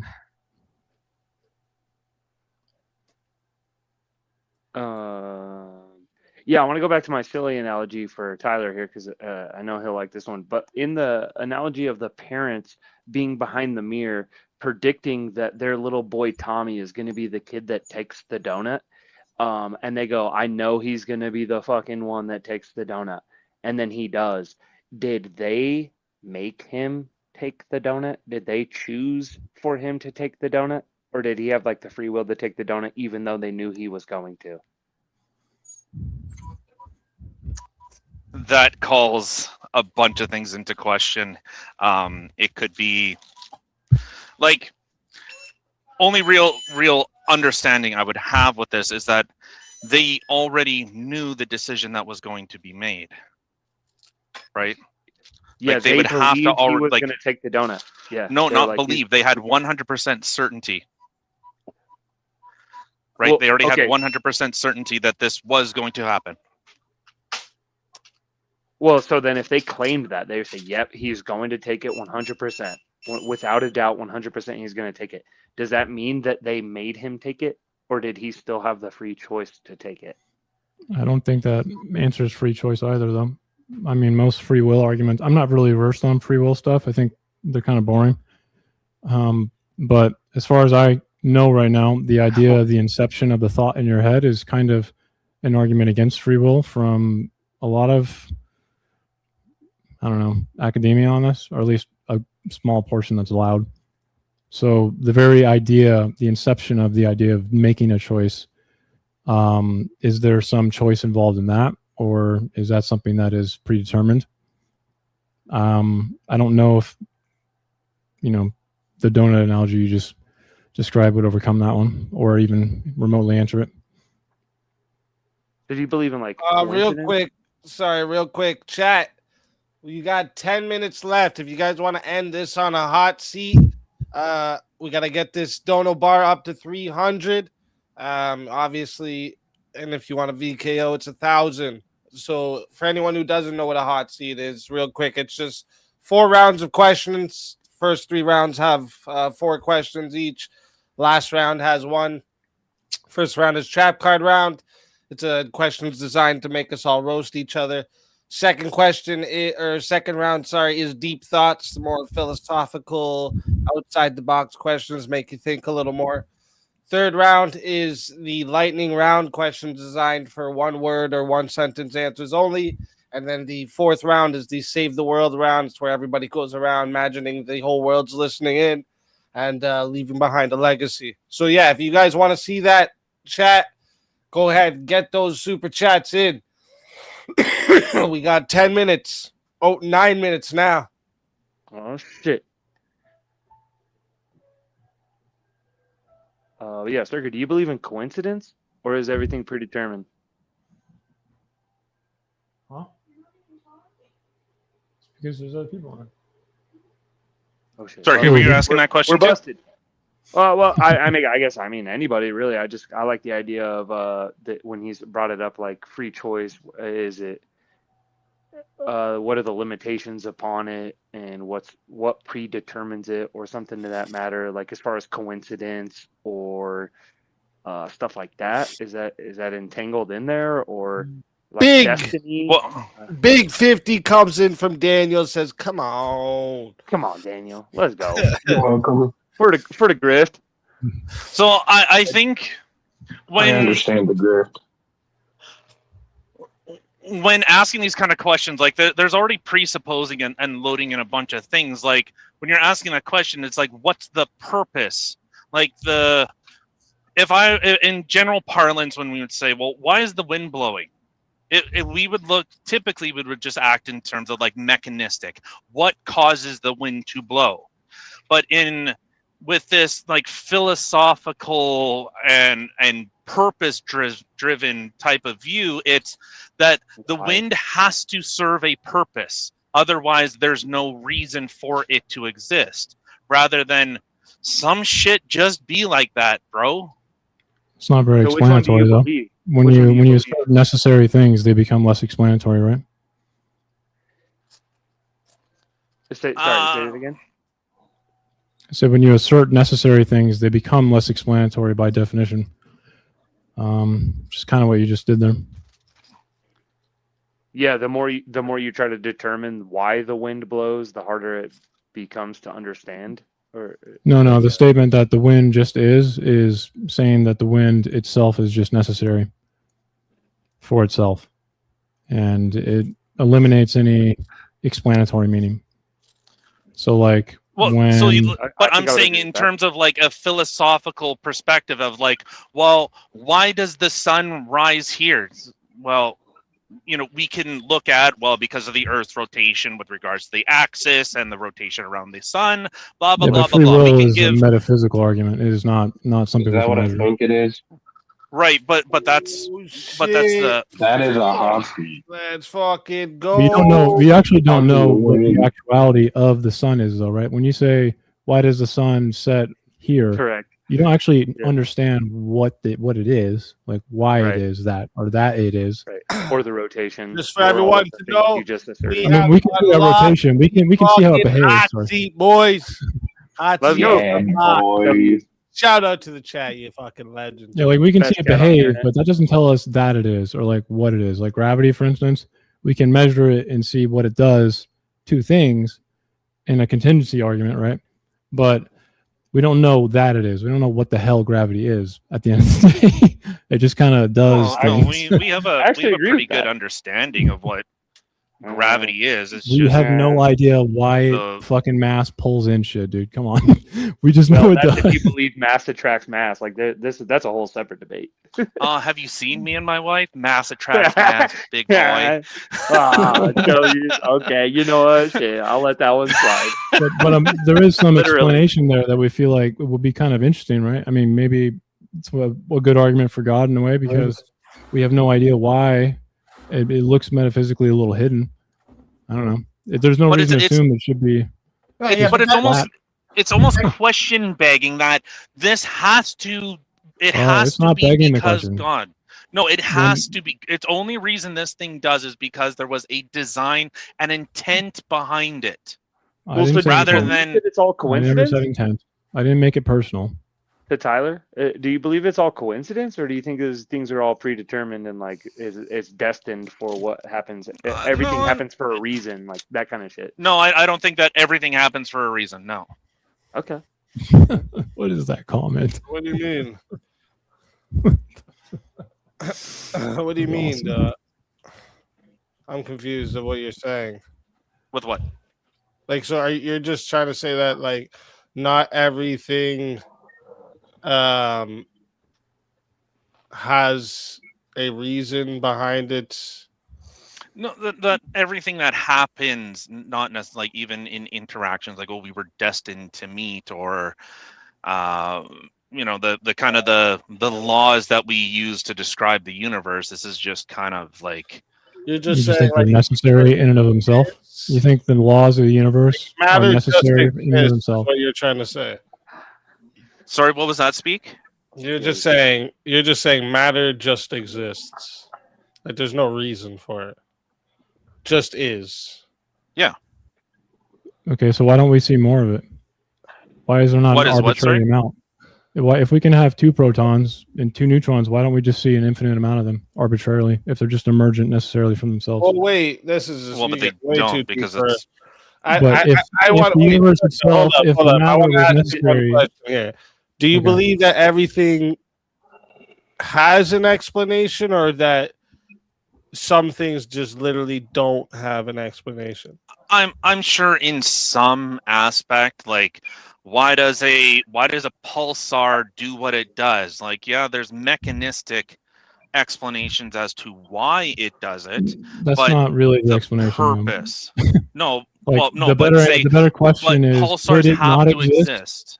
Could it not exist? Could a pulsar not exist, but it does exist, right?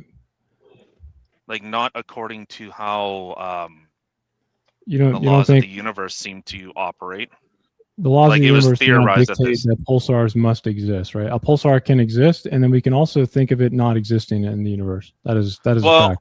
Well, no, but applying the laws of like physics to theorize if black holes existed, it predated the discovery I'm talking about a literal single pulsar. Think of like the Earth. The Earth could exist, but it could also not exist. Correct?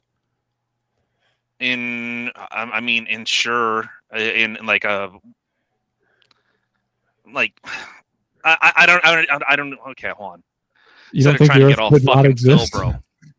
What do you mean? No, well, obviously the Earth exists, but it could not exist. Right? It. Well, I mean, right. So like these are the options you have. These are the options you have, Tyler. It's either the universe just is. This is option 1. Matter just is. Laws of nature just is. It just exists. Logic just exists. There's no ultimate explanation. Option 2 is God just is. An eternal, necessary being exists, and the universe derives its existence from that being. What do you think is a more plausible as the ultimate reality? Yeah, or even logical. That the universe just exists. No reason. Yeah, I mean, there's a lot there. I'm not going to say anything until my debate, but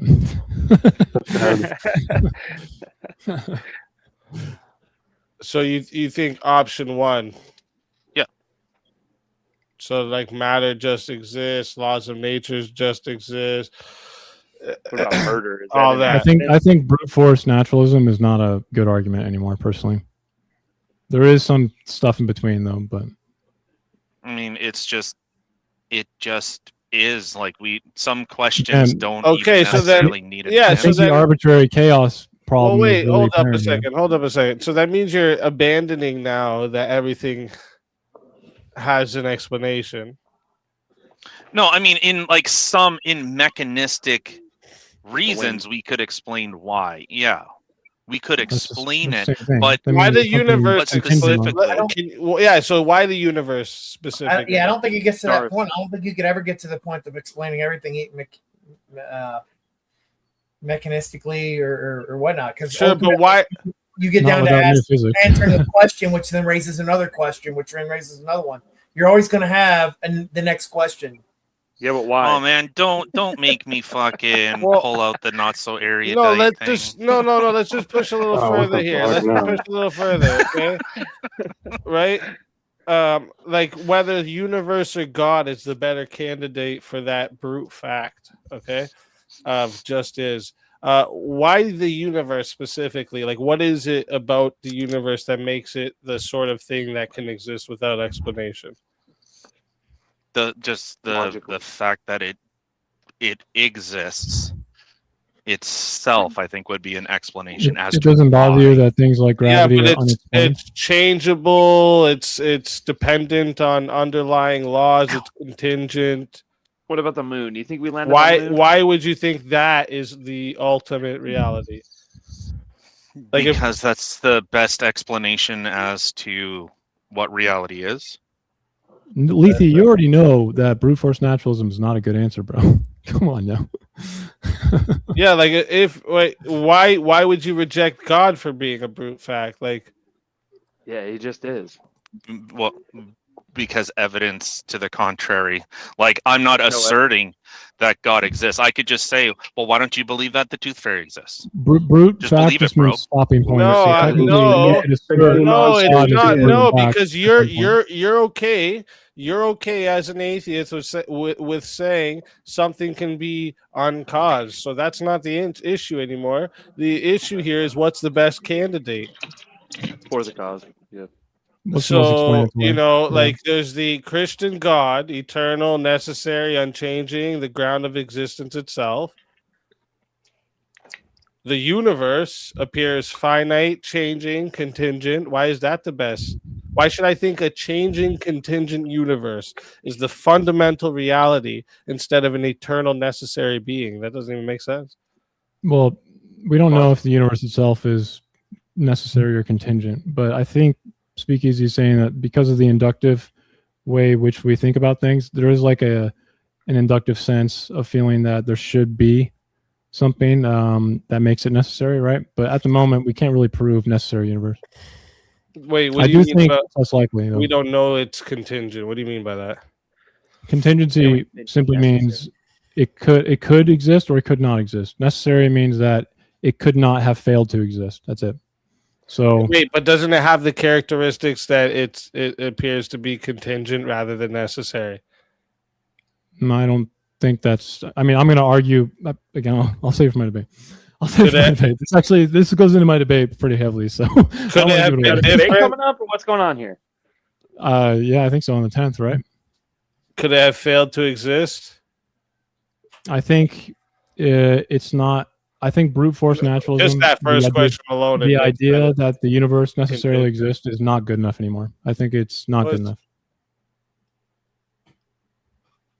So I would agree that with you on this week. I think the universe itself, even when we think of it in a like we use naturalist metaphysics right now, there's no reason to believe it should be just brute force necessary. Also, the anti-chaos theory that I mentioned earlier is a really good argument, in my opinion, against it. And it comes. I mean, from, like, it's making post hoc justification. Like, hey, we see these things. This is not a post hoc argument. This is a contingency argument. That is not post hoc. No, I'm familiar with the contingency argument. Trust me. And why are you calling it post hoc? So when it's, hey, these things that we've discovered, and because they seem to do a thing. That is not what contingency is. That's not what a contingency argument is. But this is do stars form and die? Yeah. Does matter move? Yeah. Does energy change forms? Yeah. Wow, it seems like the universe is constantly changing. Okay, and what does that have to do with the price of tea in China? So, what do you think that would be the property of? A universe that changes over time? That is contingent things acting on contingent things, to be clear. So that it's not actually a metaphysical argument. I know, but there's no metaphysical priority or anything happening there. So it's not a good argument for this one. Because we can see how contingent things behave with contingent things, and that's not showing any metaphysical priority at all. Now, a better question would be something like the disposition, or I'm literally giving away my argument. Gravity. Don't do it. Why does gravity do what gravity does? We have no clue. We have zero idea.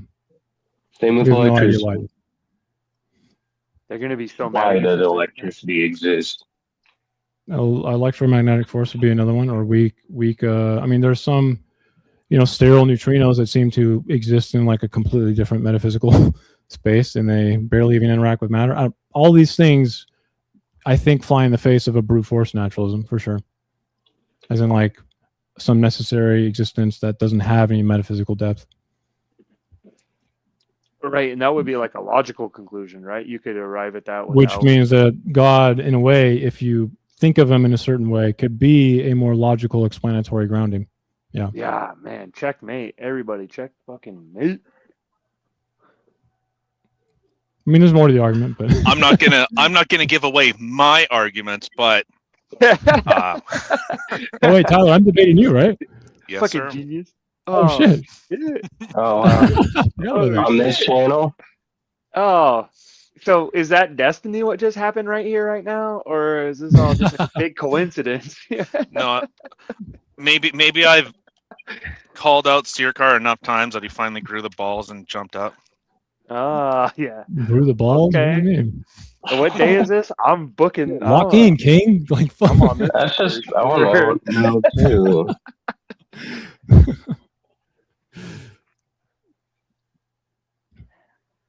Does God have to exist for religion to exist? Well, let's look at it this way. If we took all the world's religions, if we took all those books, got rid of them, if we took all the science books and got rid of them, maybe in 1,000 years, whatever, how long, those science books would come back the exact same. Those religious books, maybe they come back, but they'd be completely different. I don't even know what you mean by that. This doesn't even like this just means nothing. What you just said. Just because humans could be wrong about God doesn't mean God is invalid. But the entire premise, like I've said before, I was like listening to like the Book of Enoch and trying to look into these historical. Why would God have to, or why would humans have to exist for God to exist? Because God is mind dependent. I'm not going to make a tag argument, bro. I hope you know that. Tag is not an argument for God, right? That I definitely wouldn't expect a tag argument from you, okay? That is a modal jump.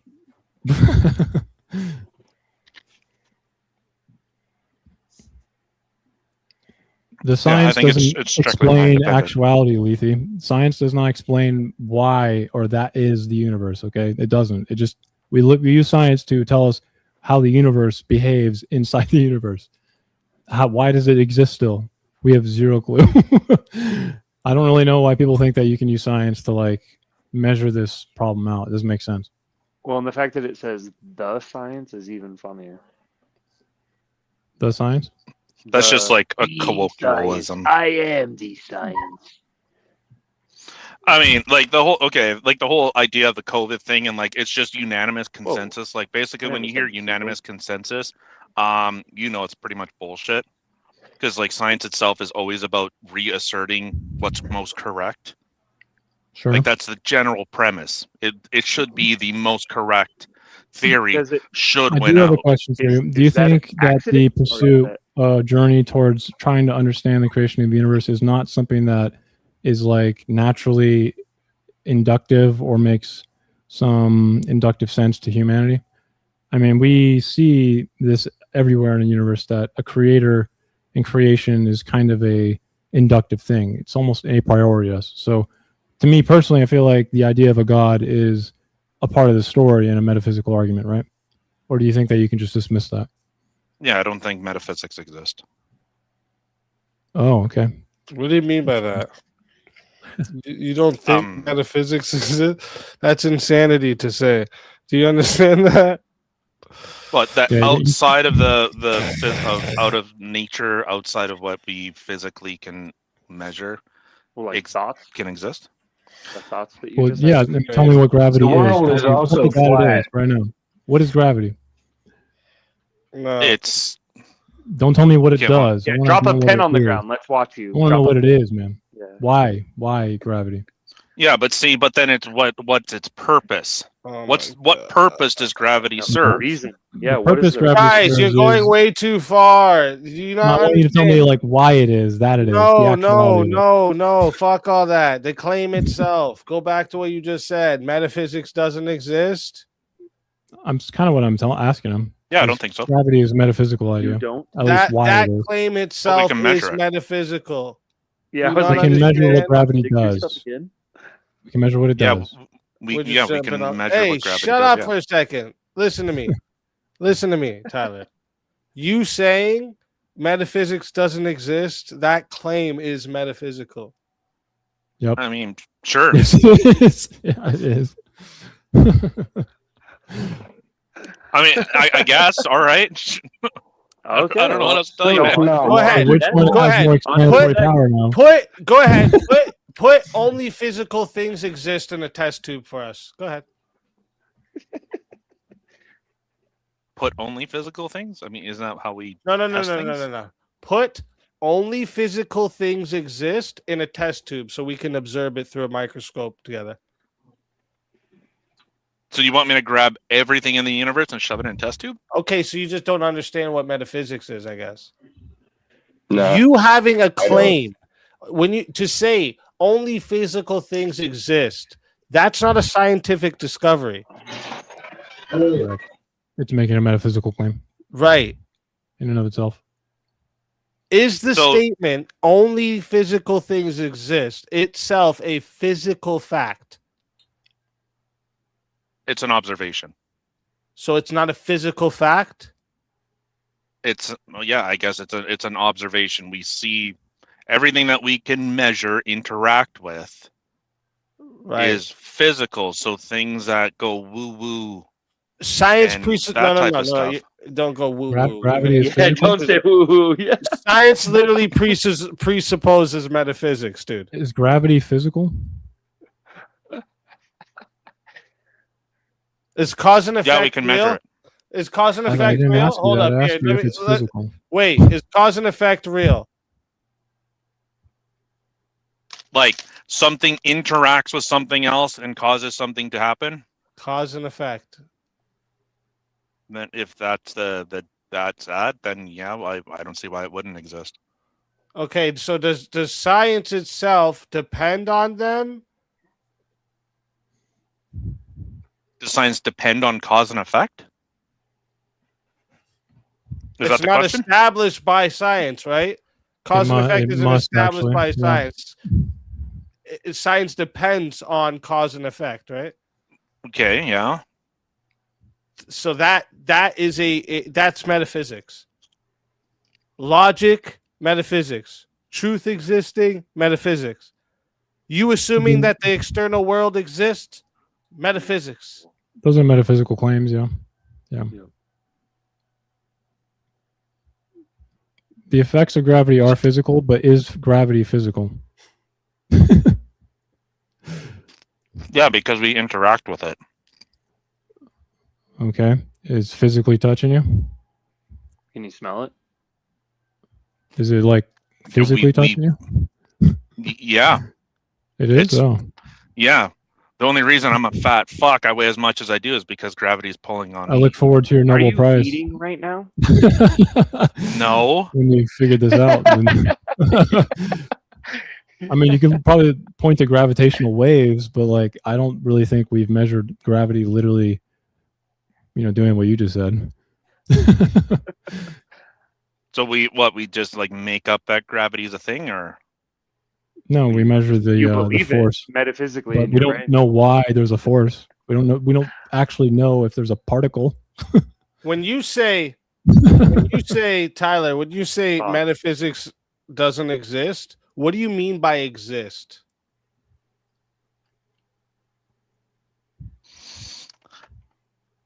That things that we cannot measure, cannot interact with, things that operate outside of, at the very least, our senses, wouldn't necessarily exist.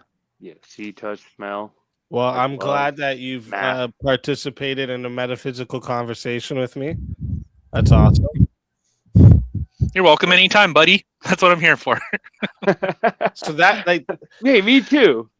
Look at us go. Yeah, math. Is math physical? it would be like me saying right now grammar doesn't exist. That's what it's like when you say metaphysics doesn't exist. Like the claim itself is relying on the thing it denies. I mean, have you seen chat sometimes? It's subjective. It's pretty fucking subjective. Is subjective a metaphysical thing, or is that? Oh man, I don't want to get into the fucking. Correct. You better rethink about that metaphysics don't exist shit. You better come up with a really good you might want to go look into some of those guys. What they go into the exist concretely, exist in this way, exist in that way. Yeah. Like, but my really, personal experience. Well, but he'd have to do that without absent metaphysics. Like, how do you do that? So the way that I've kind of looked at things is like we obviously seek some type of like, what is the reason? Why are we here? You know, that's kind of the powerful thing with our brains is we're always curious. We've always been curious. Humans have always been curious. So it is an inductive thing, yeah. Yeah, I'll grant you that. Where humans are very fucking curious. I mean, most species are actually very curious, right? Well, I don't even know what curiosity is. I mean, I guess I don't know anything. I guess I'm just a clump of cells. I'm carbon aligned in this form for a period of time. And then I'll return to the stars from whence I came. It's not very explanatory. Joseph Smith, amen. Like, to me, it's an illogical leap to make the assumption that a thing that we literally have no explanation for, can't measure, can't influence, can't do anything to even measure, that this being exists, then to assume that, well, then that being has to exist. Like, it's incumbent upon the person making the claim to show that that thing exists. Yeah, but what about love? As SpeakeaZy mentioned, when you make a metaphysical claim, there's also a burden on yourself. This is not like I'm rejecting economics, some shitty fucking model where you can be like, burden of proof for metaphysical claims is not one way.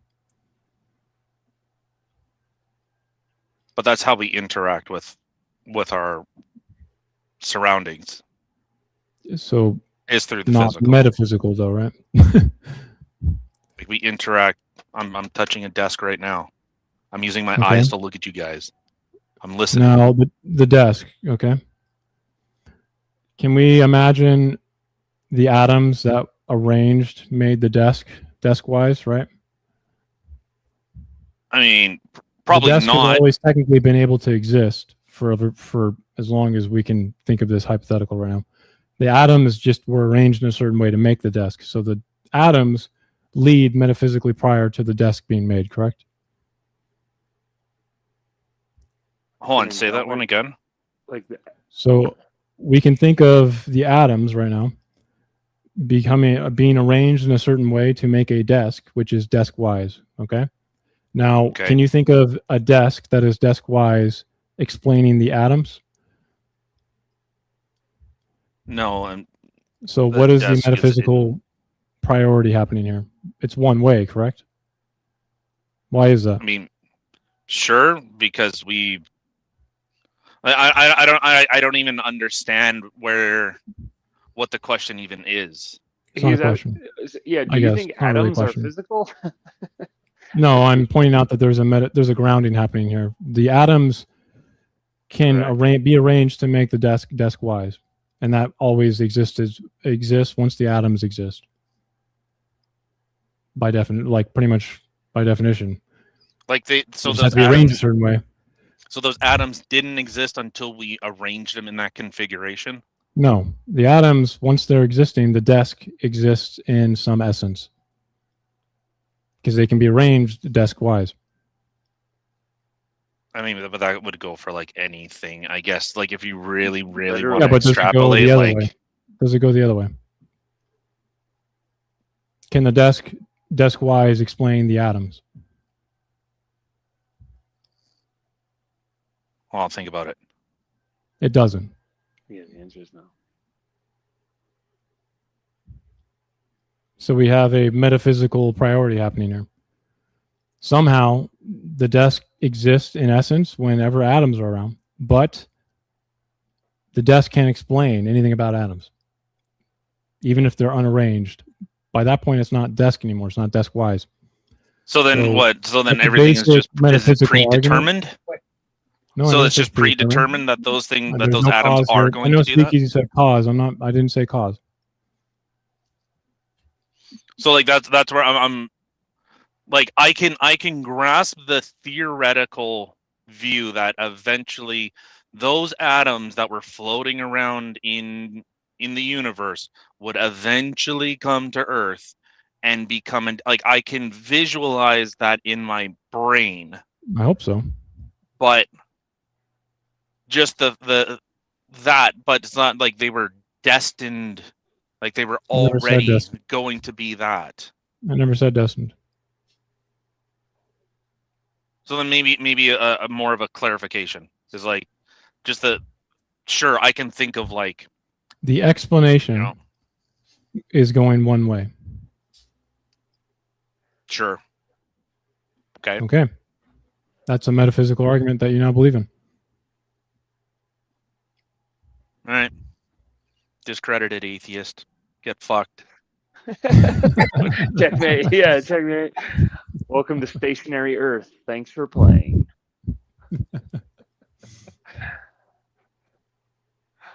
There's lots of ways to think about this, by the way, but I like the desk one personally. The idea of like the universe, metaphysical grounding is the hard. universe. Yeah, the universe explains everything, but nothing explains the universe.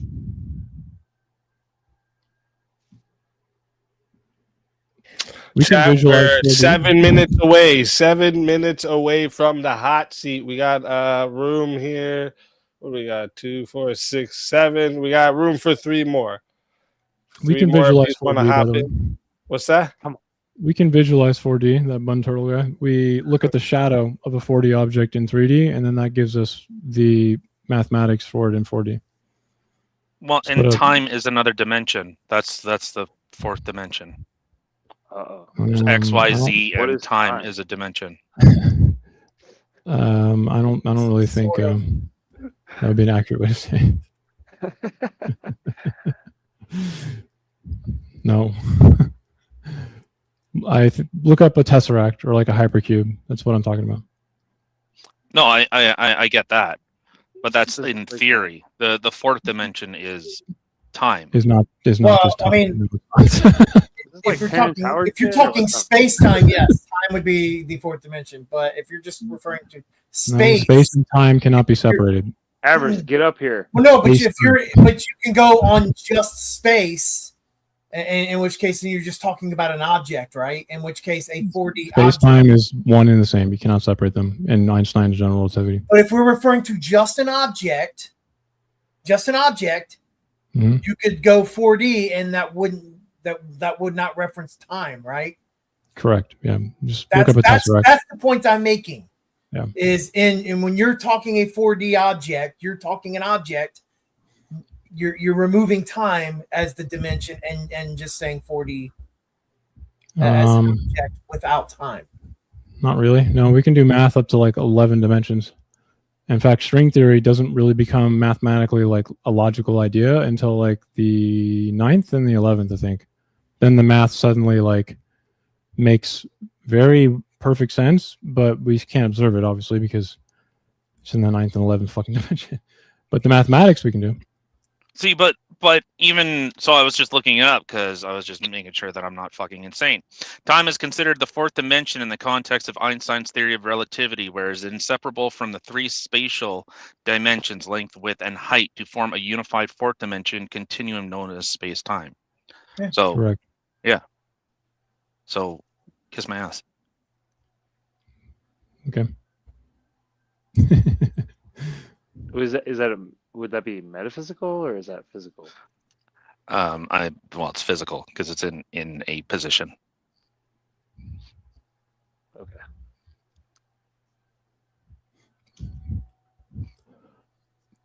I will say ChatGPT in it. Probably not going to help you here, ma'am. If you're just looking it up, but it's fine.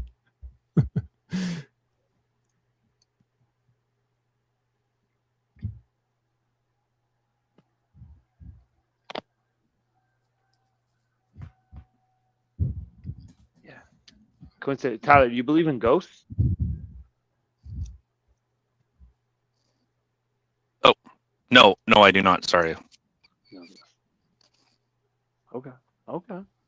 10% of particle physicists still do string theory, but yeah, it's not really that serious anymore. John Castle. Is that what your PhD's in? I'm curious. No, man, I'm a high school dropout. You're not John Castle? Oh, I don't know what that is. John doesn't have a PhD. I know what a castle is. Yeah, but he puts it. I never thought Believing in about ghosts. Yeah. I think I'm gonna have to time him out just because you thought he had a PhD.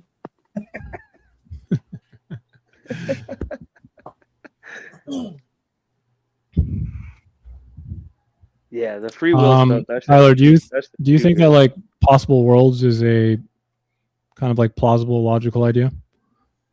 The which one? Possible worlds? What do you mean by that? Many worlds hypothesis.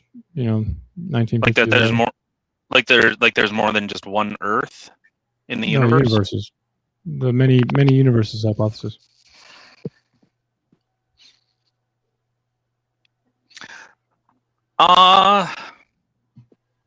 Dude, multiverse, dude. I don't think so. I know people say that, like, well, what if black holes are, like, just a gateway to another dimension, like another universe. I personally don't see them.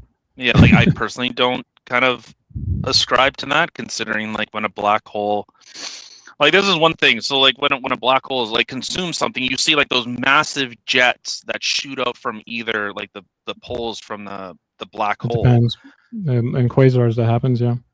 Yeah, so seeing that, it's like, wait, do we just like leave out that we see like tons of matter being spewed from this thing? That's not what the jets are.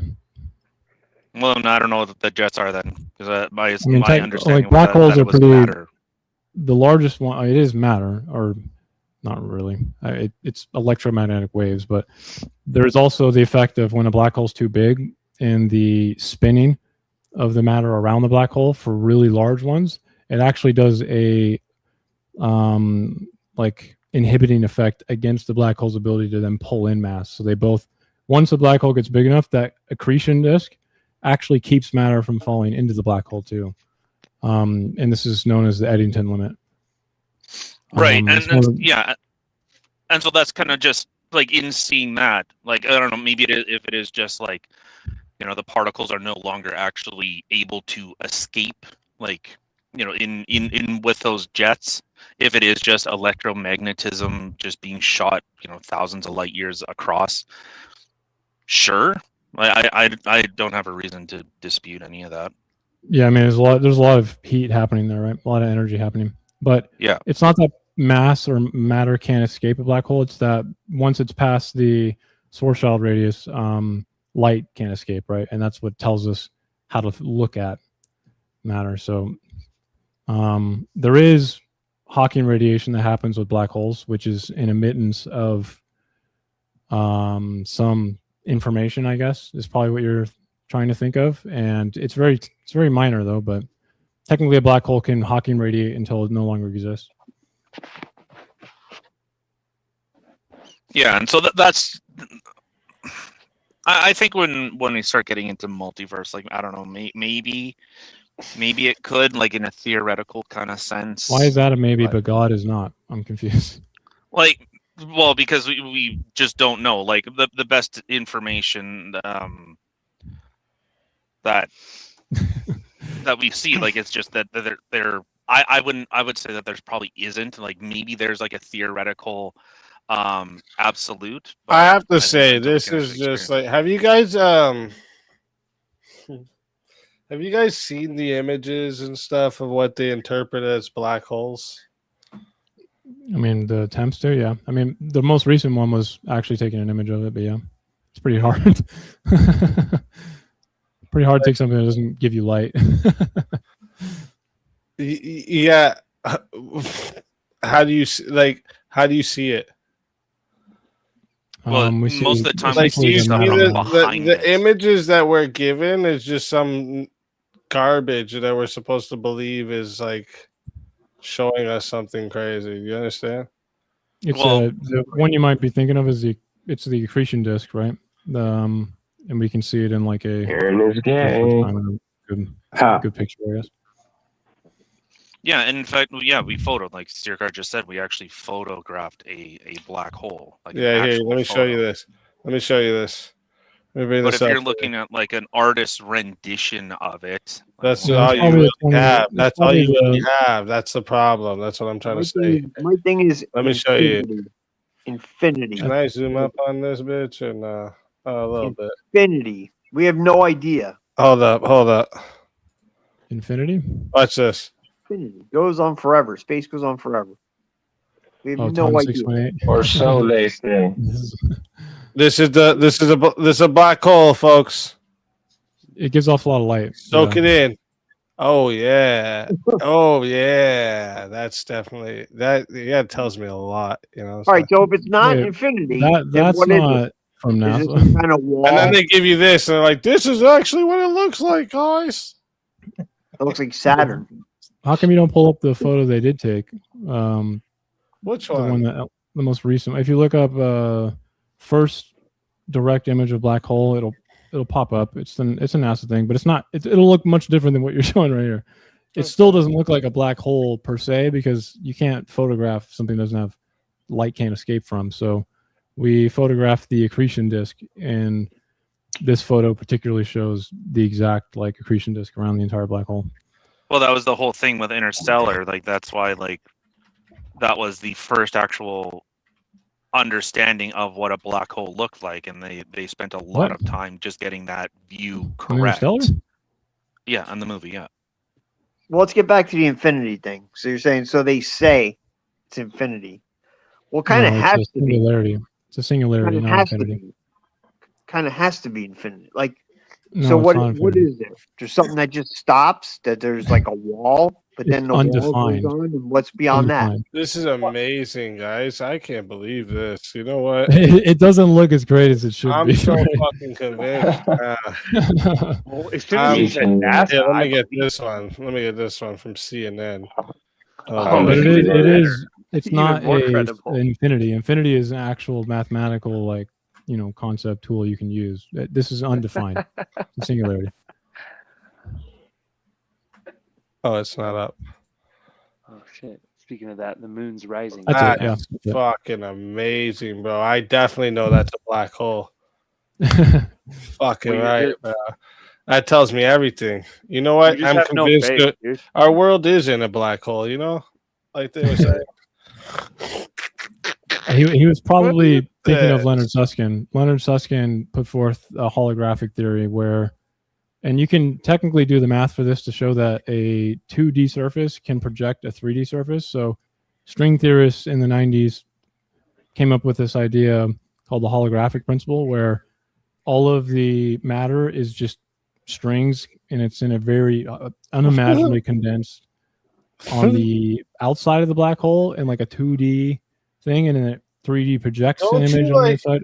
But don't you see, like, sometimes don't you think to yourself, okay, this is what they're showing us, and then they have all this explanation to what happens in there. Like, aren't you like, yeah, fuck this, dude? Like, I don't give a fuck what you guys say. Exactly. That's like my thing. We can only see so far with the technology we have. That's what I'm saying. Like, I don't know. Like, I'm saying, like, I don't think we know. If I saw some evidence, say like, okay, like Earth, there's one solar system, and we're the only there's one planet suitable for life, like Earth. Like, we don't know. Like, like how far it goes. Like I don't know. It's just well, there is because a lot of stuff, right?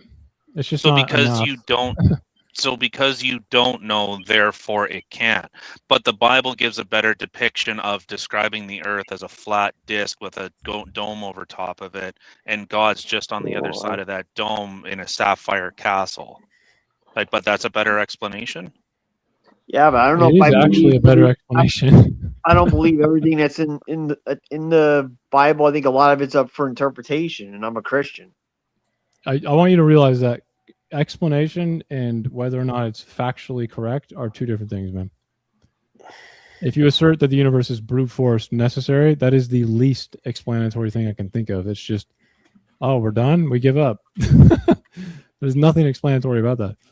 All right, so we are full panel too. Perfect. So we are about to get in to the hot seat. All right. I do have to go though because I promised. Of course he does. Is that okay? I'm sorry. I just realized. I'm sorry. I can't do like an entire end of the night thing. I probably get castrated. So I'll see you guys later. Peace out. Have a good one, sir. Have a good one. Great All right, one. so chat. We have room for one more if you want to join in, but it is time to get into the hot seat, ladies and gentlemen. All right, it's no better time.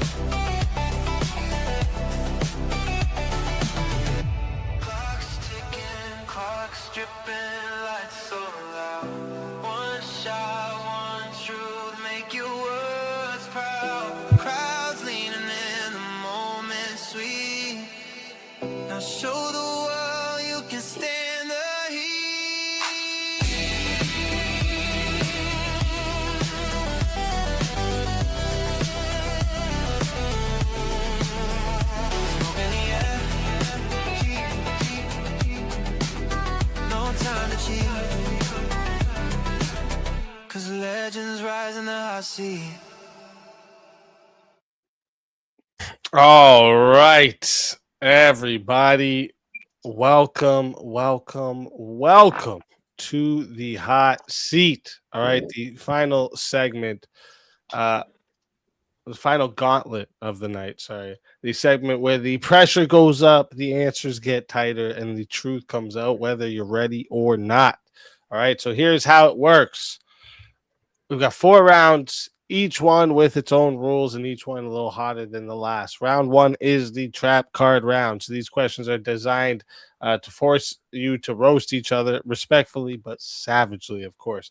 All right, short answers, 1 to 3 sentences, no dodging, no monologues, and then we move on to the next person. You guys can bounce off each other a little bit, and then we move on when I say to move to the next. Round 2 is the deep thoughts round. So this is where we switch gears a little bit. These questions go outside the box, philosophical, creative, weird, whatever I decide to throw out. Whoever's folding fucking dishes, mute your fucking mic.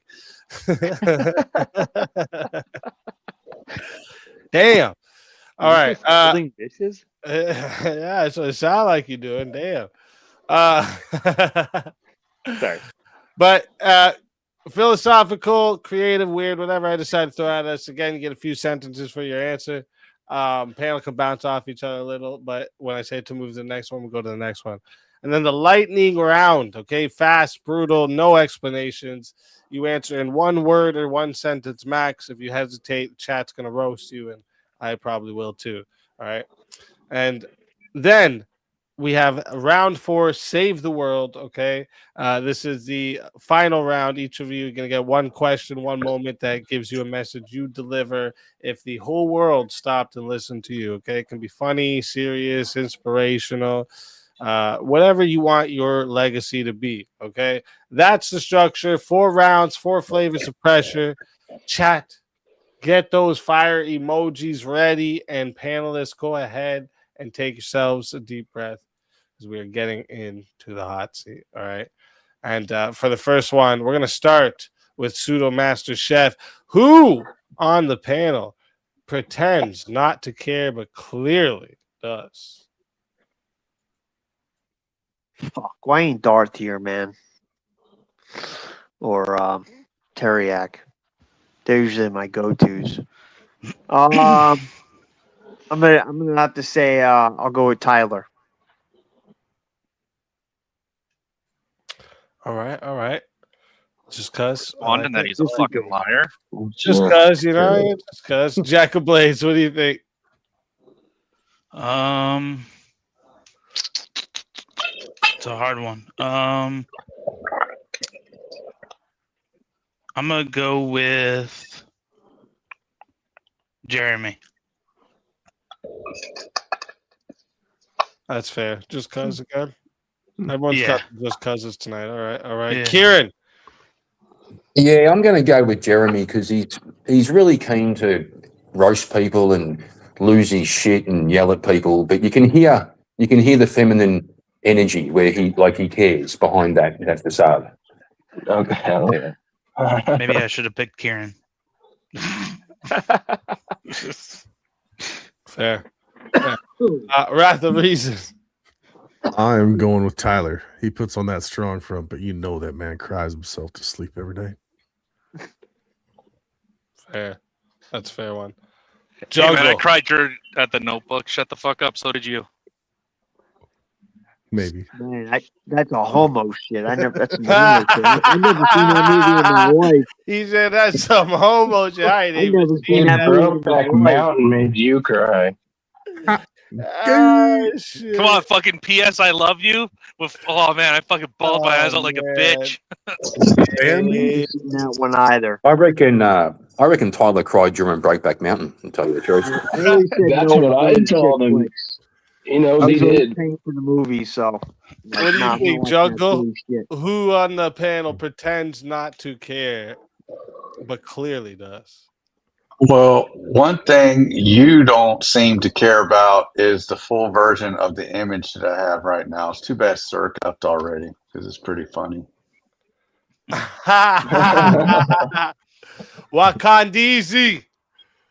I know the way. Yeah, but my answer is going to be Tyler because it just makes that much sense. He really gives a shit about everything. Clearly. And see, for everybody who's denying Wakanda, that's my great grandfather Wakandizi right there, right? Wakandizi. Jungle is real nice. Black Panther. He's the original one. Real nice nose. Shit. That's pretty funny. Jeremy, what do you think? Well, first I'm gonna say for those who picked me, y'all's fucking wrong. I get animated because I fucking care. I don't act like I don't care, you dumb fucks. So for who I'm going to pick, in all honesty, it's kind of a flip of the or roll of the fucking die. It really any one of you guys could probably go on there. So at random, for no particular reason, I'm just gonna say Pseudo Master Chef. I knew it. I don't know why. I just knew it. That's fair. Rowdy, he said it at random.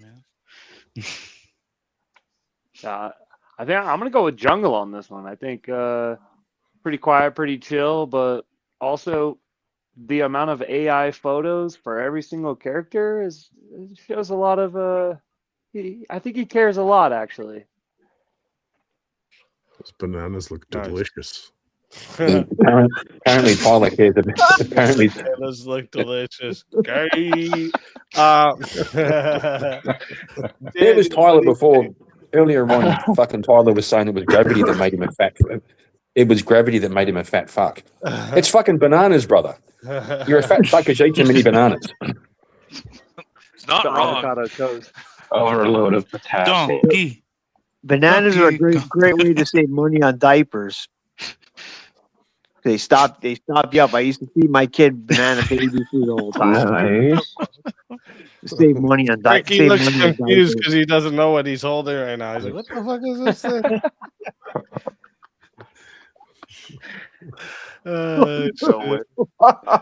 Daniel, what did you say? What the fuck? I didn't say anyone yet. I was gonna say jungle also though, because I'm also in one of his picks, and so I mean, it's like obviously he cares. That's the Gacy. That's the Gacy. The John Wayne Gacy clown. God. That's nice. Looks like it. That's nice. It's a season. Yeah, that's a good one. Well, I mean, you know, he cares. He cares about everyone. Wait, is he gonna sit on one of those pineapples? Is that what that's a reference to? Stem first. What's with all the gay stuff? No, he's gonna make pizza. It's June. Tyler, what do you think? I gotta say, I was gonna go with Kieran because fuck Australia, but very convincing. Jungle. The silent just kind of sits in the background, don't say much, but I can see he's got. It's fucking I bet Jungle gives the best fucking hugs. That's how much he cares. He does. You would. I know he does. I know for a fact he does. It's the best hugs, he says. Okay.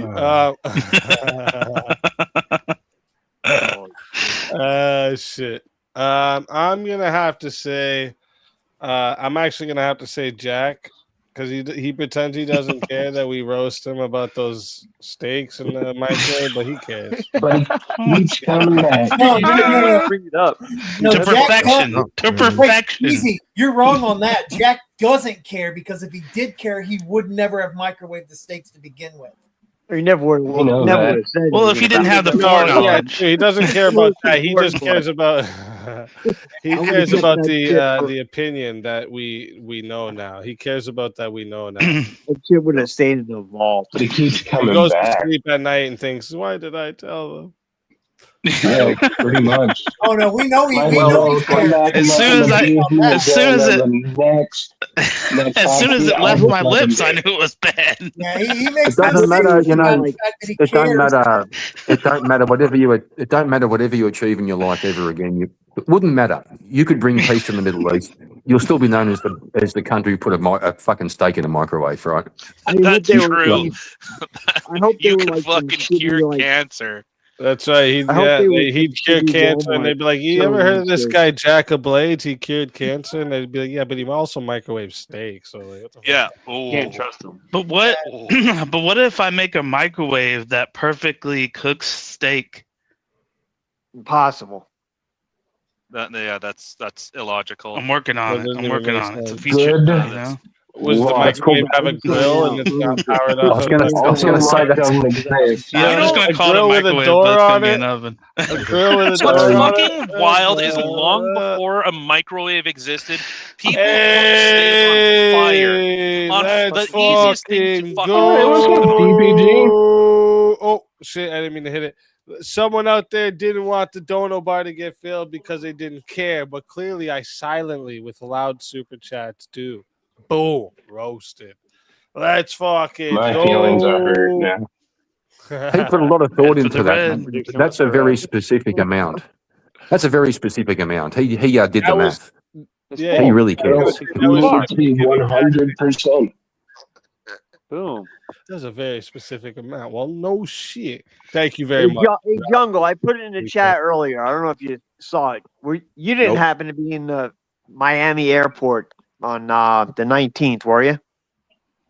I Probably. saw a guy who was just fucking like you. I was about to go up to him. It was like between 1 and 2 in the afternoon. Let me see. The 19th. Oh, was The it 19th of May. was it in the bathroom? No. Hey! Washing his I hands. was going up. I was going up an escalator that was Throw shut you in the down. bathroom. Trying to get my shit up with my kid, and like I don't know. I travel so much, I don't remember what day it was. Dude, I just you probably don't even remember the days anymore. He just goes on the plane when it's time. Ah, shit.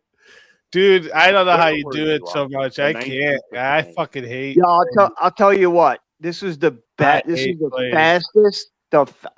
I like flying as far as like being on the plane. I don't mind it. I hate all the fucking security shit. It was the fastest I ever did because I went to the local airport by me, and it was at like 4:45 in the morning, so no one was there. It's a real small airport. So you go through TSA, but they don't do flights from my airport to Philly anymore, and they don't do direct flights to anywhere but like they don't do direct flights to Florida. So they have a bus, like a coach bus you take instead, which kind of sucks. But we went through in like 5-10 minutes, in and out, didn't question anything in our bags. Like there was no one on the line. It was the fastest ever.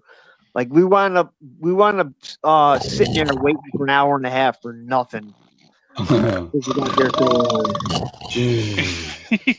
wasn't it Jeremy that fucking fell asleep, or was that Rowdy? Was it Rowdy that fucking passed out? That was a fucking great. That was a great story. We're gonna start this one. Shut up, motherfuckers! Everyone, shut the fuck up! That's what a man does. Thank you. What would be? Who would be the worst person to have as a roommate? And we're gonna start this one with Tyler. No, fucking Jack of Blades, fuck that bitch. Microwave steaks, you fucking weirdo. Fucking Jeffrey Dahmer, what the fuck? No, this ain't the best roommate. This ain't the best roommate. No, it said worse. It said fucking worse. Fuck that. That microwave, I would have thrown out the fucking window if I saw that. And whoever gets hits on the bottom, they fucking deserve it. It's your fault. I don't trust a roommate that's going to try and microwave steaks either. Yeah, like, get that shit out of my apartment, please. No, So there Jack- is no try. He absolutely microwaved a steak. He didn't try. He did it. Oh yeah, I'm saying not in my apartment. I did several of them, in fact. 10 steaks. Oh, you so fuck. Well, good job. I'm glad you did. And you guys They think my probably were fucking not arguments that and great. shit are crazy? Fuck this guy. Oh, I mean, Tyler said it too. That's a good one.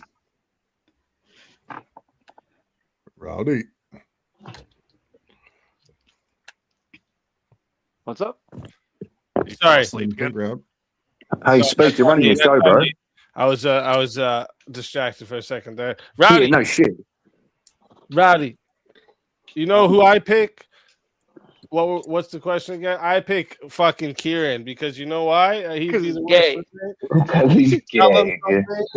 Leave him some directions for something that you have that's important there, and he'd say, "Yeah, but I don't like the way you wrote this." So he'd fucking make up his own version of what it's supposed to be. Yeah, but there's, that's a two-pronged approach. Like sometimes it's a logical problem, sometimes I don't like the tone. So it just depends. In addition to being a homosexual. Right there, that's it. Even the way you said that. Rowdy. Even the way you said that. Oh, wait, who's next? Is it Rowdy? Yeah, Rowdy. Who would be the worst roommate? Yeah, I'm gonna say. Wait, did you go, Daniel? Yeah, he went. Okay. Oh, since Avarice, yeah, everybody hop on. right. Avarice said cameraless, cameraless panel, a bunch of fucking. Yeah. I'll say Kieran. Fuck you, Avarice, at least we're here. At least we're here. You Put him up on panel, you sissy. Sniping from chat, you fucking poofter. Sitting in chat fucking sniping. No one's on camera. You aren't even here, dickhead. I'm roast you too. Rowdy, who did you pick? I already said Kieran. Oh yeah, okay. Jeremy. Yeah. It'd be Kieran unless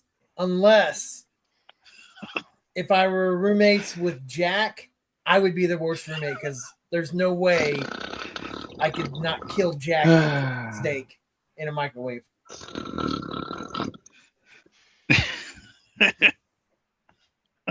Wait, who the fuck is Avarice to fucking say anything? Suck dick. Fucking guys in the comments just causing shit. Yeah, fuck Avarice. Fuck that guy, the little pussy. Little pussy won't even come up. He's just sitting there sniping from chat. Fucking retard. He's too busy playing Rust. Oh yeah, we know he's playing Rust and just fucking doing nothing else. I'm going to change the question type slightly because it just sounds more better. The best two people on the panel that would be good roommates are Tyler and Jack of Blades. It's kind of my job. There we go. It's kind of my job. Hang on, bro. He knows the truth. He knows the Hang on, truth. Jungle. It's my job to change the prompt, not yours. That's get off my turf, brother. Get off my turf. Wait, That's my Who are you to say? Well, why anything? Who made the law?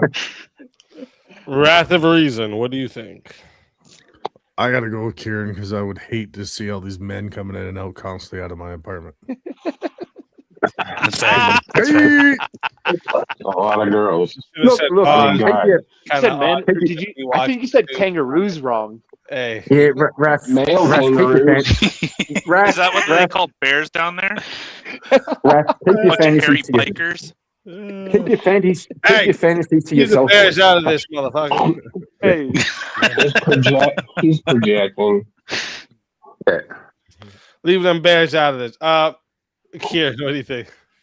Okay, it's going to be Jack. Not necessarily specifically because of the microwave steaks, but somebody who would microwave a steak could do anything. I could wake up and I'm asleep and find him fucking leaning over me and plucking my eyelashes. Any bloke who would put a thing, anybody who would put a steak into a microwave you don't know what he's capable of. Oh, you guys eat Vegemite there? I don't. That shit sucks, man.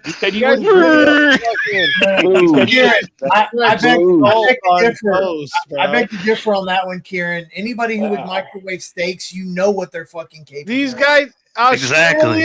Australians literally spread earwax and salt on their toast and they talk about food, bro. I don't eat it. I don't eat it. I hate that shit. That's the gross. Earwax and salt? That is, bro. It's earwax and salt. What is it? Yeah, it's pretty close. That's pretty close. that's wild. But And it you looks live in like that skid country? marks. That's crazy. But it looks like skid marks in your jocks.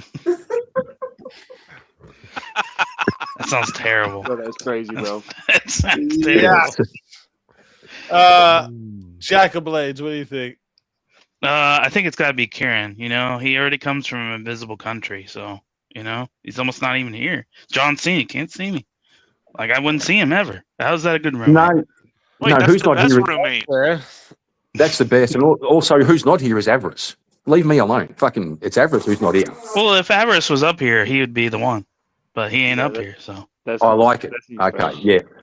Okay, I'm going to change my answer. It's Avarice. he's not on the Pseudo Master Chef, what do you think? Since I've already spent time behind bars and I don't want to go back, I gotta pick Jack because I'd have to kill a motherfucker if they cook steak in the fucking microwave in my house. That would be a crime for you. And wouldn't that make you the worst? That's what I was thinking. That'd make you the worst roommate. Yeah. I think he'd be the worst roommate, and in turn make This guy- me an even worse roommate. By yeah, this ending cunt's up gonna- vulnerable. Well, yeah, I mean, because if you kill Jack for microwaving a steak, he no longer exists. Therefore, you would be the worst. Oh yeah, for sure. No, don't worry about the fucking. To These be cunts- fair, guys, to be fair, serial murderer, people who microwave steak is kind of like synonymous, you know what I'm saying? Well, right, but if I'm you gatekeeping if evil. you killed Jack because he microwaved steak, then he would no longer exist. In which case, that would make you the worst. True. But you're just I taking him out That's before the you whole just logic think of why I said I would be the worst if I was Jack's roommate. So I just think, look, if a motherfucker's gonna kill a cunt over fucking dinner, he's probably gonna be the worst roommate. Like a hero, like a Jack's got that soul in him. You know what I'm saying? I can tolerate you microwaving most foods, Jack. Like, I mean, I won't eat it, but I could tolerate you microwaving most foods, not steak. I'd rather somebody microwave fucking fish, okay? As disgusting as that is, than ruin a good steak. Now, you know what? My pick is now Pseudo Master Chef for fucking even thinking of microwave fish in the same place. That does sound like pretty bad. Like, how about you use sushi instead of microwave fish? That's craziness. So can I overshare something briefly? No, absolutely. Okay. Yeah, overshare so we can overstand. Come on. All right. So you can ask him about this. I made her scrambled eggs one day, and she put ketchup on them. I took that bottle of ketchup and I threw it out the fucking house. So W. Ketchup and hot sauce. That's the only one. That's the only one. Is one of the most insanely idiotic things I have ever heard. At no point in your rambling were you even close to anything that could be considered a rational thought. Everyone in this room is now dumber for having listened to it. May God have mercy on your soul.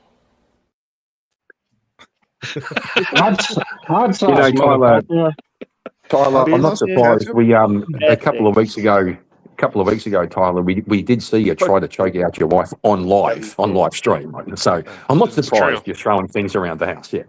Oh, I fucking threw that ketchup. Fuck He that. left out he left out the part that after he threw the ketchup, he drop kicked her off the chair.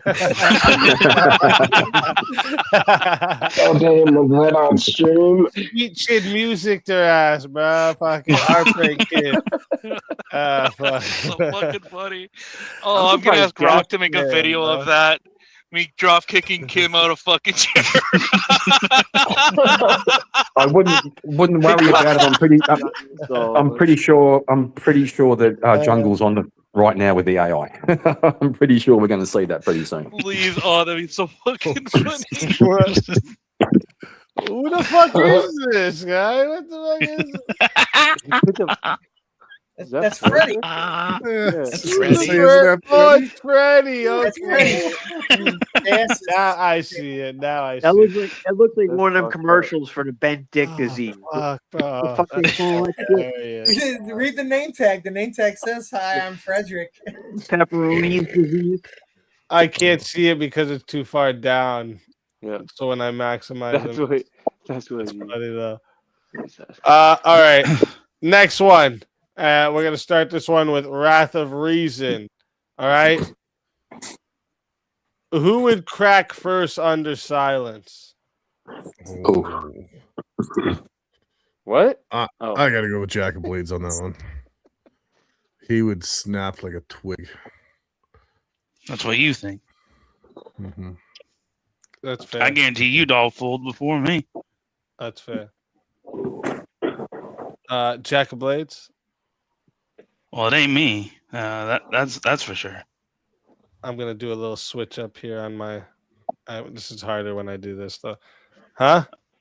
It ain't me. So I'm gonna go. I'm gonna go with. I'm gonna go with Kieran. I'm gonna go with Kieran. Kieran? Yeah, I like it, Kieran. Who do you think it is?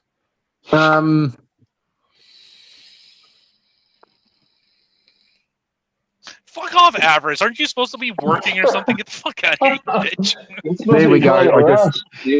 I just worked it out. Who said that? Tyler. Was that Tyler? Yeah, Tyler. Tyler cracked under silence. I was just sitting here thinking, scratching my balls, and Tyler had to open his big fucking mouth. So it's Tyler. He cracks under silence. You heard him. You guys heard him. He just said he scratches his balls while he's on stream, guys. Just saying. And thinking about what Tyler and thinking about me. Yeah. Wild, bro. And he picked Tyler. So Tyler, what do you think?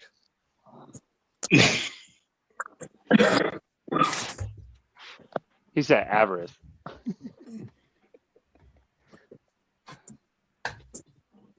Might have to change my answer on the roommate thing. Fool me once, can't get fooled again. Kieran has a fucking ratchet jaw.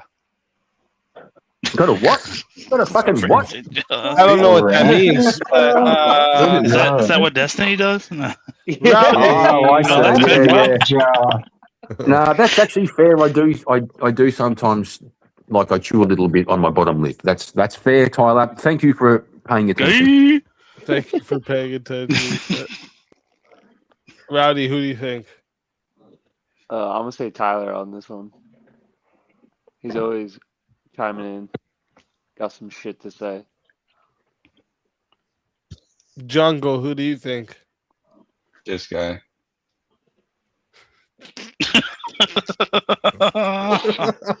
Oh, fuck. You can't live without the combative of words. Silence is your enemy. You can't let it go. That's fair. That's fair. And to be honest with you, I really hate sitting in silence. Like, I don't even sleep in silence. Wait, you sleep? Yeah, what? Sometimes. Yeah, that's weird. Oh, you're a vampire. It's random. Yeah, when I want. Pseudo, who do you think? Well, surprised nobody said it yet. I'm gonna have to pick myself. Fair. That's fair. If I had a nickel for every time somebody told me I just like to hear myself talk, I'd be fucking rich. So fair. I'm right there with you. I was my second place pick. Everybody says it. Me again? Jesus. What the fuck? Jack of Shade. The blonde hair though is clutch. What in the fuck is this? Look at the background. Why is it always a banana? The fucking DVDs? I don't even know what's going on here. A bunch of dirty lotion bottles in the back and shit. What's going on, dude? A bunch of Walmart bags. Yeah, it's because the bag of bags I have behind me. Local bodegas. It's a lot of DVDs, though. I don't even own that many DVDs. I don't even think I own half of that many DVDs. They're all the same. They're all the same. Yeah. They're all yellow and shit. DVDs anymore? I don't think anybody Wait, where was Big that? ass banana. Pseudo went last there. Jeremy, what do you think? Definitely Kieran. Although Tyler would be a close second. Suck dick. I knew it. Daniel, what do you think? Because you know I'm right. I would be definitely SpeakeaZy. That rapping guy who can't fucking shut his mouth. Makes sense. That's fair. That's fair. What? Yeah. For me, it's gonna. For me, it's gonna have to be. No, muted. Mute. You fucking muted yourself, you goofball. You guys, it's you guys who just talked when I went silent. You're fuck. You son of a bitch, I'm in. Gotcha, bitch. Gotcha, bitch. Darn. Fucking Jungle. Is he eating the toenails? I'm confused. Yes. No. Ew. Oh. Ew. Number one nail consumer. Oh. Those toenails. Looks a bit like he's shaving his legs with a nail clipper. That's a big job.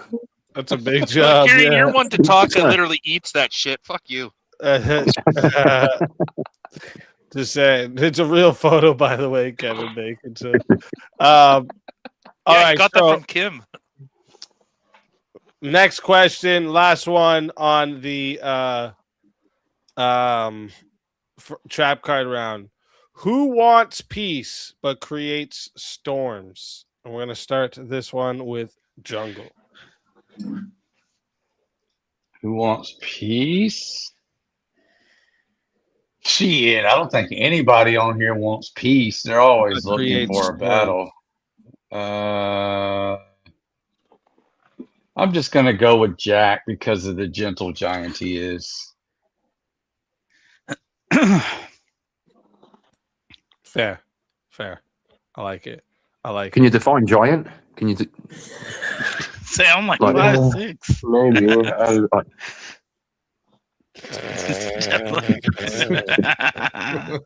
What the fuck? Chair fucking out here selling out, bro. Sugar fucking Def Leppard. Shit. Jeremy, what do you think? Who wants peace but creates storms? Me. That's fair. 100% me.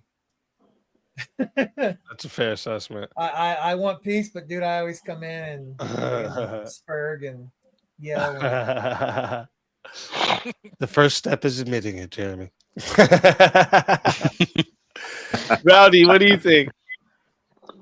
I'm gonna go with jungle on this one again, man. Just always fucking like, hey guys, we should all play this game, and then immediately unplugging it on everyone. And then it's like, I'll just plug it back in, and you guys can keep playing and stuff.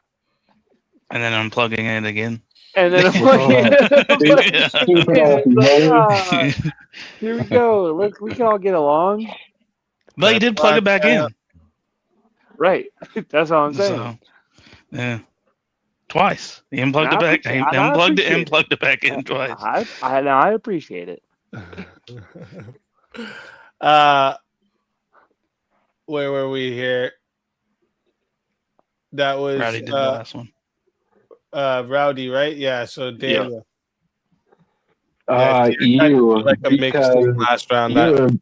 You're a peaceful person, but dude, Bloodsport debate is all about creating storms. That's true. Fair. That's fair. Otherwise, I would have said Jeremy. Otherwise. Fair. Tyler, what do you think? Definitely you. Definitely. Damn, bro. Yeah. Certainly. They're turning on me, chat. And yeah, that's what you fucking get, dude. Shit. All right, fair. Pseudo Master Chef, what do you think? Fuck. Yeah, I was gonna say you. I'm still gonna say you. I'm not just following everybody else. Because, you go in on these like panel persons and play all nice, and the second like somebody says the wrong thing, it's like, just fucking go all ape shit on them. Right, that's right. Tell them, Shantae. I'm going to these panels trying to have conversations, and they're all assholes. When's the next it's on them. It's funny though. That's how it happens. I try to go there, have peace, and they all start the wars up. Yeah, but somebody on. He's ready once to take someone out, guys. Kill Bill style. Somebody once said, if everybody around you happens to be an asshole, maybe you're the asshole. Or maybe I'm just saying. Or maybe I'm just what you eat. guy. That's a possibility too. Shit. Jack, what do you think? Well, I was gonna go with Kieran, but I'm actually gonna go with Jeremy because he admitted it. So, yeah, I'm gonna go with Jeremy. Never admit it. If he didn't admit it, it would have been Kieran. But fuck you, Jack. Yeah, fuck you, bro. Fuck you, bro. And that's a lot of fucking going on. Jesus, holy. True. Well, you put two positives together, Yeah, you get a negative. So Kieran, you get a negative. It's the reverse. What do I think? I reckon it's SpeakeaZy because obviously verbal combat and the panel purges is all about creating a storm. But I know you like nothing more than a lazy, rainy Tuesday afternoon playing video games with your kids while your wife's making some kind of weird food you like to eat. True. This is true. I agree with all. Maybe chief in that reef too. I agree with all of it. Wrath of Risa, what do you think? Can't deny it. It's Soul Speak. He sits there, being the debater, What keeps the everything all nice and fuck? calm, and then he just busts out that chaos right after. There's that Here we chaos are. and chill panels. It's literally in the name. It's in the name. Yes, that's right. It is true. Chaos It and is chill. Yeah, but see, you guys are missing out. He's chilling. The chaos is everybody else. That's right. I mean, yeah. He provokes it.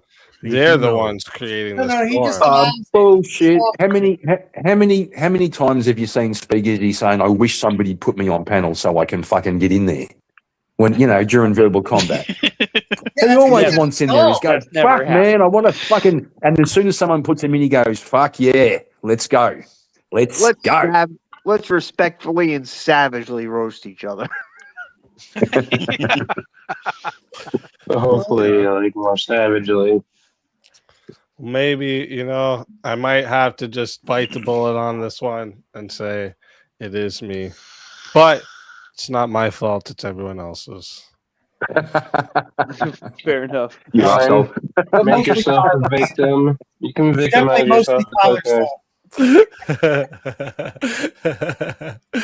Oh, shit. All right. So next round, we're getting into for the panel and for the chat. If you don't know, okay, we're switching gears a little bit. Going to go outside the box, philosophical, creative, weird, whatever I decide to throw at us. Again, few sentences. Give yourselves a real answer. Panel can bounce off each other. Then we move on when we say to move on. We're going to start this one here with Tyler. Yeah, we'll start this one with Tyler. Can beauty exist without standards? No. No, there has to be some type of measure or metric that we compare beauty to. And that standard is just what ultimately, I think, what our culture or society view as beautiful. Okay. Daniel, what do you think? Without standards, no. Like you said, metric is necessary. Without metric, beauty cannot be. Okay. Rowdy? I mean, I could probably go with that it can without standards, because doesn't it exist first, and then we go, yeah, No, you're wrong. This is beauty. The sunset is beauty, and I don't know why. And then we determine it after the fact. And isn't it individual per person? No, look at the look at Miss universal standards, or is this an individual preference standard? So I would be that's fair, and I would be probably referring more to like a standard everyone's can hold it to. Okay, when a chick that's like Miss whatever wins Miss whatever because she looks like me, like, no, you're not beautiful. You're fucking ugly. Okay, so that's fair. A universal standard, then yes, I would agree. Beauty cannot exist without a universal standard. Okay. Jeremy?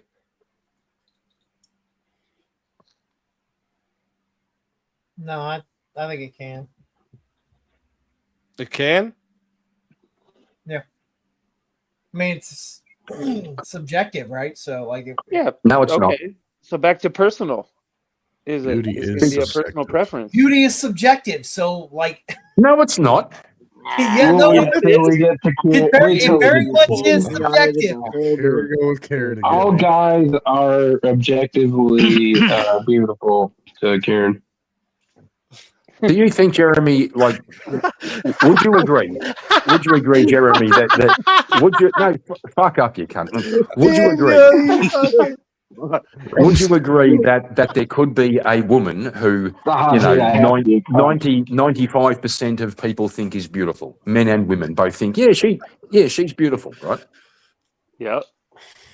That's objective. It's not fucking subjective. It's objective. No, that is 100% still subjective. So based on that would still be a subjective standard. The subjective standard would be just based on majority. Oh my god. Yeah, but if you get a big enough, majority, it becomes objective. That's my point. like kangaroos. The majority of that 100. In order, you want to make it an objective standard, you actually have to come down and define a set of rules that would say you can. This is beauty. You can. You can. You can base it off. You can base it off proportion, facial symmetry. You know. But the point is, it does not exist as of right now. This thing does not exist. Even with the body, even with the female body, comes down to AWR, ass to waist ratio. And then with the face, it's all like you might have 10% or 8% of guys like that might find, think differently. There's some guys that are chubby chasers and shit like that. But for the most part, just put a bag on it. No one gives a shit. Rut-row. Artaz. Yeah, put a bag on it. You still gotta look at the body. And if it's a freaking whale with her ass is so fat, looks like she got shot up in a drive-by with all the bullet holes from the cellulite in her fucking ass. Whoa, what's the crazy ass looking savage. Wait, you don't like stretch You marks? fucking Come on, savage. bro. Yeah, you don't like that What kind are you, of gay? cheese. Well, like even if you say like that, they got so much cellulite. It looks like they got shot up in the ass. Like there's a bunch of bullet holes. it's like saying like if someone like if some chick is like 400. One sec, hold up. Let's see what Juggle thinks. Let's go around a little more.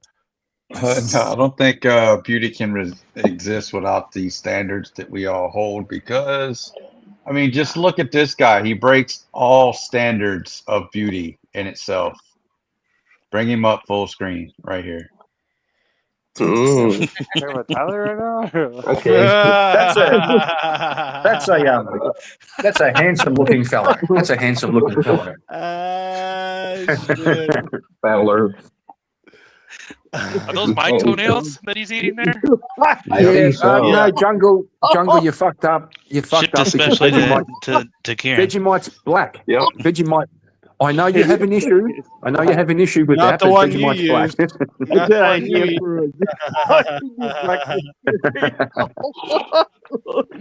used. It's fucking disgusting. I trust that guy. I Looks trust like that guy.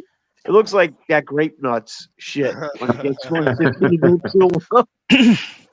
That looks like something like Reason, what do you think?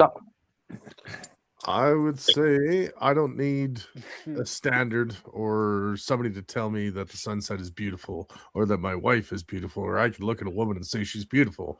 I don't need a set of standards to tell me what I think is beautiful. But there is a standard. But there is a standard. Even if it is individual. No, there's not. Yeah, so take all the you standards have out of a your standard mind. to yourself. You take all the standards out of your mind. If the hottest chick in the world walks into the room and she's butt naked and you get a stiffy on, where's the fucking standards there? That she's fucking hot. The fact that she's there you hot. go. Yeah. That's not a standard. Compared to if you see my fat ass. naked? But if you see my fat ass leave a room and fucking hairy ass crack, you go, ugh, that's not attractive. Kieran might like it. There's a probably he will like it. right? Like the fact that we can compare that is Tyler as hot as like prime Megan Fox is that there is a standard that it's indisputable. Megan Fox looks like a fucking clown. Yeah, I think the idea of beauty is. He said young Megan. I didn't even say that the standard didn't exist. I just said it's a subjective standard. It is. And that was my point.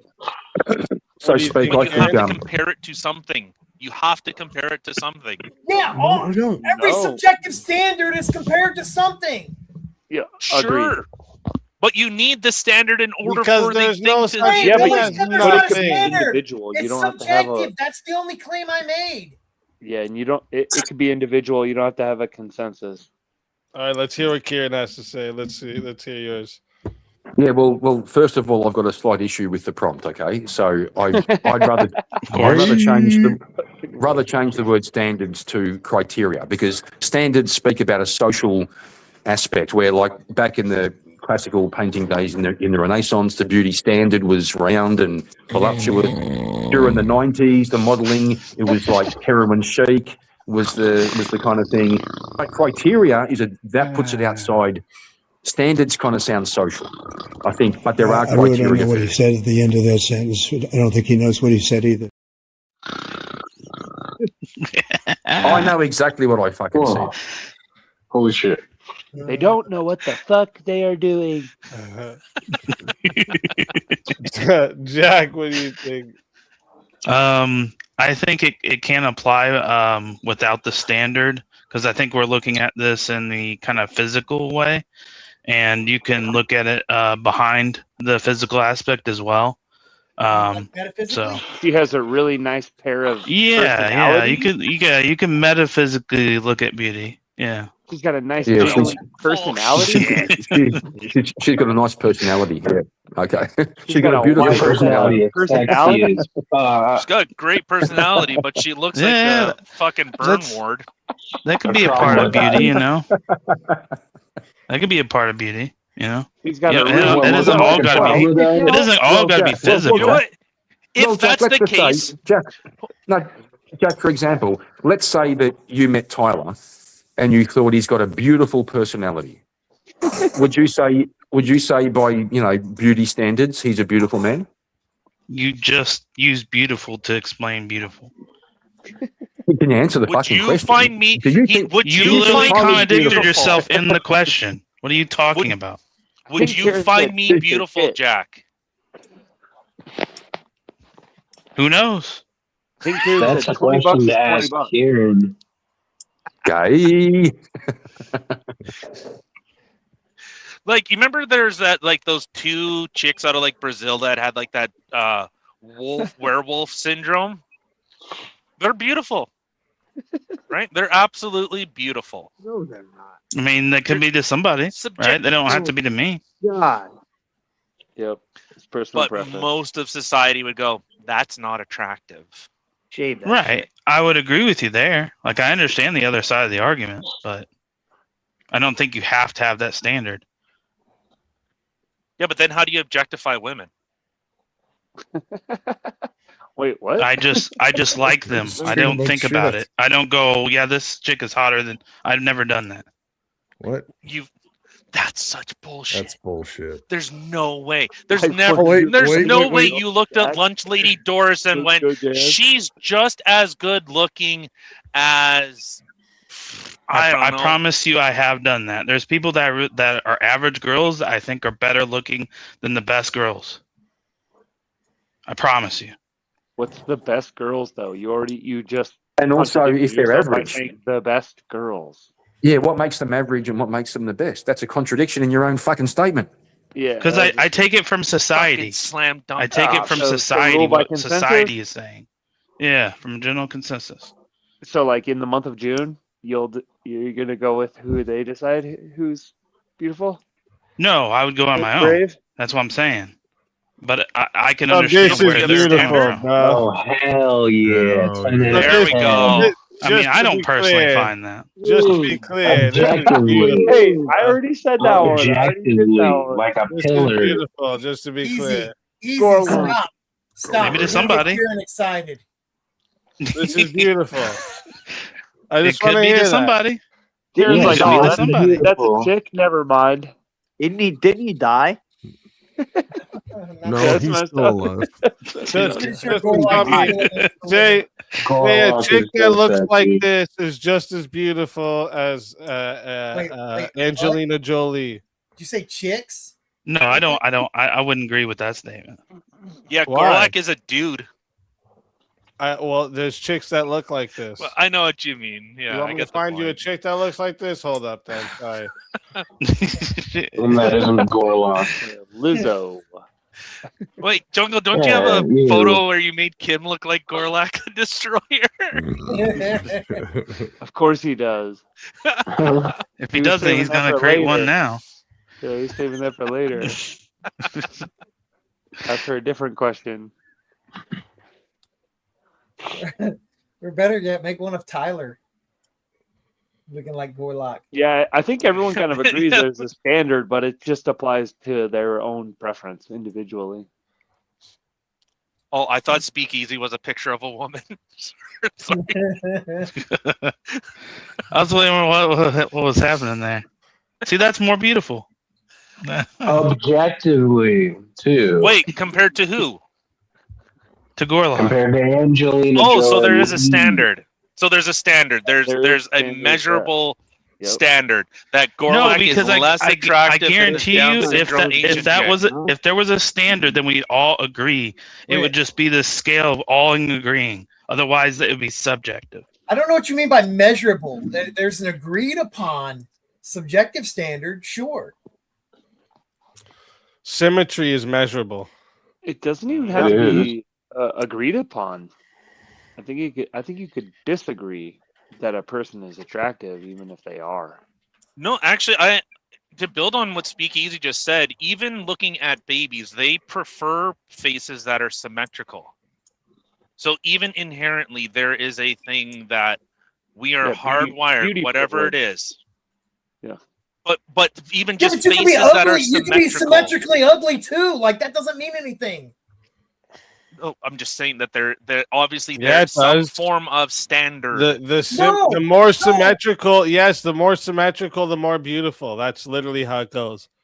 Literally Okay, makes so the then most by your sense. standard of being like what you would say is like the most beautiful person in the world, if everybody else would say, Yeah, "No, I'm that's going to tell you fucking right hideous," now, not one when of they're you 100% men on symmetrical here, not one by of the you men standard on of beauty. here, not one of you men on here are going to say this woman is not beautiful. That's a perfectly, almost near identically No, symmetrical. I would That looks actually like a prefer the dude. last chick over this one. Excuse That me. looks like it's got an Adam's Yeah. apple. Cat. You prefer? She looks you fake in prefer- every way. You prefer this chick to that one? Yeah. You're a liar.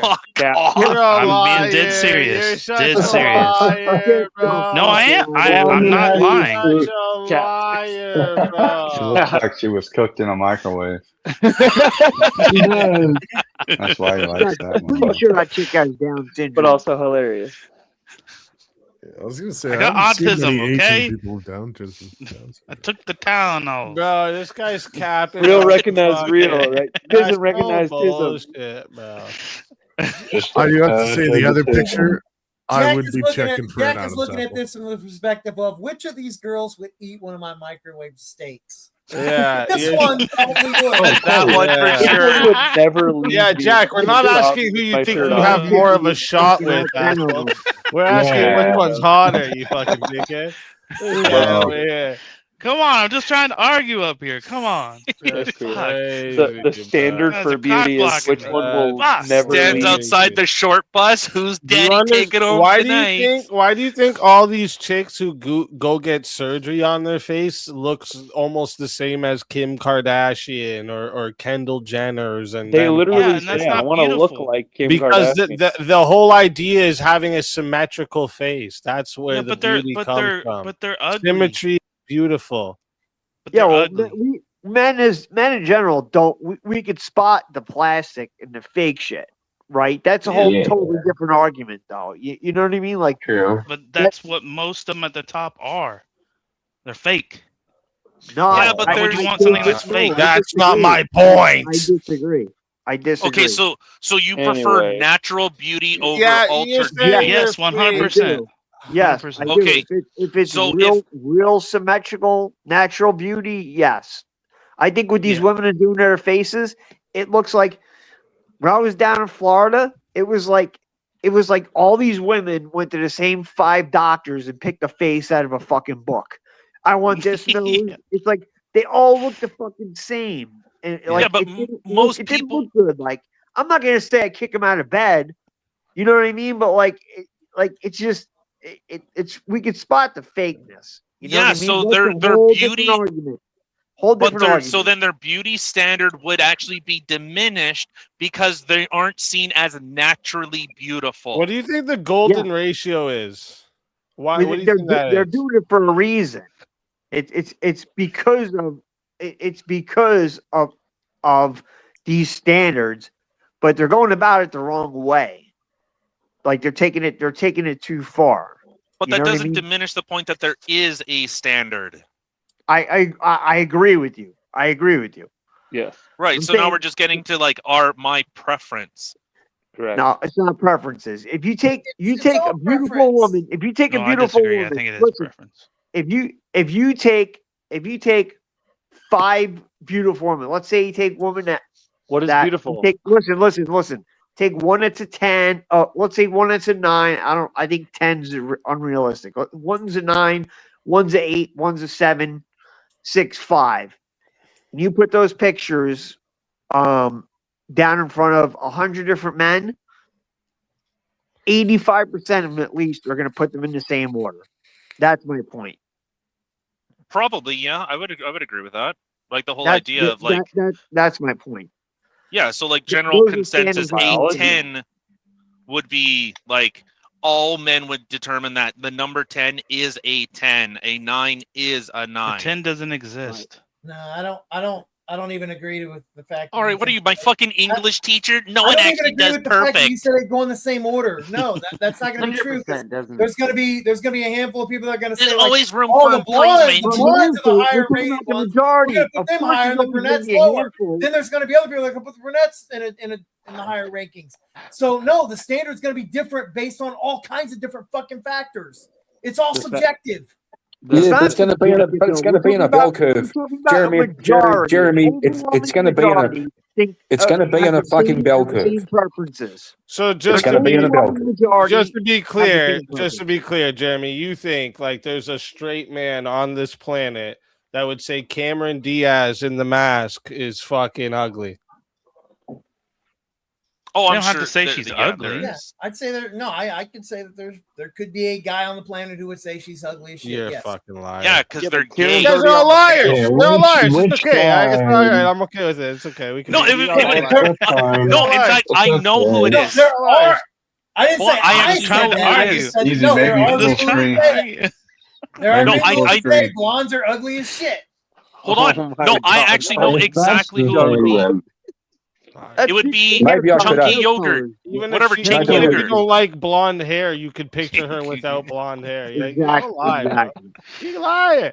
I think Maybe I could ask this. What about Rita Hayworth. What in her about, for prime example, No, yeah, you what can about- picture her. I've ever seen. Yeah, Let easy. me You ask can this. picture her without blonde hair, but the point is she has blonde hair. So if you don't Who like had blonde hair? blondes, you wouldn't like her. Who? You can still No, think there's- she's I beautiful. still think her face is beautiful. There's can. there are It's two symmetrically people. beautiful. I have a preference. Let me ask Regardless let of me the ask point, this goes to the fact of the rating system. They're not going to Wanna- rate them based on what I can imagine that they would look like or could look like. It's what they look like right now, as they are. Yeah. In which So case, they're what do you not going to guys? fall in the same ranking systems. So what do you guys think of, like, say, for example, Mariah Carey back in the day when she was it the Miami Sound Machine she was part of, when she had she had that sort of girl next door look compared to now. Yeah, exactly. I've never thought Mariah All I Carey. want Pre for or post tit job? Christmas is yeah. All right, listen. Who did There's a lot of everyone answer ginger that hate one? Right? going on in the Everyone chat. answered that one. We debated that one a little longer I than I didn't thought. answer, but I basically Okay, answered. pseudo answer it. Yeah, it can't. Okay, when it comes to look to beauty in a human being, Today, Junior. there's definitely standards, right? When it comes to like looking at something in nature, I think that can be like subjective. But when it comes to like women, yeah, absolutely. Like you got there's standards. If even if it's 85% of men that are all going to find the same women, if you, like I said, if you organize them, put their pictures down in front of them, they're basically all going to pick the same ones, put them in the same order. It's not all of them. You're always going to have your outliers. You got some men that might like fat chicks and weird shit, but yeah, there's standards. It'll be in a bell curve. It'll be in the bell curve. Okay. Next question here is. Did you answer? Yeah. What about you? What do you mean? I was going back and forth with you guys this whole time. Of course, I think fucking it can't exist without a standard. Again, we're talking about beauty. I'm not talking about lust. What makes a guy want to fuck the girl? I'm talking about like what every man will objectively say yeah, that's a beautiful woman, or what every woman will say, yeah, that's a beautiful man. That's just You that's mentioned simple. the golden That's ratio. objective. That's it. That's what it's based off of. It's symmetrical it's and scalable? golden ratio. Golden ratio. What do you mean by scalable? Like with the rating, like how they usually do it. Yeah, I think it's it would. That's why we have like the world's, like they have all these, the world's most amazing world's hottest man 2020, and then he'll be that same fucking dude for the next 5 years, or the world's hottest chick of fucking 2015, and she's there till 2020. You know what I mean? Like it shows that there's a universal standard that clearly everybody goes by. I have one last question. Hold on. I got one last question. Do you think there's a 10 easy? Is there a 10? Yeah. Do you think a 10 exists on this planet? Yeah. Oh, right now alive? Yeah, like on this planet right now. Alive? No. Okay. All right, you fucking English teacher. There's I always can room see for it, like- improvement. Let's say I was with the chick and I wanted to marry her and she was like an 8. I could say like once I got to know her and loved her, like yeah, in my book she could be a 10, but that's kind of like more subjective. You know, her personality makes her hotter, guys. That's wild. That's bullshit, bro. If my wife thought I was a 6, right, in looks, and then she got to know me, she can love me more, but she still knows I'm a 6. It doesn't change my fucking looks, bro. Right, exactly. Okay, so let's go to this next question here. We're gonna start this one with we'll start with Wrath of Reason. Is being offended ever useful? Ooh. Said my word. Absolutely not. You're just being a pussy. That's it. Okay. Yeah, it's that simple. Fair enough. Straightforward. Kieran. Yeah, I think so. I think the people who were offended by my costume last Halloween show, I think that had some utility in changing hearts and minds. Fair. That's fair. Jack, what do you think? Yeah, I think it could be useful. I'm trying to think of like how to phrase what I'm trying to envision, but I would say that you could be offended, and then you could use that to your benefit. I'm trying to think of a perfect analogy to explain, but I'm kind of failing at that right now. Yes, you are. So, hey, I'm acknowledging it up here. I'm acknowledging. Fuck you, Kieran. Fuck you. Pull up Jungle's picture, please. Please pull up Jungle's picture. What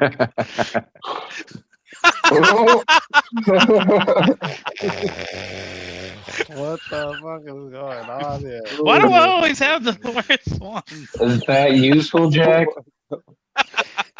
She's got I'm someone's- sure, and to somebody, you know. She got Hey, I was just trying to argue. I agree with I'm just saying that chick's got someone's The banana That gun looks dog like a is happy fucking crazy. that chick's got someone's ball sack on her chin. Yeah. Which chin? I reckon she was eating ball sack pizza. She was eating ball We're sack on pizza. Jack. What do you think? What? I just answered. Oh wait, no, sorry. Yeah. I think yes. Being offended is useful as far as people that need to be shamed. I think making them offended, as far as shaming them, could sometimes help them better themselves. But wouldn't this apply that you're offended? We're offended. You're offended. Yeah. Tyler is offended. Does it say that in the prompt? Does it mean me personally being offended ever useful? I'd say, as far as that goes, no. But I think people being offended can be useful. Well, wouldn't that be self-defeating? If it doesn't apply for you and it doesn't work for you, why would it work for others? Because other people are vain, they're vapid. I think Yeah, but wouldn't it be the same for you as well, though? If somebody called me out on shit that I needed to hear, I don't mean acting on it emotionally is a good thing, but sometimes, you know, hearing the truth, when you need to hear it, it can be a good thing. I mean, I agree with you, but at the same time, I disagree. What do you think, Tyler? Yeah, who's that? I mean, fuck, it's in the name, man. it's gangbusters. Seeing the fake outrage. Is it ever useful? I think yes, it is useful. And was that Pseudomaster Chef that brought that up? I can't see names that said about like the shaming and stuff like that. Yeah. No, I'm actually 100% agree. People being offended has an emotional, visceral reaction, and if you don't like it, well, you either change it or you continue down it. I really like that. That was a good one. What the fuck are you talking about? I have no idea what that means. What? What are you talking about? They're slut shaming if they don't get offended. What? Tell them. What did I tell him? Slut shaming. I'm just saying, tell him. Isn't it good? I said that if a slut gets offended by my slut shaming, and maybe she'll stop being a fucking slut. So it's useful in some cases. Maybe not even with slut shaming. Mic drop. All right, Rowdy, what do you think? Yeah, I think I'd say the same thing as far as like propaganda campaigns, and if you can be offended enough to convince other people to be offended for you, then yeah, it seems like a really good tool or a weapon to use, especially in the culture war, to affect other people's decisions. Like I'm super offended about the anti-ginger hate going on in the comments right now, and if I could get everybody else to agree, then that'd be very useful for me to be offended and use it as a weapon. All right. Yeah. Gotta get past that ginger hate. Jeremy? Yeah. GLM, dude. I see it every time. GLM. They say goats. What, GLM, is that like God loves retards or something? Or no? That also applies. Hold on. My mic cut out. You just. I didn't realize everybody else on the panel was named Jeremy. Shut the fuck up. You shut the fuck up, you fucking woman. He's got to answer. He can't shut the fuck up. Go and change your fucking tampon before you answer, brother. We should get some t-shirts. But anyway, yes, being offended can be useful in many ways. It's obviously that's going to trigger the response. What your response is could be useful. You get offended for being called fat or something like that. You lose some weight in spite of that. That's a useful reason for being offended, right? Shout out to Ozempic. They made a drug for it. Bring Jungle Big full screen again. Jungle Big? A good example. This is a good example of being offended, right?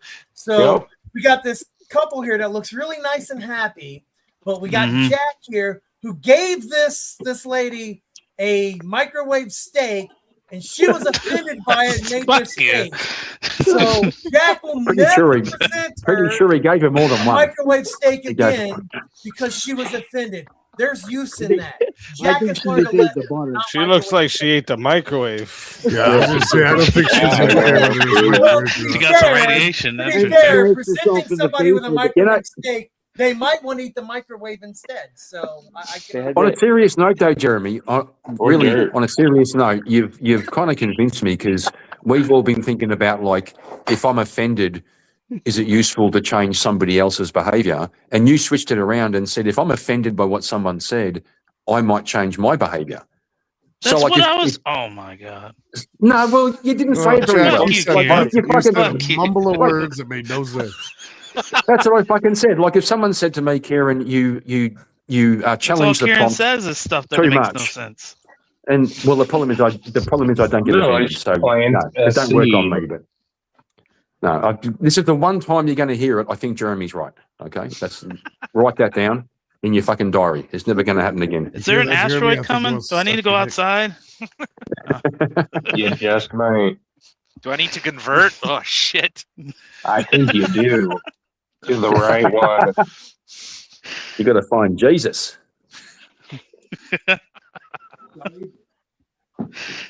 I think that woman in the picture that Jungle's got is that Miss Minnesota 2025? No, that is Minnesota. That is Minnesota. Like the state? She has her own, it's the whole state. She has her own zip code. Yes, she has her own zip code. For sure. Zip code? You mean I'm zip wondering what the codes? fuck's going on. It's because I'm muted. Jungle, what do you think?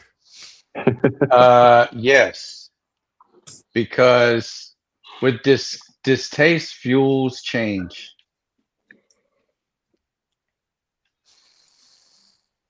Being offended fuels the change. That's too. That's too. They are the Minnesota Vikings for a reason. Yeah, that's too. Jungle. That was too succinct and smart for this fucking panel, bro. That was like you summed it up in five. You summed it up in 5 words. Did you I'm just understand it? confused- I'm just confused on why they had to microwave her beard off. All right, That's let me bring up the next question here. We'll start this one with Jungle. Can honesty repair everything? Ooh. Yep. Truth everything is the way and the light. I like it. I like it. Jeremy? No, not always. No, sometimes honesty can actually destroy, but like you should still be honest. So. All right, all right. Yeah, I got somebody asks you if you like this thing or whatever, you're like, no, fuck that, right? Yeah. It's not going to repair anything. It's not going to do well. You're never going to, and as long as you keep But like giving Kieran, like I don't like sucking dick, but yeah, as long as you keep giving the crude honesty of things, like you're never going to repair the conflict between them, but you're at least being honest. So like, still be honest, but yeah. You're not necessarily going to be building bridges. Fair. Rowdy, what do you think? Yeah, I'm gonna go with yeah. I think it has the potential to do so. It may be a short-term struggle for a long-term success, something like that. But I'm gonna go with yeah. All right. Daniel. No, I don't believe so. Because full just transparency, letting everyone know what is your distaste and your taste can damage yourself automatically. So complete full honesty with everyone can't repair everything. Okay. Tyler. yeah, I don't think it can repair everything, but I think it can repair yourself. Okay. Pseudo Master Chef, what do you think? I'd say generally, honesty is always the best policy, but the everything is the part I have a problem with. So I don't think you can repair everything. But for the most tell us part, how to repair everything with anything else. yeah, I think like there are things that are sometimes too far gone to be fixed. All right. Jack? I'm gonna go with like I think that honesty is the way, but I will say the way, but I'm gonna say no, because like what if somebody like kills someone and they're honest? Is that gonna be repairable? I don't think so. Like even though they were honest about it, I don't think that's gonna repair anything. Okay. Kieran, what do you think?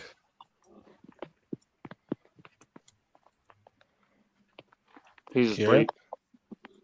Yep, he's sleeping. Sorry, I was muted. I was saying something really smart, and I was fucking muted. Oh, You better drink. Smart. Like the other, Is that like the other asteroid boys, coming? like the other boys were saying, honesty is the best policy, and you know. But I think Then why'd you just lie about saying something smart? that's a subjective. Smartness has objective fucking criteria, brother. Okay, no. Honesty can't repair everything because if I'll respond to the prompt, which by the way is a good prompt. If your wife said, "Why did you fuck my sister?" and you were honest and said because she was fucking hot and I was horny, that ain't gonna repair shit. Repair your That's soul. being honest, but it won't repair What shit. if it does? Well, I mean, that's only being honest does? if you wait. That's only being honest if you fucked her sister and she was hot, right? Yeah. Well, say she was, right? So Well, you yeah, fucked but your what if wife's it did sister. fix it, right? What if it did fix it? it? Like, oh, you know what? Then the wife was like, you know what? I better get to the gym. You're just Yeah, I get to let myself you're a go. mere And mortal, and I understand, and I will forgive you. What if it did? Right, so SpeakeaZy, you're advocating that to get your wife to lose weight, you should go and fuck her sister, right? No, That's not what he I said. am. No, he's not. How I is am. that the I am. entailment to that? What the fuck are you talking about? I am. I don't have any morals or ethics, so it's just straight hedonism over here, baby. Let me see. Where are we here? Wrath of Reason. I'm gonna say hell no, because how the hell is honesty gonna fix my car? It ain't gonna repair my car. That's fair. It's that you didn't work hard enough. Unless to you pay, teach honesty the how to fee use a wrench. fix it. well, if the mechanic, if the mechanic was honest with you and told you what's wrong, then you could fix it correctly. Yeah. No. Maybe you just weren't honest with yourself. Did you ever Maybe. think of There you that? go. That's why the car's broken. That's what I'm saying. That's what I'm saying, bro. Yeah, maybe you couldn't have avoided the oil light on your fucking. You shouldn't have put a band-aid over the low oil light on your fucking dashboard. If you turn the music up loud enough, all of the weird sounds go away. It's crazy. Yeah. Hey man, that's what I do in the semi. Just ignore it. Fuck. So what I would say about this, is that it can like begin repairing of everything, but it can't guarantee the repair of everything. Maybe not. Yeah, it's your best shot, but definitely a preventative measure. Yeah. And obviously, what I don't mean in a sense of like it can change reality or something like that, right? Obviously, You sound like Jordan Peterson. Well, I That's mean, like it could once you begin to lie, you bend the fabric of reality for your short-term hedonistic gains, but it'll come back because Dostoevsky said, "Okay." You trying to say big words, Karen? Are you trying to say big words? Huge words. Well, yeah, but I mean, there are. I mean, I said that I'm not making the claim that there are things that can't be repaired by honesty. I'm just saying there are things that honesty, even when coming forth and being honest about it, can't repair it. Yeah, it might not repair the destroy relationship, right? A friendship that's gone through some turmoil, whatever, over a bunch of fucking lies. That friend or that. Even the situation Kieran brought up, right? You and all that, and like, well, we're still not friends. That doesn't repair the relationship you had. Right, but even in the situation that Kieran brought up, the actual the honesty of confessing would be the beginning of rebuilding. That obviously wouldn't be the completion of it, but you would have to. You would have to be honest. It has to start with that. Well, but the argument on that is what are you repairing, right? Like if you're saying it repairs, trying to repair your trust. The point was the prompt said it repairs everything. Yeah. In which case, it would not repair the relationship between you and the other person that you lied to. No, that's true. I'm saying it can. It can be the beginning. Yeah, it totally could, but it doesn't always guarantee it. That's what in which case, you just conceded the prompt. No, it doesn't repair everything. What I think is important is with being honest, could you look yourself in the mirror with those actions? And I think that's what's the bigger importance. Could you look at yourself with those decisions and say, even though it wasn't right or that people maybe thought was wrong, but I know in my conscience what I did was right. Yeah. Okay. Yeah, and I think that's more. But I that think doesn't that's important. repair everything. Is the point? I don't see Right. how that. Yeah, no, I don't see how that does get what anything Jeremy's to. saying, yeah. I don't see how that does anything to go to the prompt though. Yeah. Right, but I'm not saying that repairs everything, but you can repair. You can only repair as much as you can. Some things are just beyond repair. Like, I can't repair my relationship with my ex because I said, hey, yeah, I cheated on you. I was honest, but that relationship is over. It's done. There's no mending or repairing that relationship. I agree, Well, and that's why you're repairing when the I path answered the to prompt, the future. when I answered the prompt, I went solely on the absolute. The prompt says everything, and there are some things that are beyond repair, regardless of honesty. Be honest and accept the fact that some stuff is just unmendable. And that's kind of why I went kind of silly with the reply. Like, yeah, I get what you're saying. Yeah, everything is too much of an ultimatum. How about this one then? For the last one, for the deep thoughts round, we're gonna start with Pseudo Master Chef. Is anger easier than grief? Is anger easier than grief? Yeah. Did you say yes? Yes. Okay. Okay. Yeah. Anger is a lot more temporary. Okay. Okay.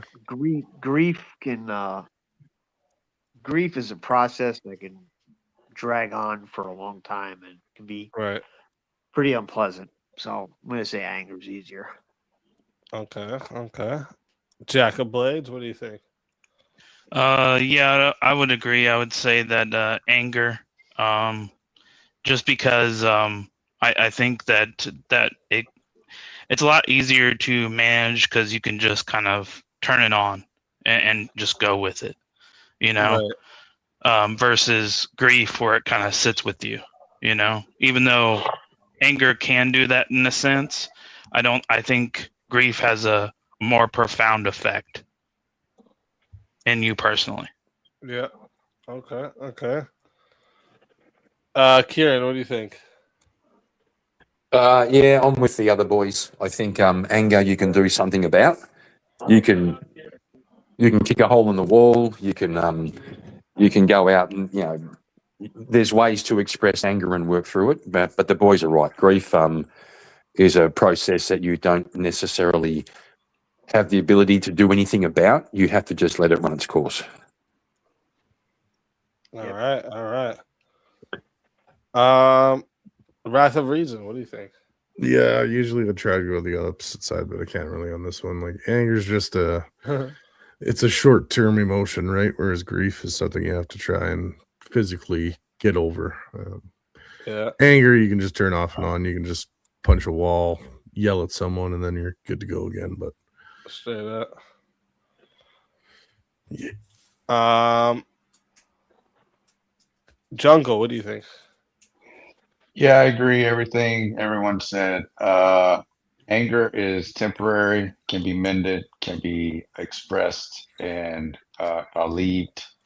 Grief is everlasting because you can overcome being angry at someone, but you cannot bring someone back from death. So you will always grieve. Yeah, and anger is part of grief too. It's like to some extent one of the, Shut up! You're ruining my fucking point. Sorry. Jeremy, what do you think? Yeah, I agree with everything everybody else has said, except for the I think the thing that Pseudo was trying to say, which is grief can cause anger. Okay. Yeah. That's fair. Well, if you said that if anger was one of the steps of going through grief, then it's underneath grief. Like you can work through the anger, but the grief is a longer process. Yes, absolutely. Yeah. Yeah. Okay. Rowdy. Yeah, I think I'm right there with that. That statement is the anger comes with it, but one of them is easier to push to the side. The other one is a little harder to deal with. Okay. Anger being easier to push to the side, grief being you a work anger out long of your term. Yeah. Okay. Daniel, what do you think? Unless you have like clinical problems with anger and you can't let that shit go, it would probably have to be anger. That's the easier one to let go. Grief is very long lasting. Yeah. What do you think, Tyler? I think anger is an outward expression. Grief is an internal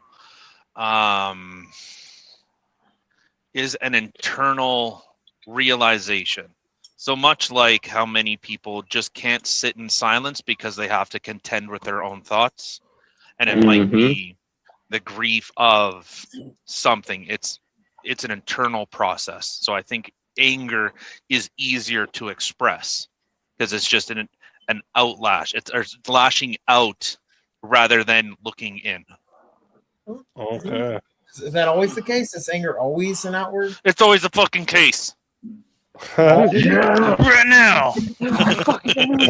I'll show you anger. I can talk from like personal experience. I used to be a very angry person. I held a lot of hatred towards a lot of people. Yeah. In general, yes, anger is usually it's now an outward fit of rage or action, whatnot. But sometimes you could literally just be angry and you just kind of shut down and sit there and stew on it, and that's not so outward. That's still an internal thing, but you get it out of your system really quick. It usually doesn't sit and linger for very long, and you don't get reminders of the things you're grieving over, like with anger. Anger usually there's a trigger that brings the anger. Not Yeah, not only that, anger make like you feel powerful with anger, right? Like anger makes you like you got something to fight, like you know, like some type of you're controlling what you're doing. Where like grief is kind of like you're kind of like sitting with a loss where you're like, fuck. Right? Like there's nothing, you know? Yeah. I view anger, especially when lashing out on anger, that's actually a loss of control. You're no longer in control with that. No. I'm saying it creates a sense of control because like you feel powerful, like you're angry, you know. I could agree with that, but I would say that it's that you are actually losing control. It can give you a sense of being in control. Right. I think ultimately you are actually out of control. Yes, exactly. It could be anger. Anger could be internal. It's not even. It doesn't even have to be lashing out. That's why I said it, right? Like anger.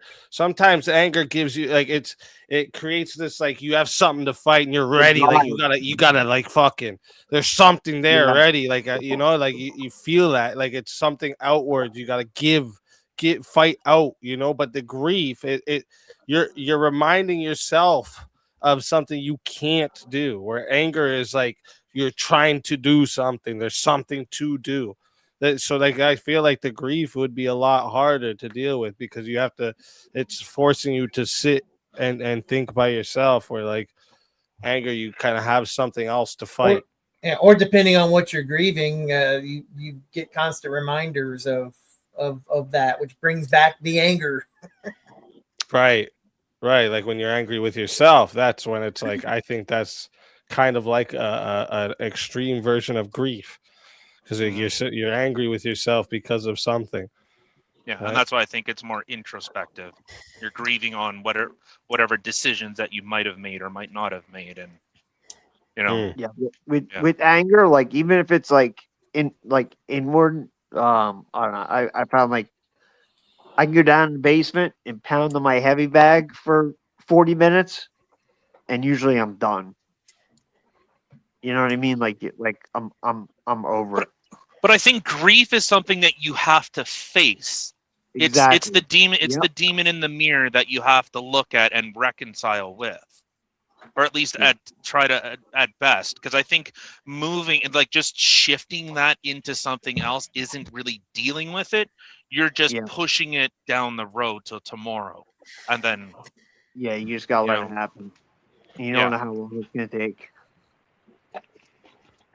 Yeah, and like there's like I know there's like certain psychologists that will like describe anger as like an emotion that actually is a response to something else, such as grief or fear or sadness, right?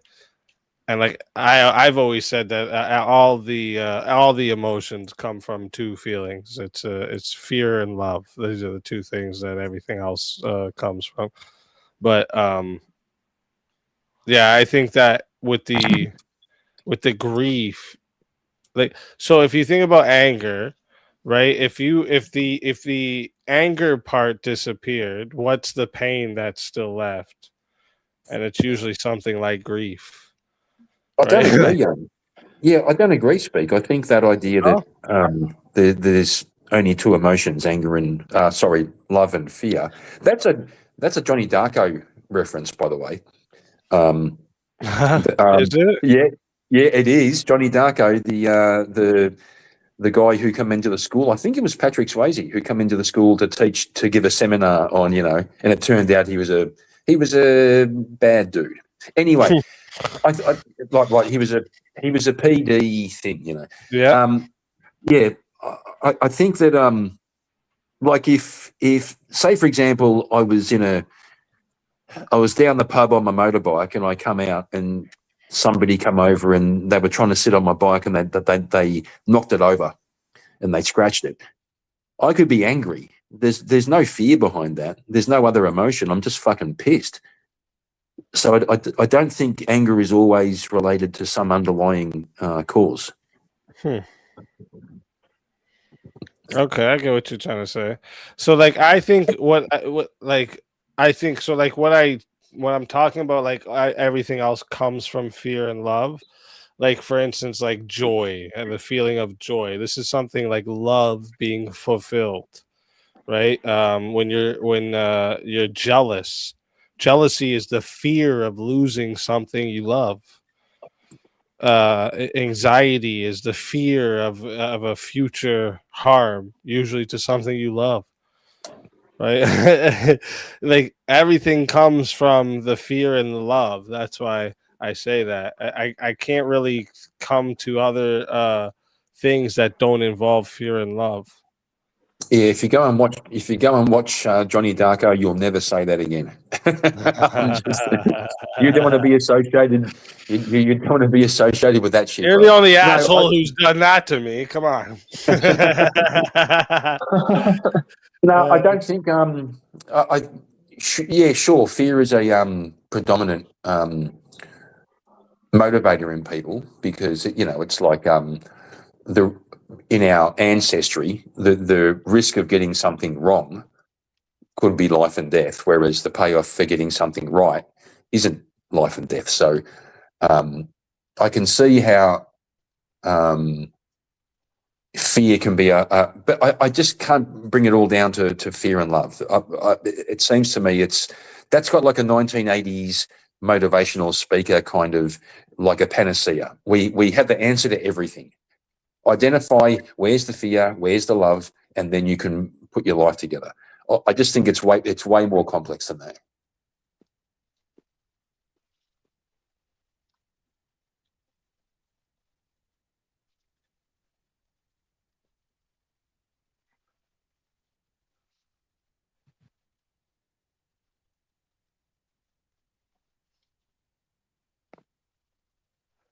Silence. I was wondering, was my fucking phone playing up? Oh, I'm fucking muted. Oh my gosh, of course. Drink again. Well, see, you did the fucking, who speaks the most thing. Now no one wants to fucking chime up. No, I was muted exactly what it that was. whole time. Oh, okay. Exactly what it was. Anyways, next round is the lightning round, okay? This is all questions for give 1 word or 1 sentence answers only. Okay. So we gotta just blow right through these ones. Pause. Oh, what? Oh, I was saying that's easy. Okay. So we're gonna start with we'll start with Jungle for this one. Read or watch? Watch. Jeremy? Watch. Rowdy? Watch. My name's Jared. I'm 19. I never learned how to read. Daniel? Watch, hands down. Tyler? Watch. Pseudo?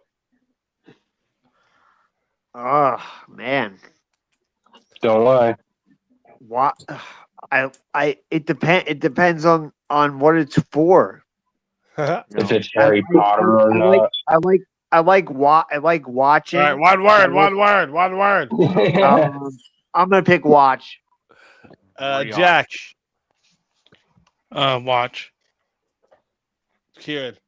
Dad. Read, because you can read a book or you can read behavior.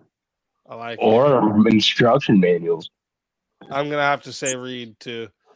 Although the true even though answer I is need false to do more of dichotomy. it, even though I need to do more of it. The true answer is false dichotomy because there's also listen. That's not. Ooh. Yeah, that's a weird one. Rich, What? this isn't a dichotomy. This is just a choice. Rich or wise?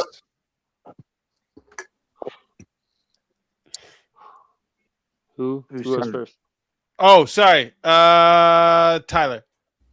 Wise. Pseudo. Wise. Jack. Wise. Kieran. Wise. Jungle. Rich, I can buy wisdom. I'm just Jeremy. kidding. Actually, I'm just kidding. My answer is wisdom. Jeremy. Yeah, wisdom. Oh shit, Rowdy. I'll go Rich. Okay, Daniel. I'd love to say wise, but I'm only gonna go for rich so I can provide for my family. Okay.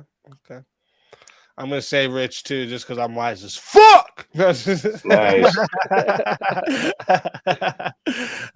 no, I picked Yeah, the wise. smart choice would have been to go for Rich. Yeah. Better be rich and dumb or wise and poor. We'll start this one with Kieran. Work alone or in a team? In a team. All right. Jack. Team. Pseudo. I'm a lone wolf. Work alone. Tyler. Work alone. You work with your wife. You're a team. I'm single. Anyway, work the fuck alone. One word and 1 sentence. Come on. Work alone. I like it. Rowdy. I'll go team effort. Teamwork makes the dream work. All right, hopefully. Or Jeremy, sorry. This one's tricky. I mean, I love the fact that I work alone on a team. So, I mean, it's sort of kind of makes sense. In Rust, we call that avarice. Yes. That's true. Where's he at? There's room up here. He was too much of a pussy to come on. He's working by Jungle. himself. That's exactly what I was about to say. Work solo in a team. Avarice all the way. Yeah. I'm gonna have to stand with my brother Avarice as well and say that I like to work alone on a team. 100%. I get that. Well, that's not a choice. Yes, well, it kind is. of reminds me. It Yes, is. It kind of reminds me. Kind of reminds me back in my day. Being the boss, motherfucker. No. It is the choice. It's not. It's not that it is a choice. It's the choice. Back in no crosstalk. No crosstalk. Can't help that you didn't see it. He says no crosstalk. All right. Last one for the lightning round. We're gonna start this one with Daniel. Old school or new school? Old school, baby. All right, Rowdy. I'm gonna say old school. Jeremy. Old school. Jack. Old school. Kieran. Old school represent. Jungle. New school. It's all about the kids. Gen Z, Gen Alpha. I tried to do the mixing thing again, and I think I fucked myself. You did. Jack. Yes, I'll Jack. answer again. I said old fuck. school. I did ask Jack. Wait, Jungle. You did ask Jungle. Yeah, I had a now you're just plan. guessing. Yeah, because I'm trying to go through the plan I had. I had a plan, and I fucked it all up. Get some Fuck! sleep, bro. All Get right, some we're sleep, starting bro. over. Starting over. Now, everyone, we're starting over for this one. Old school and new school, starting with Tyler. New school. Pseudo Master Chef, we have two of you. What the fuck is going on? You crazy. I don't know. I had some buffering, and then I had Old school or new school? Kick me out. Old school. Jack. Old school. Kieran. Old school. Unless we're talking about tattoos. So I do like new school tattoos. They are kind of cool. But old school for everything else. Yeah. Fair, Are you saying fair. pedos? I like it. Tattoos. Oh, what the hell? This fucking guy. Tattoos. Jungle. New school. It's a genuine question. Jeremy. Still old school. Rowdy. Old school still. And Daniel. I'll remain with my first answer, old school. I like it. I like it. Yeah, see, I try to do that every now and then. What I do is I plan the order ahead, and then I try to keep with it. I can't talk while I'm doing that, or else I fuck it all up. All right, now we are getting into the last What round about here, you? guys. What? Old school Oh, or new old school? school. Old school. Hell yeah, base. 100%. I'm yeah, I like a lot of old school shit. So now we are getting into the final round. Okay, this is the Save the World round. All right. So, excuse me. I want you all to imagine that the whole world has tuned in. Every single person on the planet right now has tuned in, and they're all listening to you, and they want to know. They have a question for you, okay? What should society slow down for? All right, and we're gonna start this one with Tyler. I think society should slow down on wanting to grow up so fast. We have a finite time on this world, and I think we should cherish the moments that we have or haven't yet created. And I think if we cherish those moments a lot more, I think life would be a lot more fulfilling.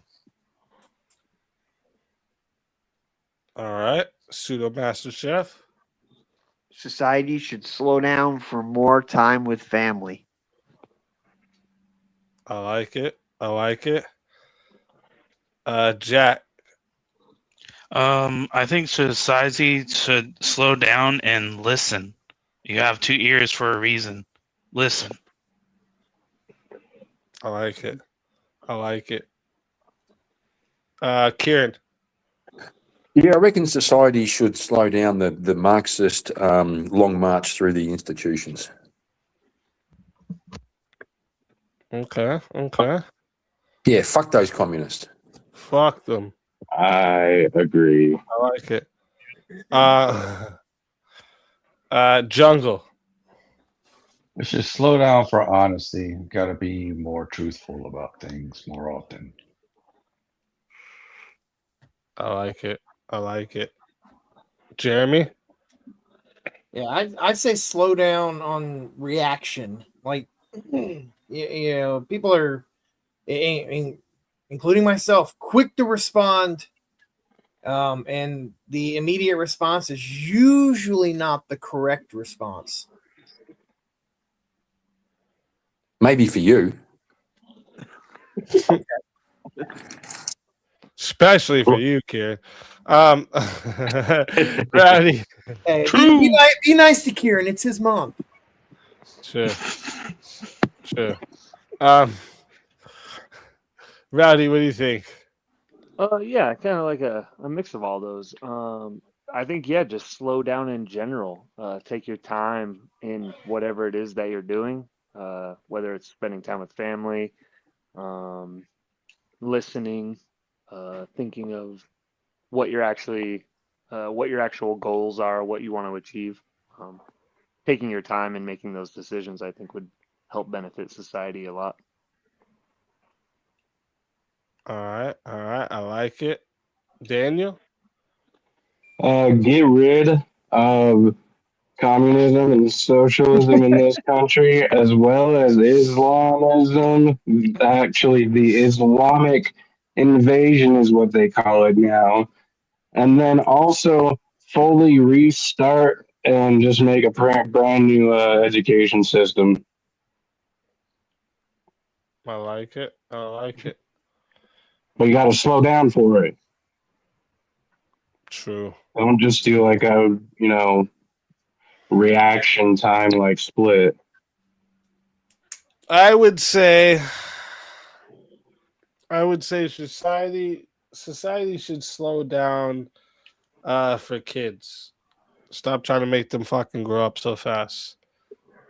All right, stop fucking trying to make all these kids experience shit they don't need to experience, learn about shit they don't need to be learning about. All of that. That's what we need to slow down. Let fucking kids be kids. Yeah, but Speak, don't you think Amen, brother. like a little bit of pushback? Don't you think back in the day when kids were like driving tractors when they were 8 years old and signing up for the army when they were 16? Like, I think we underestimate kids, and it seems like in America and probably here in Australia we have an elongated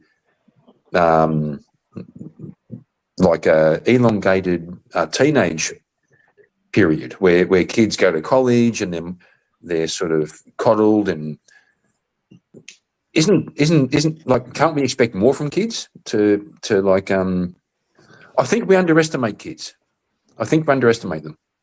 I'm looking at it like more along the lines like kids, like when they're say below the age of like 11, 12, like once my kid was like 15, 16, I'm like, and I didn't have to push it.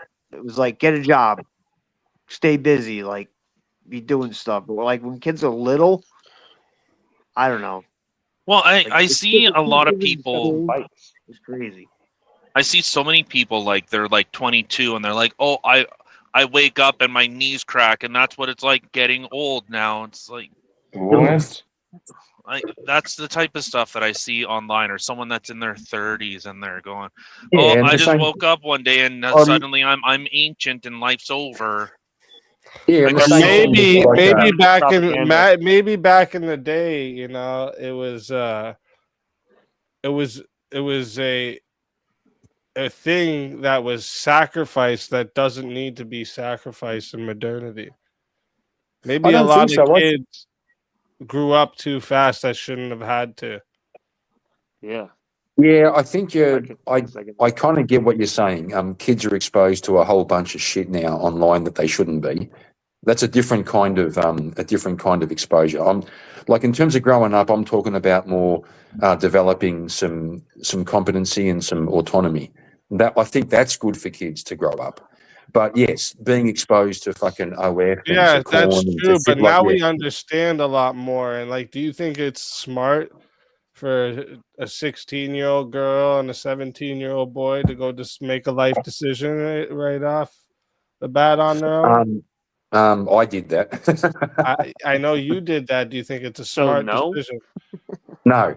No, I think that's what I'm saying. We realize now that, hey, maybe there was a lot of people getting married young, but maybe we should have, they should have had better guidance instead of just telling them, go fucking do that shit. You're good. Yeah, because if you go back they're like 2-3 years old now, you look at them and Their parents aren't even watching them. Like I saw it even like 15, 20 years ago. My daughter was little, like going to like soccer practice, and they're using tablets and cell phones to basically like take away the job of parenting. Yeah, no, that's true. Yep, But listen, this wasn't supposed to be a debate at the end, all right? This was a fucking. But I want to say shout out to everybody. Thank you all for participating in the hot seat. Same with everybody in the crowd. I see all your answers. That's awesome. Anyone who wants to stick around for after the outro of the hot seat to give their channel a shout out or whatever, you can stick around. We'll be back in a minute.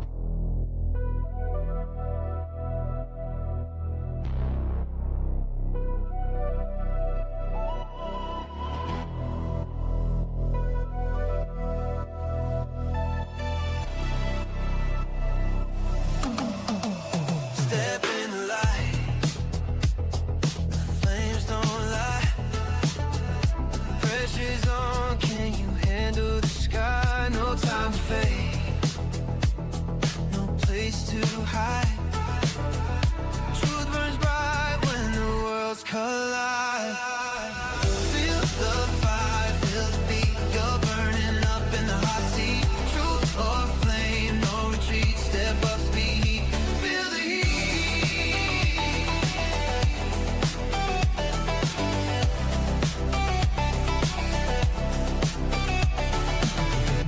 Clock's ticking, clock's dripping, lights so loud. One shot, one truth, make your words proud. Crowds leaning in, the moment sweet. Now show the world you can stand the heat.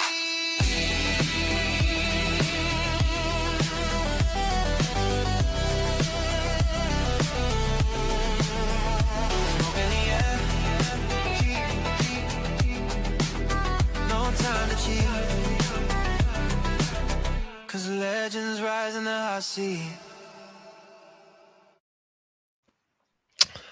Let's fucking go. Does anyone have anything they want to shout out? Anything you got coming up? Any channel, whatever you want to shout out? I just wanted to say thanks for having me up as always. And I wanted to say I had a question for Kieran. I think he's muted though. I don't know if he's there. Are you there, Kieran? Yeah. So you know my boy Teriak? Yeah. You fucking idiot. Fucking retard. Dude, he fucking got you, dude. He Don't got lie, you, dude. bro. Just let it, yeah, just let it ride, dude. Let it ride. Gotcha. It's not that impressive, really. Like it's, like it's a thing, but it's not that impressive. What was that first roast question? Someone who acts like they don't care, but really they do. They care the most. Fuck off. Get the fuck out of here. Got him. Ah, shit. Anyone else got anything? That's it. I was just gonna say the same thing. Thanks, Easy, for having me up. Thanks everybody else for not bullying me around. There's still time. Don't forget to don't count the days. Just make those days count. Okay. Yeah, I was gonna say the same thing. Like, thanks for having me up, and do whatever you can to spend time with your kids if you have them. I'm telling you, man, they grow up fast, and then they're adults and they're doing their own thing. Best thing I ever did was I said, fuck it. I dropped a bunch of money and fucking my kid graduated college. Said, fuck it. I'll take money out of my retirement and we'll go on a trip. And next day we get back, she gets a job. I'm like, thank God I did it. You know what I mean? Yeah. Like, they grow up fast, then they're gone. You better hope she still. You better hope she still likes you when you're old, because you've invested, right? Like you've invested your future, right? I listen. I was the only parent she had. I raised her on my own. Her mom passed away. Sorry to hear that. So I raised her on my own. Pretty much all she's ever known. So At the very least, she'll put me in a good nursing home. I'll say that, you know. But, yeah, everybody, thanks for having me up. Been fun as always, and thanks, SpeakeaZy, and y'all have a good night. You as well. Thank Later. you. Later. Speaker, I just want to say great night again. I always love the hot seat, I got to tell you. And Katie's always here laughing her fucking head off beside me. I finally got rid of the numbers on the end of my channel, so it's now just. It's just I claim. Fuck, it was a fucking job to claim my old channel back from 12 years ago. So yeah, it's Kieran Markin. I am planning on. I've been talking about it. Some more kind of structured content, some interviews. I've been working on the graphics in the background. Managed to download my old favorite software for $100, so I've been setting it up. So, you know, and I've plateaued. I've plateaued at 217 subscribers. I think YouTube's kind of shadow banning me because I play too many video clips. But I'm not even lying. Not even lying. It's my chat's fault. It happens. It's my chat's fault. Yeah, it's my chat's fault. They always fucking encourage me. So anyway, Speak. Great night again. Thanks, brother. Thank you for coming up.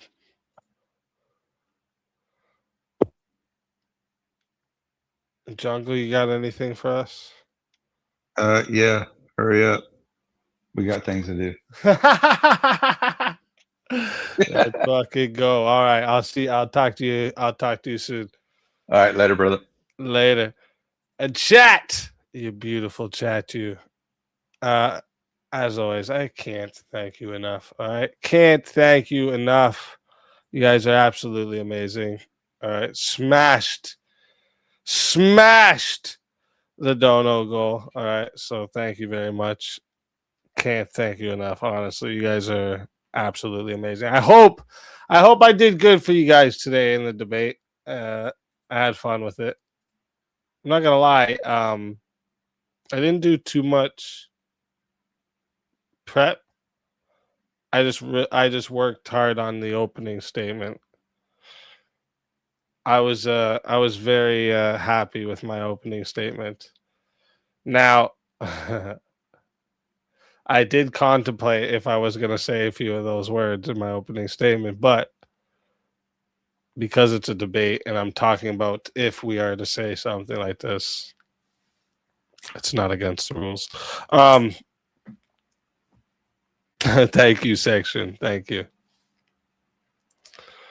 I appreciate that. Yeah, if you guys missed today's debate earlier, you go watch it. It's about an hour or so, I think, right? Or no, it's 2 hours. It's about 2 hours because we did go for more time after. I did forget about that. But yeah, I will be there. So it is supposed to be a Nora prep tomorrow, but the one I had planned for tomorrow is not working. I think I fucked up in scheduling. I think it's my fault. This is my fault, I'm pretty sure. When I told him to wait, I think he thought it was 2 weeks.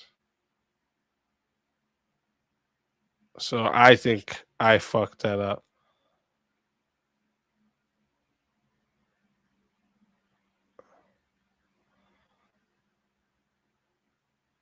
I think I fucked that up.